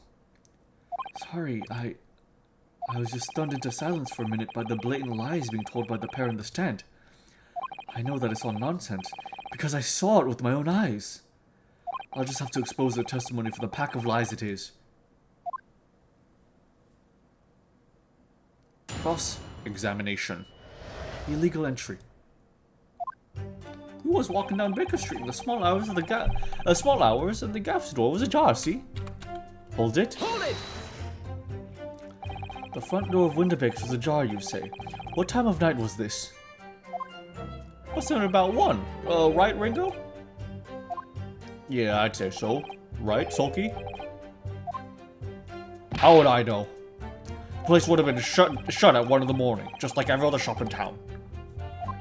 Well, it was pitch black inside, it's true. Ain't that right, Ringo? I hate these guys suck so fucking bad. I'm not so sure, Dash. I seem to remember a little light of burning inside. What about you, Shulky? I almost called him a sucker. Me old mucker. Leave me alone. There was definitely a small lamp burning inside. That's what alerted us to the situation in the first place.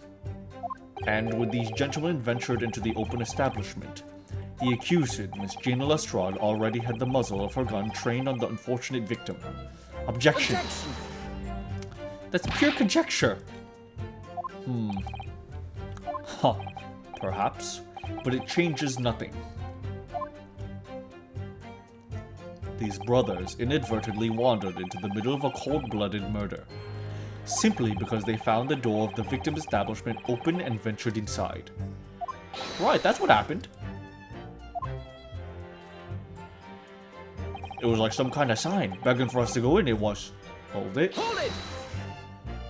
What are you trying to suggest? That you just had to go in? Well, God moves in mysterious ways, they say. Don't they, Ringo? They do, Dash, they do. Must have been some sort of providence, I reckon. God don't often present themselves as whims of thieves, does it? It weren't no whim, I'm dead sure of that.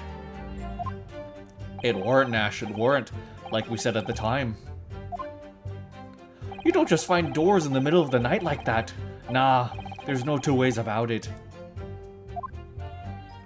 It was a sign that our long-lost brother was inside. They're not very good liars, are they? Well, you can't deny it. He led us to a bloke what looks just like our bruv. I said cut it out. Those chips are getting a chomping today. What was it got inside? Core blimey lummy! We heard a gunshot from the back room! Hold it. Hold it! A gunshot, you say? Just the one. Are you sure about that? Yep, just the one, Governor. I can swear to that. It was, Nash, it was. Ain't that right, bruv? The firearm used belonged to the victim himself. Yes, Mr. Windbake always used to leave his gun lying around the counter. Right, I remember. We examined it. We found the revolver was completely out of rounds. That makes sense.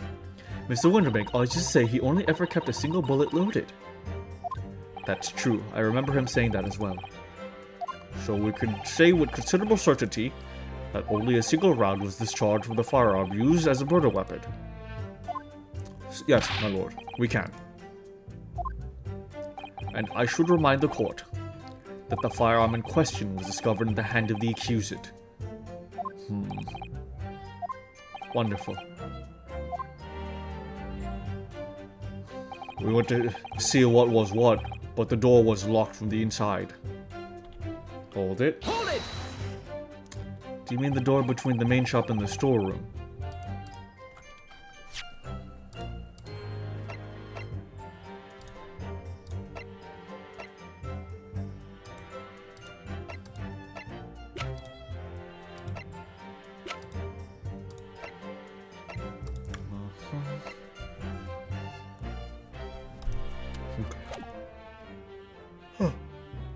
You mean the door between the main shop and the storeroom?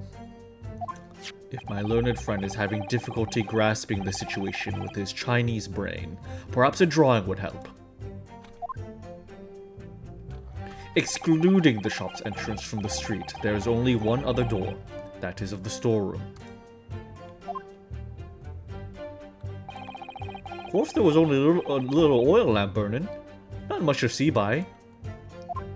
And the door was in behind a curtain and all. That's right. When we arrived, the door was mostly obscured by the curtain.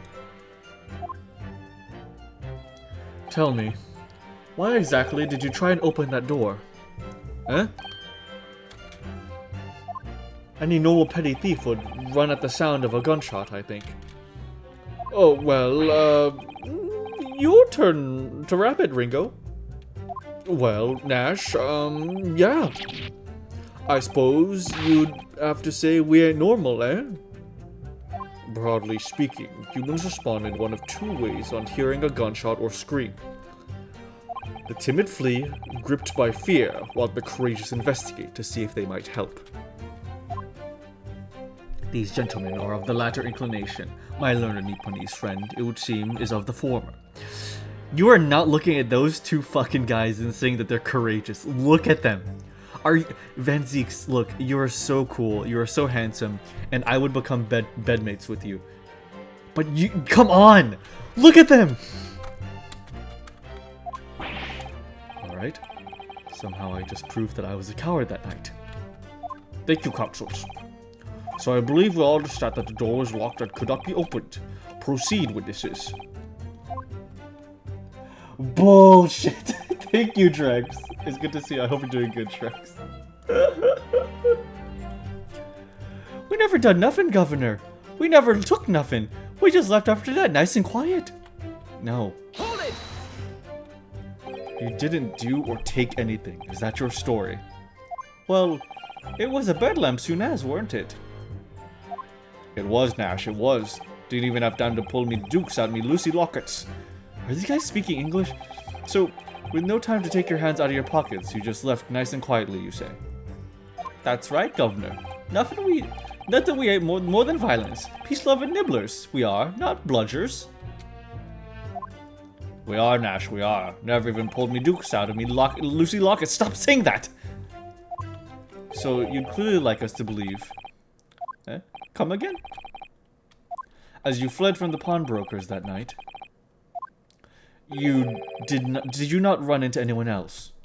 And did you not fire a gun at that person? Sakes alive, they fired a gun, you say? Ah!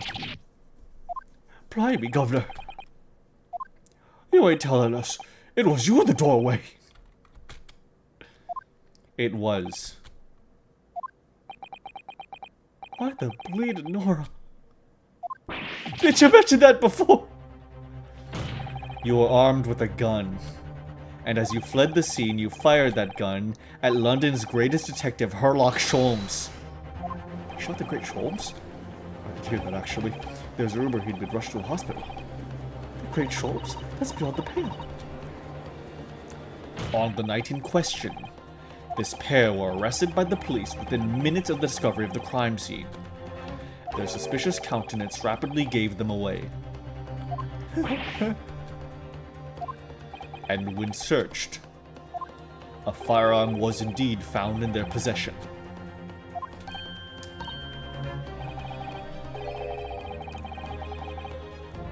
Hey dude, Drexel so far just goofing around enjoying some peppermint tea. Oh, that sounds nice. Hope you've been well. Nice debut, Mom, on the other stuff the other day. Really sick stuff. Thank you so much, Drex. I appreciate that so much.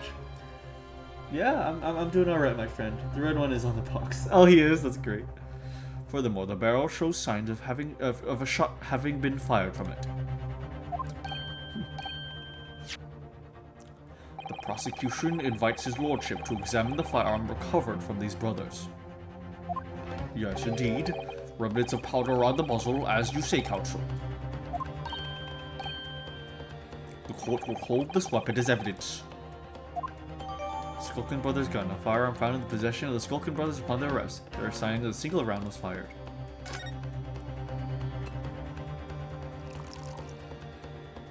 Now, my learned Nipponese friend. Yes. Here's to you successfully presenting the evidence. For yes, there are telltale signs of spent powder on this gun and a single bullet missing from the cylinder. But the prosecution demands evidence that it was fired at the scene of the crime under scrutiny in this trial. There. What? What? What do you mean, Venzeeks? We have two of us. Two of us are right there. He shot Sherlock Holmes. They shot fucking Sherlock Holmes right there in front of us. You've got to be shitting me. I hate you. Oh, objection. Well, I don't need evidence because I was there. Objection! However, the rest of us in this courtroom were not. Oh my god. If the defense fails to provide evidence in support of this rash claim, we shall have no choice but to toast your incompetence and move on. Evidence that these two fired that gun before they left Windibanks that night. The court demands all the claims are affirmed with clear proof. What evidence shows that these witnesses unloaded a firearm in the pawnbroker shop that night? You've got to be shitting me.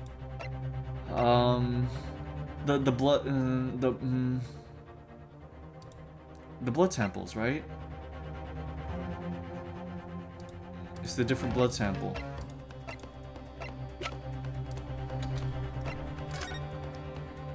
Wow. Is this a break action? So, there's ammunition still loaded in 5 of this revolver's 6 cylinders. Yes, which tells us that only a single shot has been fired from it. Exactly. The bullet that hit Hurley, in fact, isn't it? Yes. It happened almost as soon as we walked in through Windibank's door. I'll make those brothers pay.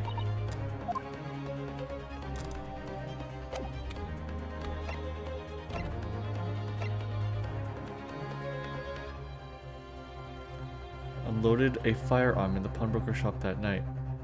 Well, the fact that I guess the best evidence that we have is the fact that literally only one bullet was in here and that was used to kill the victim. Take that! Take that! The evidence is this! You perplex me, counsel, by looking so pleased with yourself despite this quite displeasing answer. Huh? My learned friend has a knack for it, my lord. It seems presenting nothing as though it were something is a favorable trick of the Nipponese conjurer. Oh.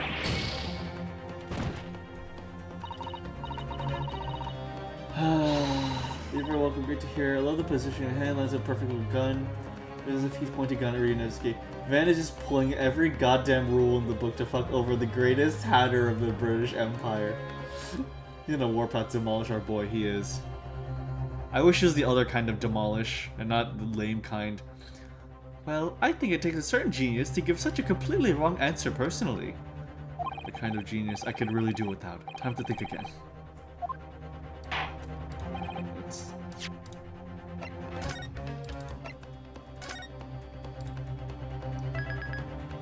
You know what just happened? Huh? What? Huh? Huh? Huh? Unloaded a firearm into the pawnbroker shop that night. Okay, is it really the blood samples? No, it can't be, right? But I mean, there is a separate freaking shot in the wall. Let's try this one.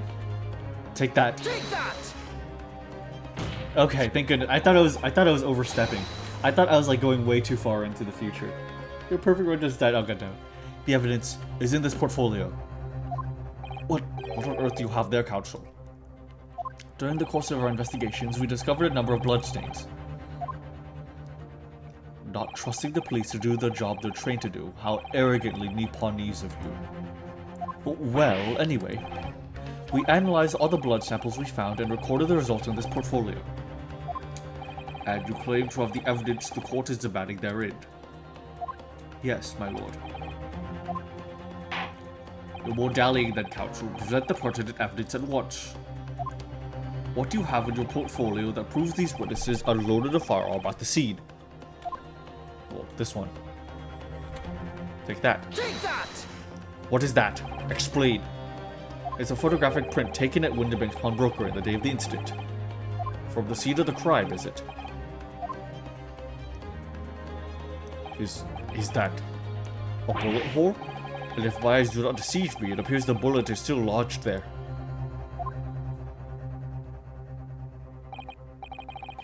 You might get your own case for all these dead perfect runs you got killed. Alright now.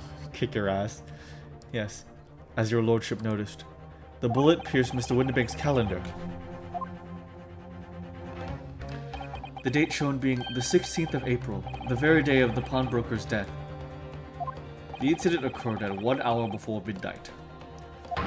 But this indicates that a separate shot had been fired sometime after the calendar had been set to the 16th.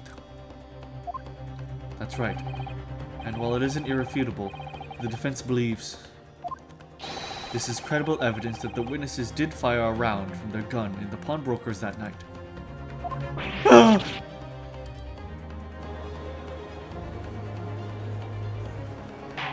Order! How does the prosecution stand, Lord Van Zeeks?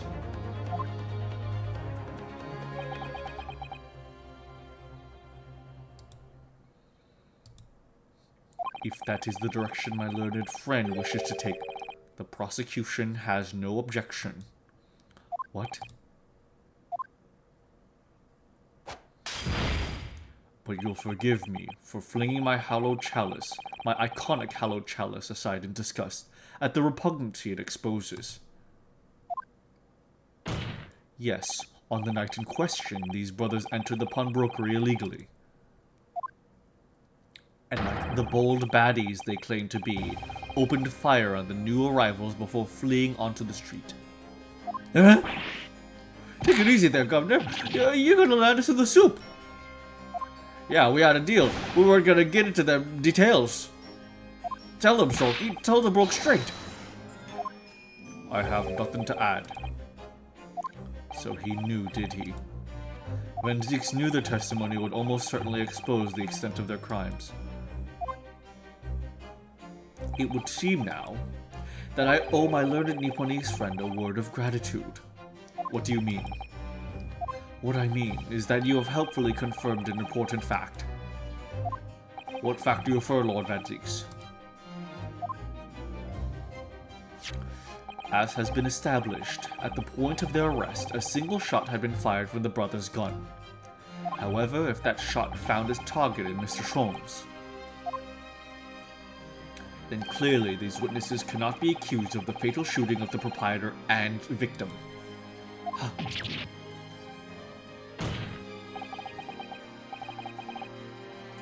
In other words, these two men have no material connection to the murder of Mr. Winterbank at all.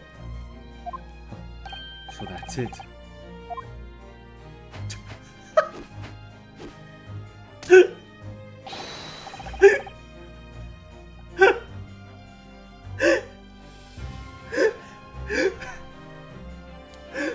Was it just me, or did they miss half of those? Did they miss half of those? Did you guys see that too? I swear to fucking god, they missed half of the context.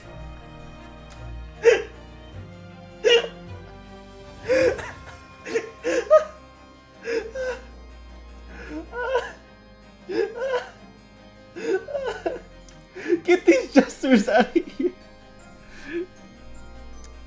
That's it. We didn't have nothing to do with it. Oh wait, that's it. We didn't have nothing to do with it. We didn't, Ash. We didn't. That's what I reckon. Your crimes include unlawful entry, intent to steal, perjury, and let us not forget, attempted murder. Quite a catalog, eh, fellas? Going for it now, bro. Now then, let us take a moment to consider the aforementioned great detective Mr. Sherlock Sholmes. It would seem the man patronized the pawnbrokers in question somewhat regularly. Where's he going with this? Mr. Sholmes appears to take pleasure in tinkering with eccentric machinery. Eccentric? Says who? Not me. Don't give me that look. He installed a pair of machines like this one in the victim's shop. Oh! It's one of Hurley's red-handed recorders. What is that counsel? It has the appearance of a photographic contraption. As your lordship has surmised, it is indeed a camera attached to a small timing device. Every half an hour, it automatically photographs the interior of the establishment. The idea being that if a thief were to break into the shop, he would be caught red-handed.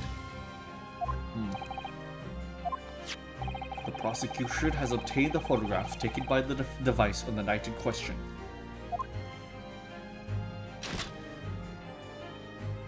Oh no. Pornographic contraption? No, that's me. As the court will observe, copious identical prints are produced in quite desultory fashion. Wait, that's the wrong voice. As the court will observe, copious identical prints are produced in a quite desultory fashion.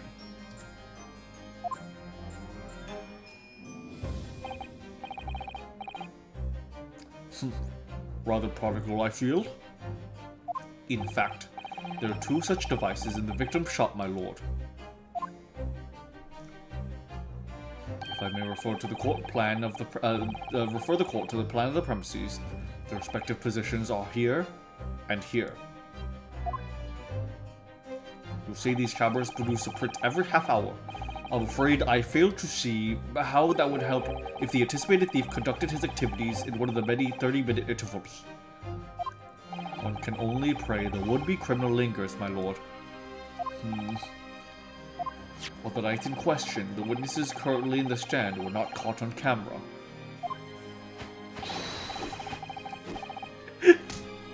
They do miss every single one! The sound cues even, like, help that. Like, it's just all whooshing sounds because they miss every single fucking thing. Oh my god, that is so fucking funny. Oh my god. That's a bit of fire truck, eh, bruv? Lady Luck loves your skulking.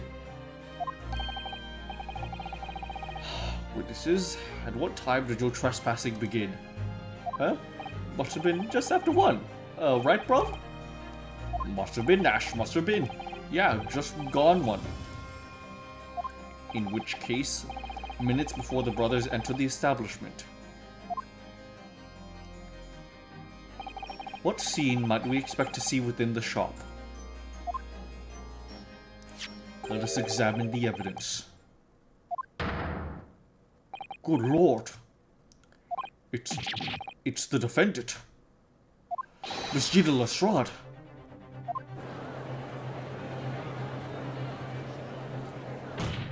As the court can clearly see,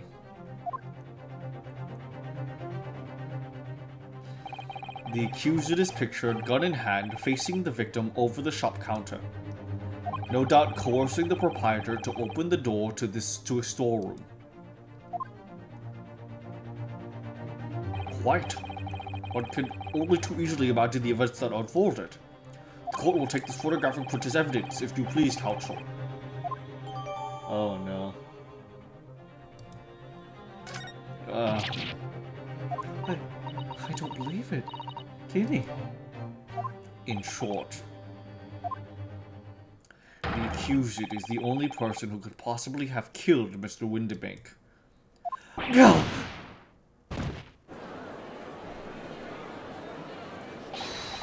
I say, my lord.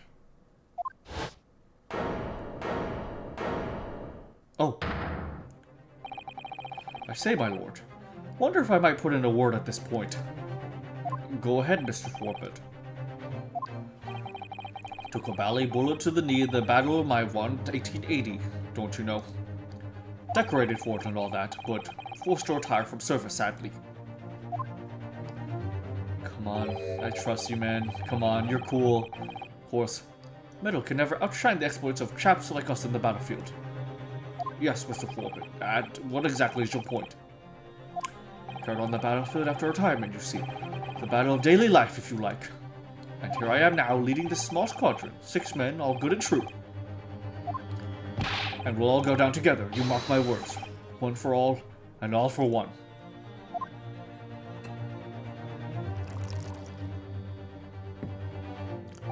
The ladies and gentlemen of jury have reached agreement, have they?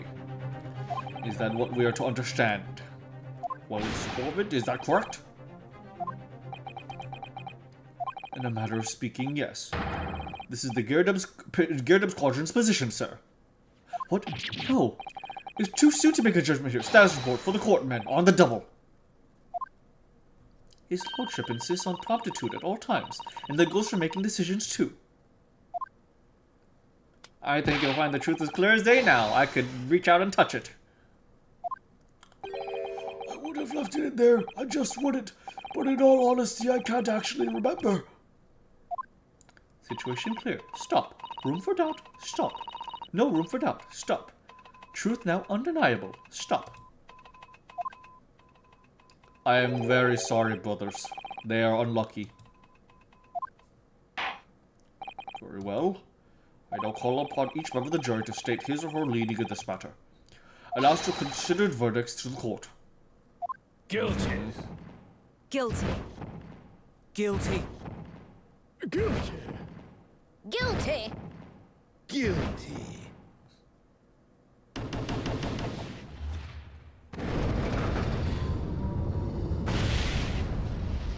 Here we go. It does indeed appear that the jury's unanimous and is leading already. That photograph. It must be the definitive evidence that Gregson mentioned. He didn't shoot him. No, of course not. My lord, the defense wishes to assert its right to summation examination. Very well, the court grants permission. Don't you say a word. Don't you say a word. So, you refuse to admit defeat again. How unsurprising. This is a very hard one to get out of.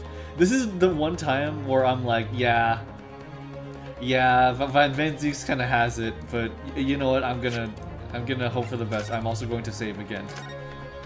I'm also gonna consult. Well, this is a really scary situation. What do you think about this?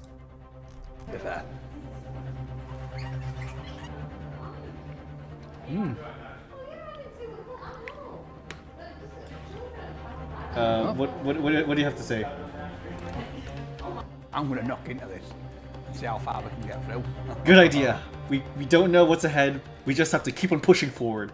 That's a great point, Mr. Rate My Takeaway. I won't give up. I won't. Okay, let's go.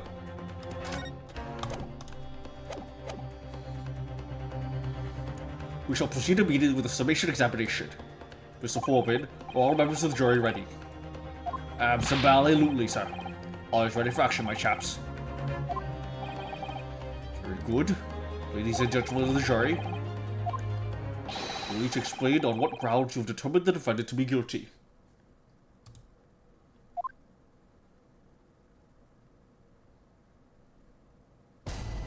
Judicial findings. The jurors' contentions. All the evidence clearly points fingers of guilt at this young pickpocketing.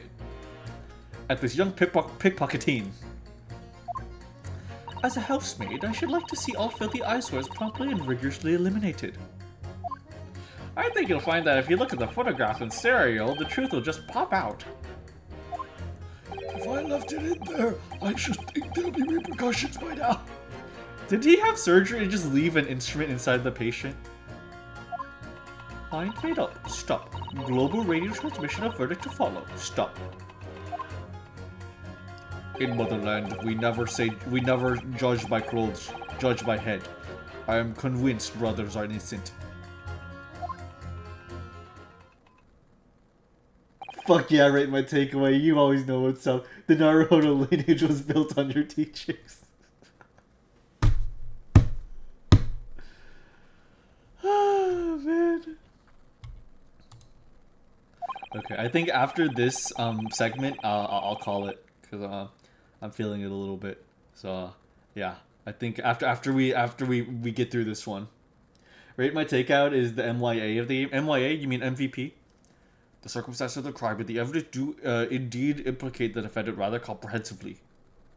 The storeroom locked from the inside, in which the victim and the accused were discovered alone, and in the accused's hand the fatal revolver, firing of which was heard by the witnesses.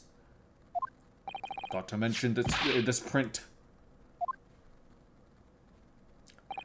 Taken from a chap who's seen action in the battlefield, the young girl's on the verge of pulling the bally trigger. Wait, my takeout is the Maya of the game. I see. Thanks a lot, Mr. Shorms. Oh dear. Heard these cameras are supposed to help, not hinder. I'm afraid I think you have an uphill struggle ahead of you. But Gina didn't shoot Mr. Winterbank. Which means there's more to this situation than we've yet to see. Agreed. You have the floor, counsel. Proceed with the summation examination. I think after this segment you have reached the halfway point of the episode. Okay, awesome. Sounds good then. The defense's rebuttal. All the evidence clearly points the finger of guilt at this young pickpocketing. Hold it. Hold it! You're Mr. Natsume's landlord, Mr. Gerdeb, aren't you? We really must stop meeting like this. Ah, you're that lawyer chap. Well, there's a turn up for the books. Yes, rather a turbulent time we had back then. I love this guy, honestly. I freaking love him. I love him. He's great. Some extraordinary events took place at your house, that's for sure. Luckily, Mr. Sholmes and I were able to get to the bottom of it all. I think we did rather a lot for you, didn't we? I mean, obviously. I wouldn't be suggesting that, therefore, you should change your leanings, no, not guilty or anything. Oh, sorry. Can't be denied, I suppose. The crush of the Gerdab house was the talk of the town after that business. Lodgers moved out, and I couldn't get a bally soul to take up the tenancies. Oh. Haven't had the heart to break the news to Joni yet. Bad enough that the old girl is clapped up. Yes, can't be denied. You did do rather a lot, but not for us. That's for Dash is certain. Oh. I suppose not. Of course. There can be no suggestion of that being the reason I'm leaning towards guilty, obviously. Obviously. But honestly, I really wish he'd pay more attention to the trial and less to juror number 2. As a housemaid, I should like to see all filthy eyesores promptly and rigorously eliminated. Hold it. Hold it! Polishing the bench, I see. Again. A maid's work is never done. Not a blemish must remain. What exactly do you mean by filthy eyesores? On my way to the market for his lordship, I have to pass through the East End. The place is full of beggars, pickpursers, and craftsmen, the scum of the earth. A little harsh, perhaps. Let me be plain.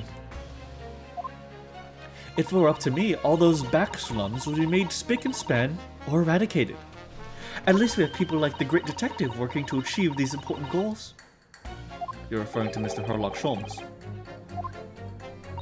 I just realized we're behind on responding to people saying his name in full. The billiard marker, and the other? Precisely. What do you make of the other? The two men had stopped opposite the window. Some chalk marks over the waistcoat pocket were the only signs of billiards which I could see in one of them. The other was a very small dark fellow with his hat pushed back and several packages under his arm. Okay. Van gives the vibe of all the rumors that Edgeworth had about him in the first game, but they're all true for Van. I think that's exactly it. I think, like, from what I'm seeing so far, at least in the first 5 episodes of the game, is that Van is meant to look like Edgeworth, and he's supposed to lull us into the sense of security, like, oh, he's like Edgeworth, we should be comfortable with him. But in reality, he might be actually evil, like Von Karma is.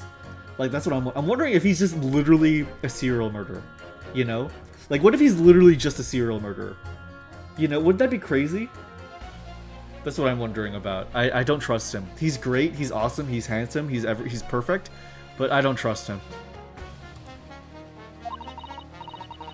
He does wonders cleaning up London streets.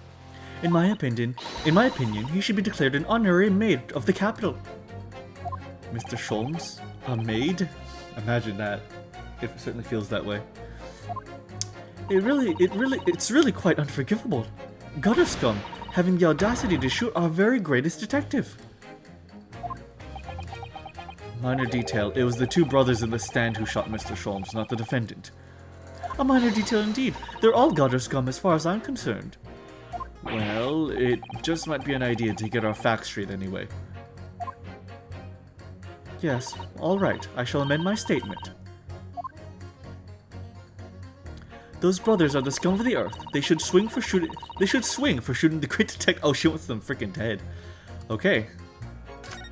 I think you'll find that if you look at the photograph in the stereo, the truth will just pop out. He is one of those things. What do you mean, look at the photograph in stereo? Sorry, what? Don't you know? If you look at the photographic print normally, it looks as though the pickpocket girl is about to shoot the victim, obviously. Objection. But there's no indication of the defendant ever having fired the gun. All I'm saying is that if you look at the same print in stereo, it could reveal all sorts of new information. By any chance, are you a fan of stereoscopes? Oh, how'd you know? Let us call it a lucky guess. It never gets old seeing 2 prints emerge into one before your eyes. It's extraordinary, it's captivating, it's the height of modernity. Of course. Oh yes, I think you'll find the stereoscope here is here to stay. It'll never go out of fashion to be replaced by some higher echelon of technology that might wow us for the rest of the 1900s. It'd be well if they pull a fast one and then learn at his own residence he adopts and raises puppies and kittens and fosters them. The court is just a means to play cold, calculating attorney for the public to actually see. That's my other thing, that he might just be like Edgeworth and is actually a good person, but we'll see. Giving us new perspectives we could only dream of before is the greatest invention the world has ever seen. If only it could give me a new perspective on this case, it might agree with you. If I'd left it in there, I should think there'll be repercussions by now. Hold it. Hold it! What exactly have you been muttering about all this time, sir? You keep talking about having left something somewhere or something like that. I'm so sorry. As you can probably tell, I'm a surgeon. A surgeon? That totally passed me by. Of course, people conducting surgery in this country aren't considered to be doctors. Oh no. Even though me and my kind are the forefront of medical science, the real brains in the field. That was really cool what you did with the building. That was funny shit. So, So what is it that you think you've left behind? well, that's a little embarrassing to be honest. You see, I was operating on someone yesterday. Standard thing, went in through the abdomen. But when it... Oh my god. Oh my god. Oh my god. Oh my god. Oh my god.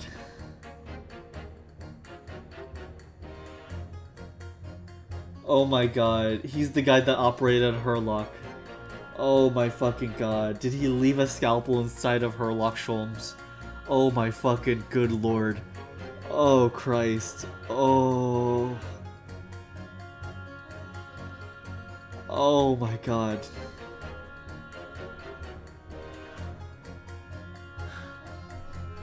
When I finished the procedure, well, I couldn't find my scalpel anywhere. What? Did he? Surely not. Exactly. Surely not, you say to yourself, don't you? Worrying, isn't it? That's what's been troubling me this whole time. Could I really have left my scalpel inside the fellow's belly? No, of course I couldn't. So, there you have it. Like I said, a little embarrassing, really. That's one way of putting it. The other is manslaughter. That's exactly my concern. And seeing as this case appears to be all but shown up, I need to focus on trying to remember exactly what I've sewn up elsewhere. Now, I'm sure I made sure everything was back as it should be. Well, not sure as it can be without being sure. I'm sure you can do more sure. Anyway, Mr. Lawyer, that was really cool. Do you want to maybe hang out sometime? No? Okay. I made up. Stop. Global radio transmission and verdict to follow. Stop. Hold it. Hold it! Sholmes would bear it all. Sorry, radio transmission. What do you mean? Are you from the Far East? Stop. Yes, from the Empire of Japan. All communication with Far East nations used to take place by mail. Royal Mail steamers take more than a month to complete the journey. Ah, but now we have the electrical telegram. So we can send messages using electrical signals.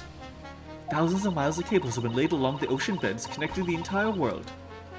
Thousands of miles of cable on the ocean bed. It makes my head hurt just thinking about it. To this day, that's still insane to me. Like, that is actually absolutely insane. You're well informed, young lady. Oh, she's so cute. But cables will soon become a thing of the past. Stop. We'll never use cables ever again. And just when I was starting to catch up. Radio transmissions of the future. Stop. Messages carried over airwaves to four corners of the globe. Stop. Excitement growing. Stop. Atmosphere electric. Stop. Alright. Try not to wear out your fingers. Era of wireless technology. Stop. Driving technological revolution. Stop. And people say inventions like the stereoscope are the height of technology. What utter piffle. I can't understand it. I really can't. They're just silly toys. Excuse me. She is so cute. Juror number 3, sorry to interrupt when you're obviously fuming, but what? Do you perhaps have something to say about juror number 5's remark? As I couldn't guess. Oh, you bet I do. Say that again, come on. I dare you. Goodness, are you talking to me? I think you just might be, yes.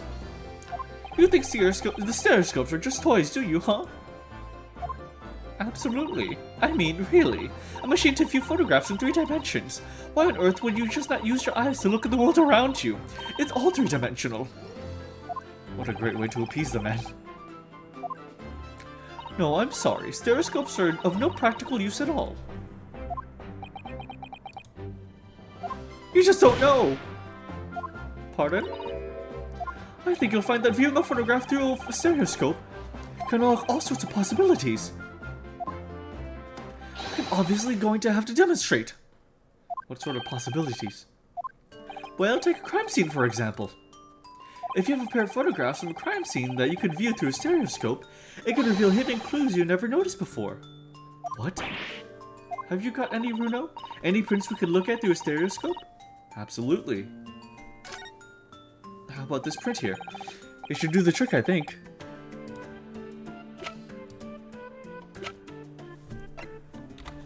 Take that. Take that! Inventor of the Enigma code in the world, I'm sure of it. I was wrong. I actually can't think of anything we use at all. Come on. What? Really? Oh dear, I think maybe I need to have a stereoscope and look at your brain sometime. What's that supposed to mean? Wait, what? You've got to be kidding me. Oh, come on. Oh, come on. Let me try that again.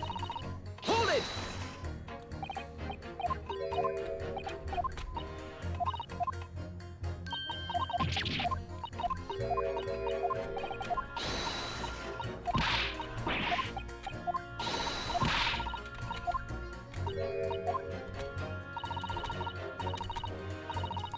Let's try this again.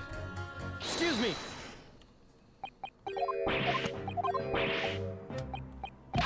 So they mean of the crime scene specifically.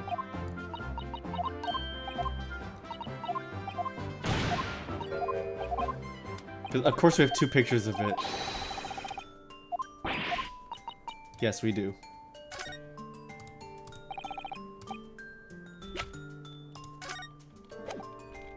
Take that. Take that!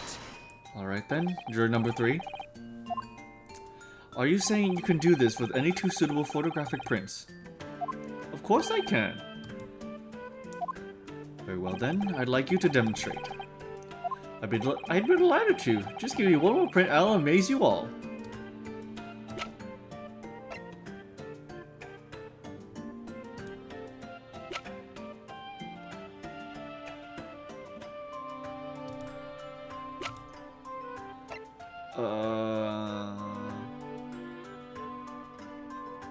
Wait, why can't I do this with the other thing?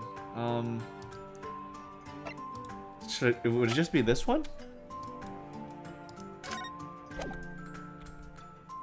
Take that! Wait, sorry? What do you mean, one more print? Oh dear, don't you have these in the Far East? Don't you know how a stereoscope works? Oh no. What? You need 2 photographs for a stereoscope, remember? You know, one for the left eye and one for the right. Oh yes, I remember now. Second.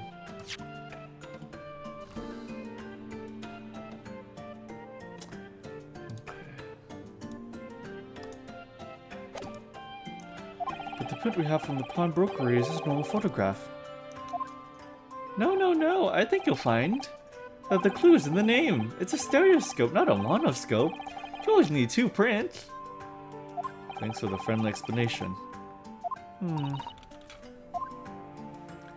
Well, if we obtain another print at some point later in the trial, we can always show it to this young man then. Ha ha ha! I think you'll find that know-it-all expression is really starting to annoy me. Let's get these back on track, shall we, Counsel? Okay, that'll come in later.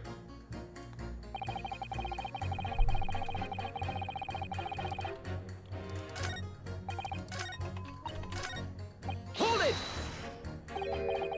Picture of the counter without the people. It'll be the other photograph on the other side of the room. Please tell me you're not Vilan Bolshevik. The Russian revolutionary? Revolutionary? Da, I believe there is such a rumor. It's just a rumor. As you see, I have unfortunate appearance. I look like vicious criminal. Your words, not mine. Just want to point that out. People call me revolutionary, murderer, autocrat. And which glove fits? Good day. I am visiting London for sightseeing. I would like to take bus to Crystal Tower, please. Right. That didn't sound staged at all. You'll forgive me for having my doubts. To be treated like vicious criminal all the time. It is very painful. People do not realize.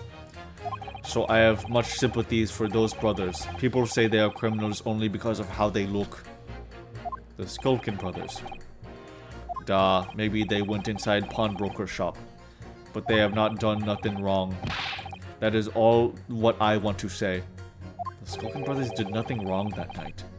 Alright, well, first of all, that's one not so little misunderstanding that I need to clear up straight away. Tell me something, Iris. What is it, Bruno? The jurors are chosen at random from the inhabitants of London Town, aren't they? Yes, it's amazing, isn't it? In that case, how is it that there's a Russian tourist sitting among them, who looks for all the world like a revolutionary? I wish I knew. The game is weird with how insist you progress sometimes. Yeah, it's a little interesting. No, I know what Dartusa means. It just means like there's some roundabout ways that you need to progress. It's always a thing with mystery games. It's like hard, you know. It's like I get what you mean. I can't change the minds of more than half of these 6 jurors. The trial will be over. But we know that Guinea would never shoot anyone. Yeah, so we need to find contradictions in what these jurors are saying and pit them against each other. I must be ready to go whatever lengths I have to convince them of Gina's innocence. Alright, let's go. Alright, let's pit these two. Objection! Those two statements clearly contradict each other. Good lord. Counsel, explain yourself. Oh my statement, contradictory. Juror number 6, you've got the wrong end of the stick. I do not have stick, I have mouse. As juror number 2 said earlier, when the Skulkin brothers fled the scene on the night in question, they fired a shot from their revolver. Yes, they shot poor Mr. Sholmes in the abdomen, I understand. Surely you're not going to tell the court now that you didn't hear.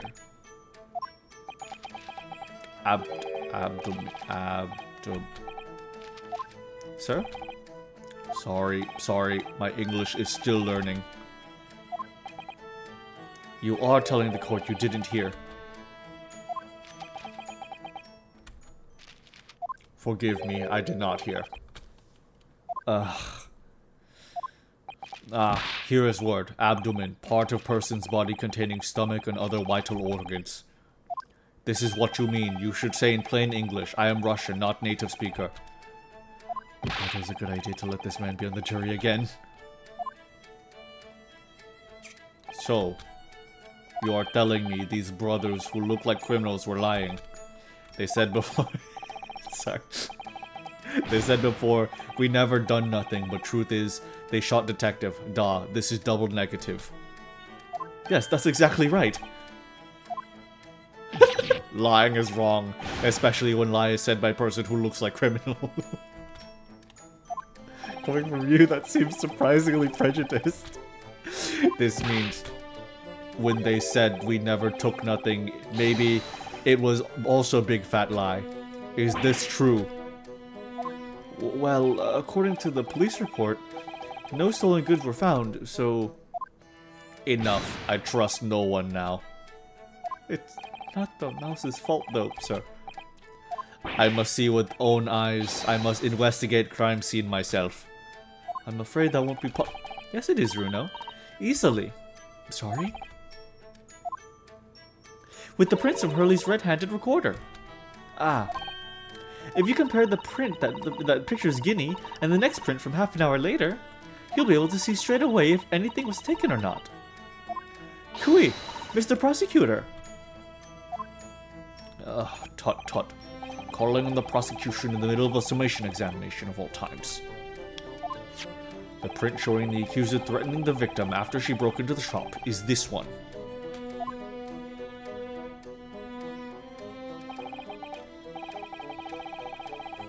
Following this, the victim and the accused moved into the storeroom.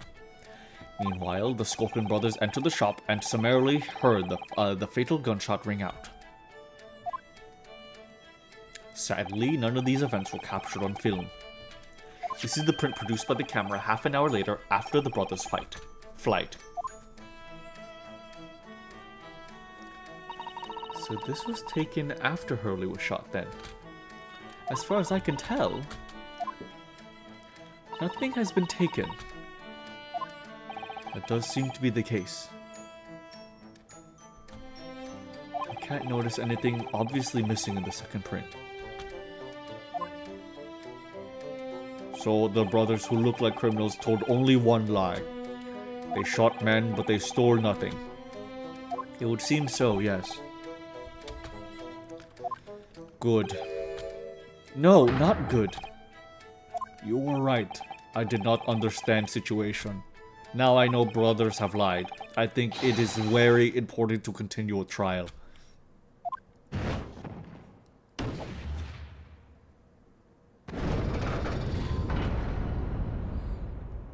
Yay! Well done, Runo. The balance is shifting. Well, it's a start, I suppose. But there must be more in what these jurors are saying that I can use to expose the truth. And if I can do that, we just might turn the situation to our favor still. Thank you, counsel. Continue with the summation examination. I'd kindly had the new photographic print to the bailiff to be filed as evidence. The post-shooting photograph has been entered into the court record. Another print in the court record. I wonder if we can make use of that. There we go.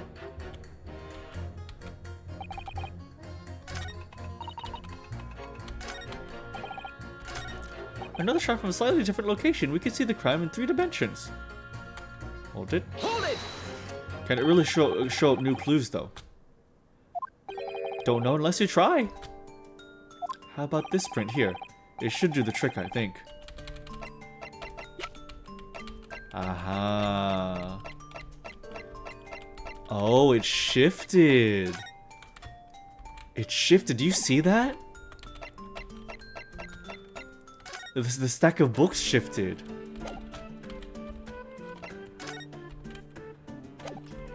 Yeah, if you compare it, that little note here, it aligns to the counter.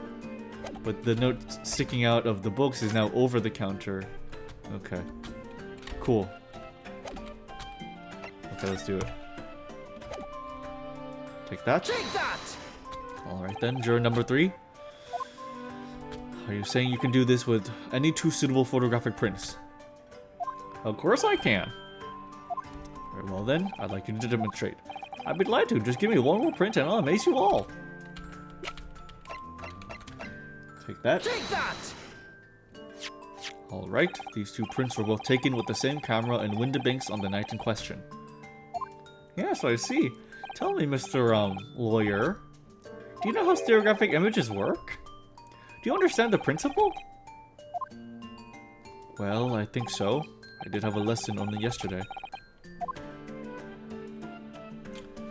The left and right eye images need to be the same, only with a slight shift in the position of some objects.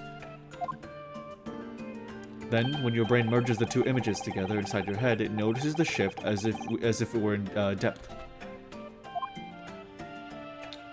Yes, exactly.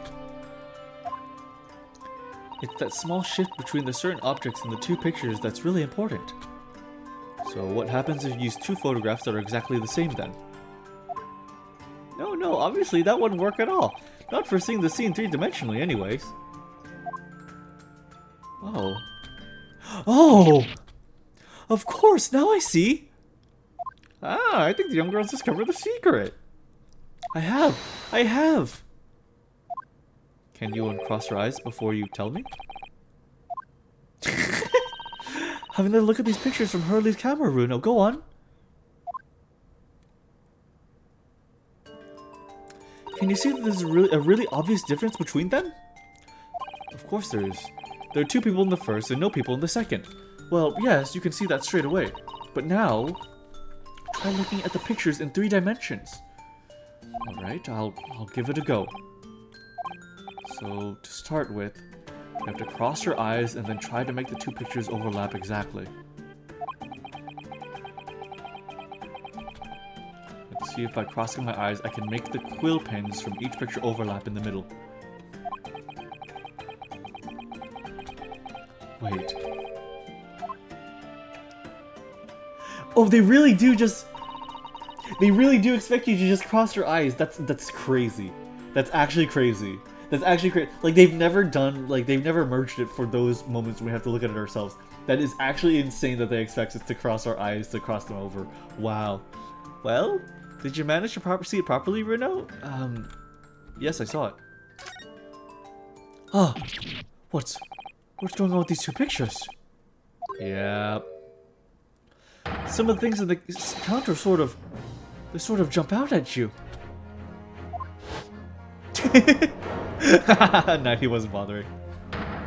Yes, that's it, you see. That's the other amazing power of the stereoscopes. Other amazing power. Is someone going to explain this black magic, huh? Why the deuce do some of the things on the counter seem to jump out at you like that, I think you'll find that if you consider the basic principle of the stereoscope. You'll answer your own question. Basic principles of the stereoscope. As I said before, if you try to look at the two identical pictures using a stereoscope, it won't work at all. It's the slight shift in the positions of certain objects that lets you see the pictures three-dimensionally. In other words, even though at first glance it seems the objects on the counter haven't moved at all between the two pictures, this shows that actually there must have been a slight shift in their positions. Yes, there must have been.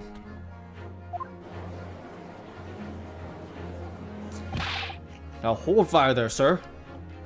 Got a reasonable grasp of this whole cross-eyed business now, I'd say. But why the devil did a shift between the two prints exist in the first place? Well, what's the answer, fellow? Come on, you're the cross-eyed master. What? Me? I haven't the first idea. You know, Bruno, it's quite simple. It is? Just think it through step by step. The first photograph was taken at 1 a.m. Then, 30 minutes later, the second photograph was taken. But the position of some items on the counter appears to have shifted slightly in the interim. So that means that sometime in the half-hour interval, someone must have tampered with the things on the counter. Zookers. Someone tampered? New information. Stop. Not mentioned in testimony so far. Stop. Yes. We've had to go around in circles a little here, it seems. But I'm starting to see what I should be aiming at in the summation examination now. Ladies and gentlemen, the question now is clear. We know the items on the countertop were moved, but by whom? Are you suggesting you might know? Of course. I can tell you right now who is responsible for the almost imperceptible shift in the items on the counter.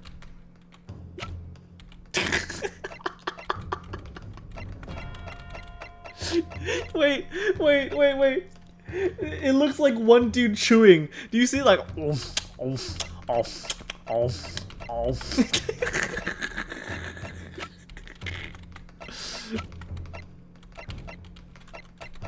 Take that. Take that!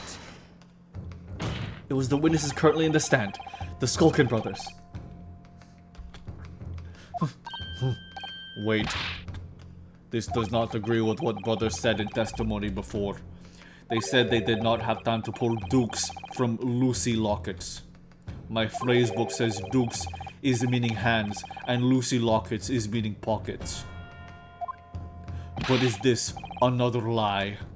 Is this what you're saying? Yes, I'm afraid so. Now hold on a minute. You can't be sure of that. I quite agree. The accused is a common pickpurse after all. It's perfectly possible that she went through the things on the desk to see what she might steal. I think that's unlikely. And why exactly? As you can see from this photographic print, the defendant was pointing a gun at the victim. It would seem, as my learned friend indicated. Wait, did Ryunosuke just pull a Van Zieks? It would seem, as my learned friend indicated, that she was coercing Mr. Windibank to open the storeroom door. In other words, Miss Lestrade's interest lay within the storeroom, not in the main shop, giving her no reason to touch anything on the counter. All which points to one thing. The Skulkin brothers who have omitted key facts in their testimony. Huh. But the accused is a pick purse, common gutter trash. Why look any further than the wrongdoer here? Because the Skulkin brothers are thieves, madam. No better. In fact, worse than the pick purse. Huh. I believe that these brothers were looking for something on the victim's counter that night. Huh.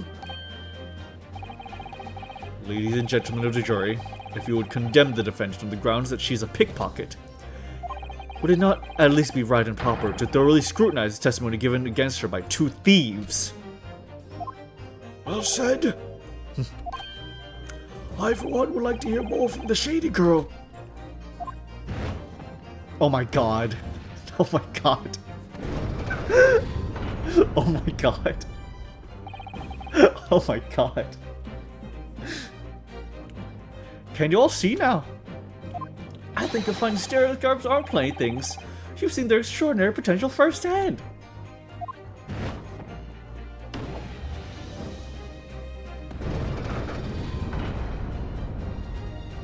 Wholeheartedly agree. Stop. Let's purchase after trial. Stop. We'll return home via Regent Street. Stop. Oh, she wants to get one now. Awesome. That's adorable.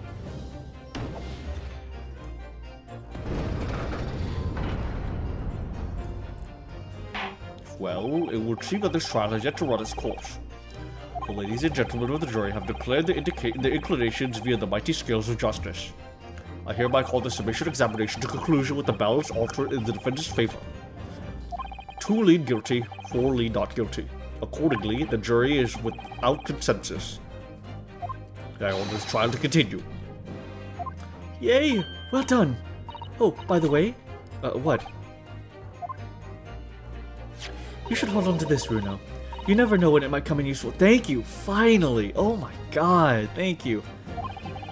Twice in one trial would be unusual, surely, but alright.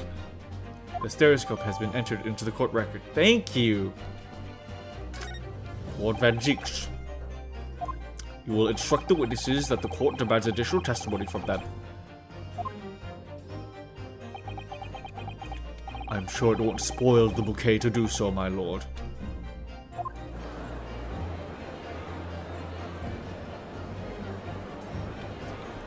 I've won myself another chance to probe that pair about their activities that night at least. And I won't stop probing them until I've proven that Gina is innocent.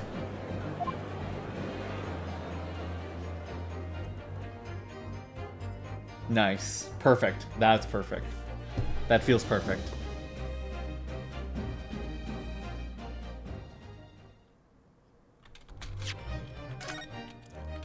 There we go. Oh, and we're onto the second to last save file. That is a fantastic spot to stop on. Awesome. Alright, guys.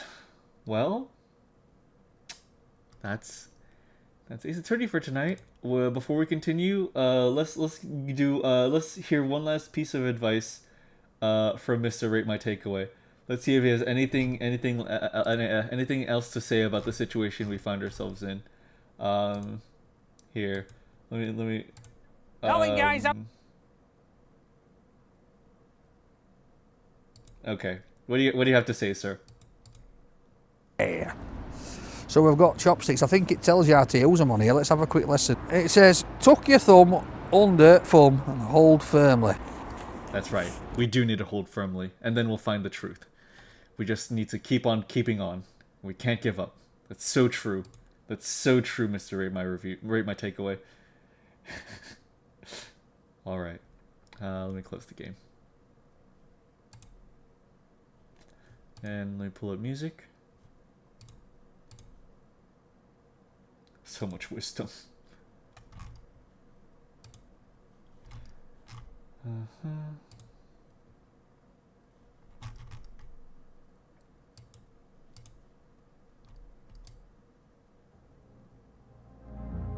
Here we are.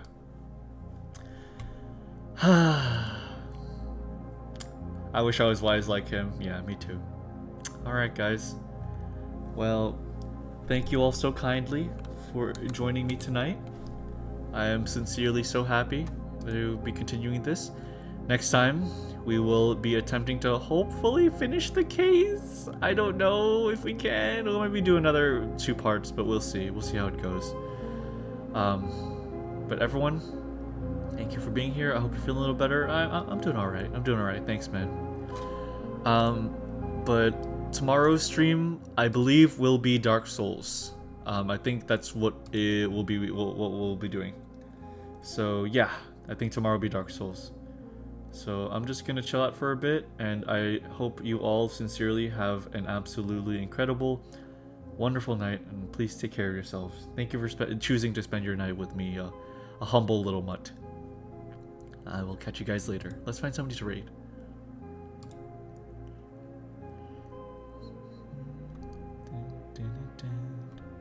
Okay.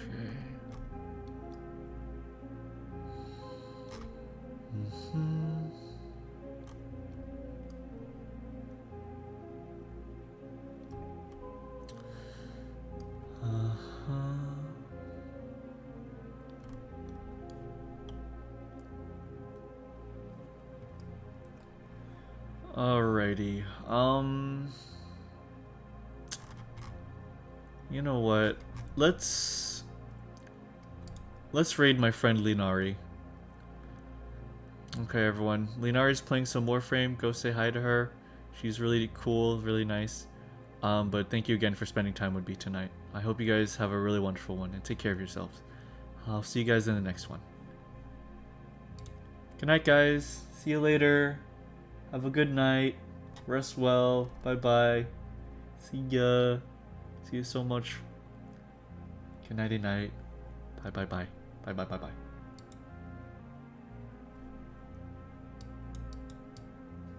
Thank God. Previous attempts not so good. It's been like, it was more like people kept promising to play the game with me, and then they just wouldn't.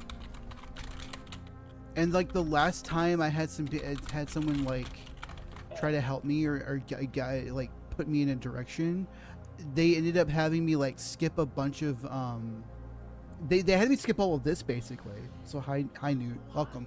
Hello, welcome. Mwah. Thank you for the raid. My brain's in 5 different directions right now. Hello. What is that fucking target again?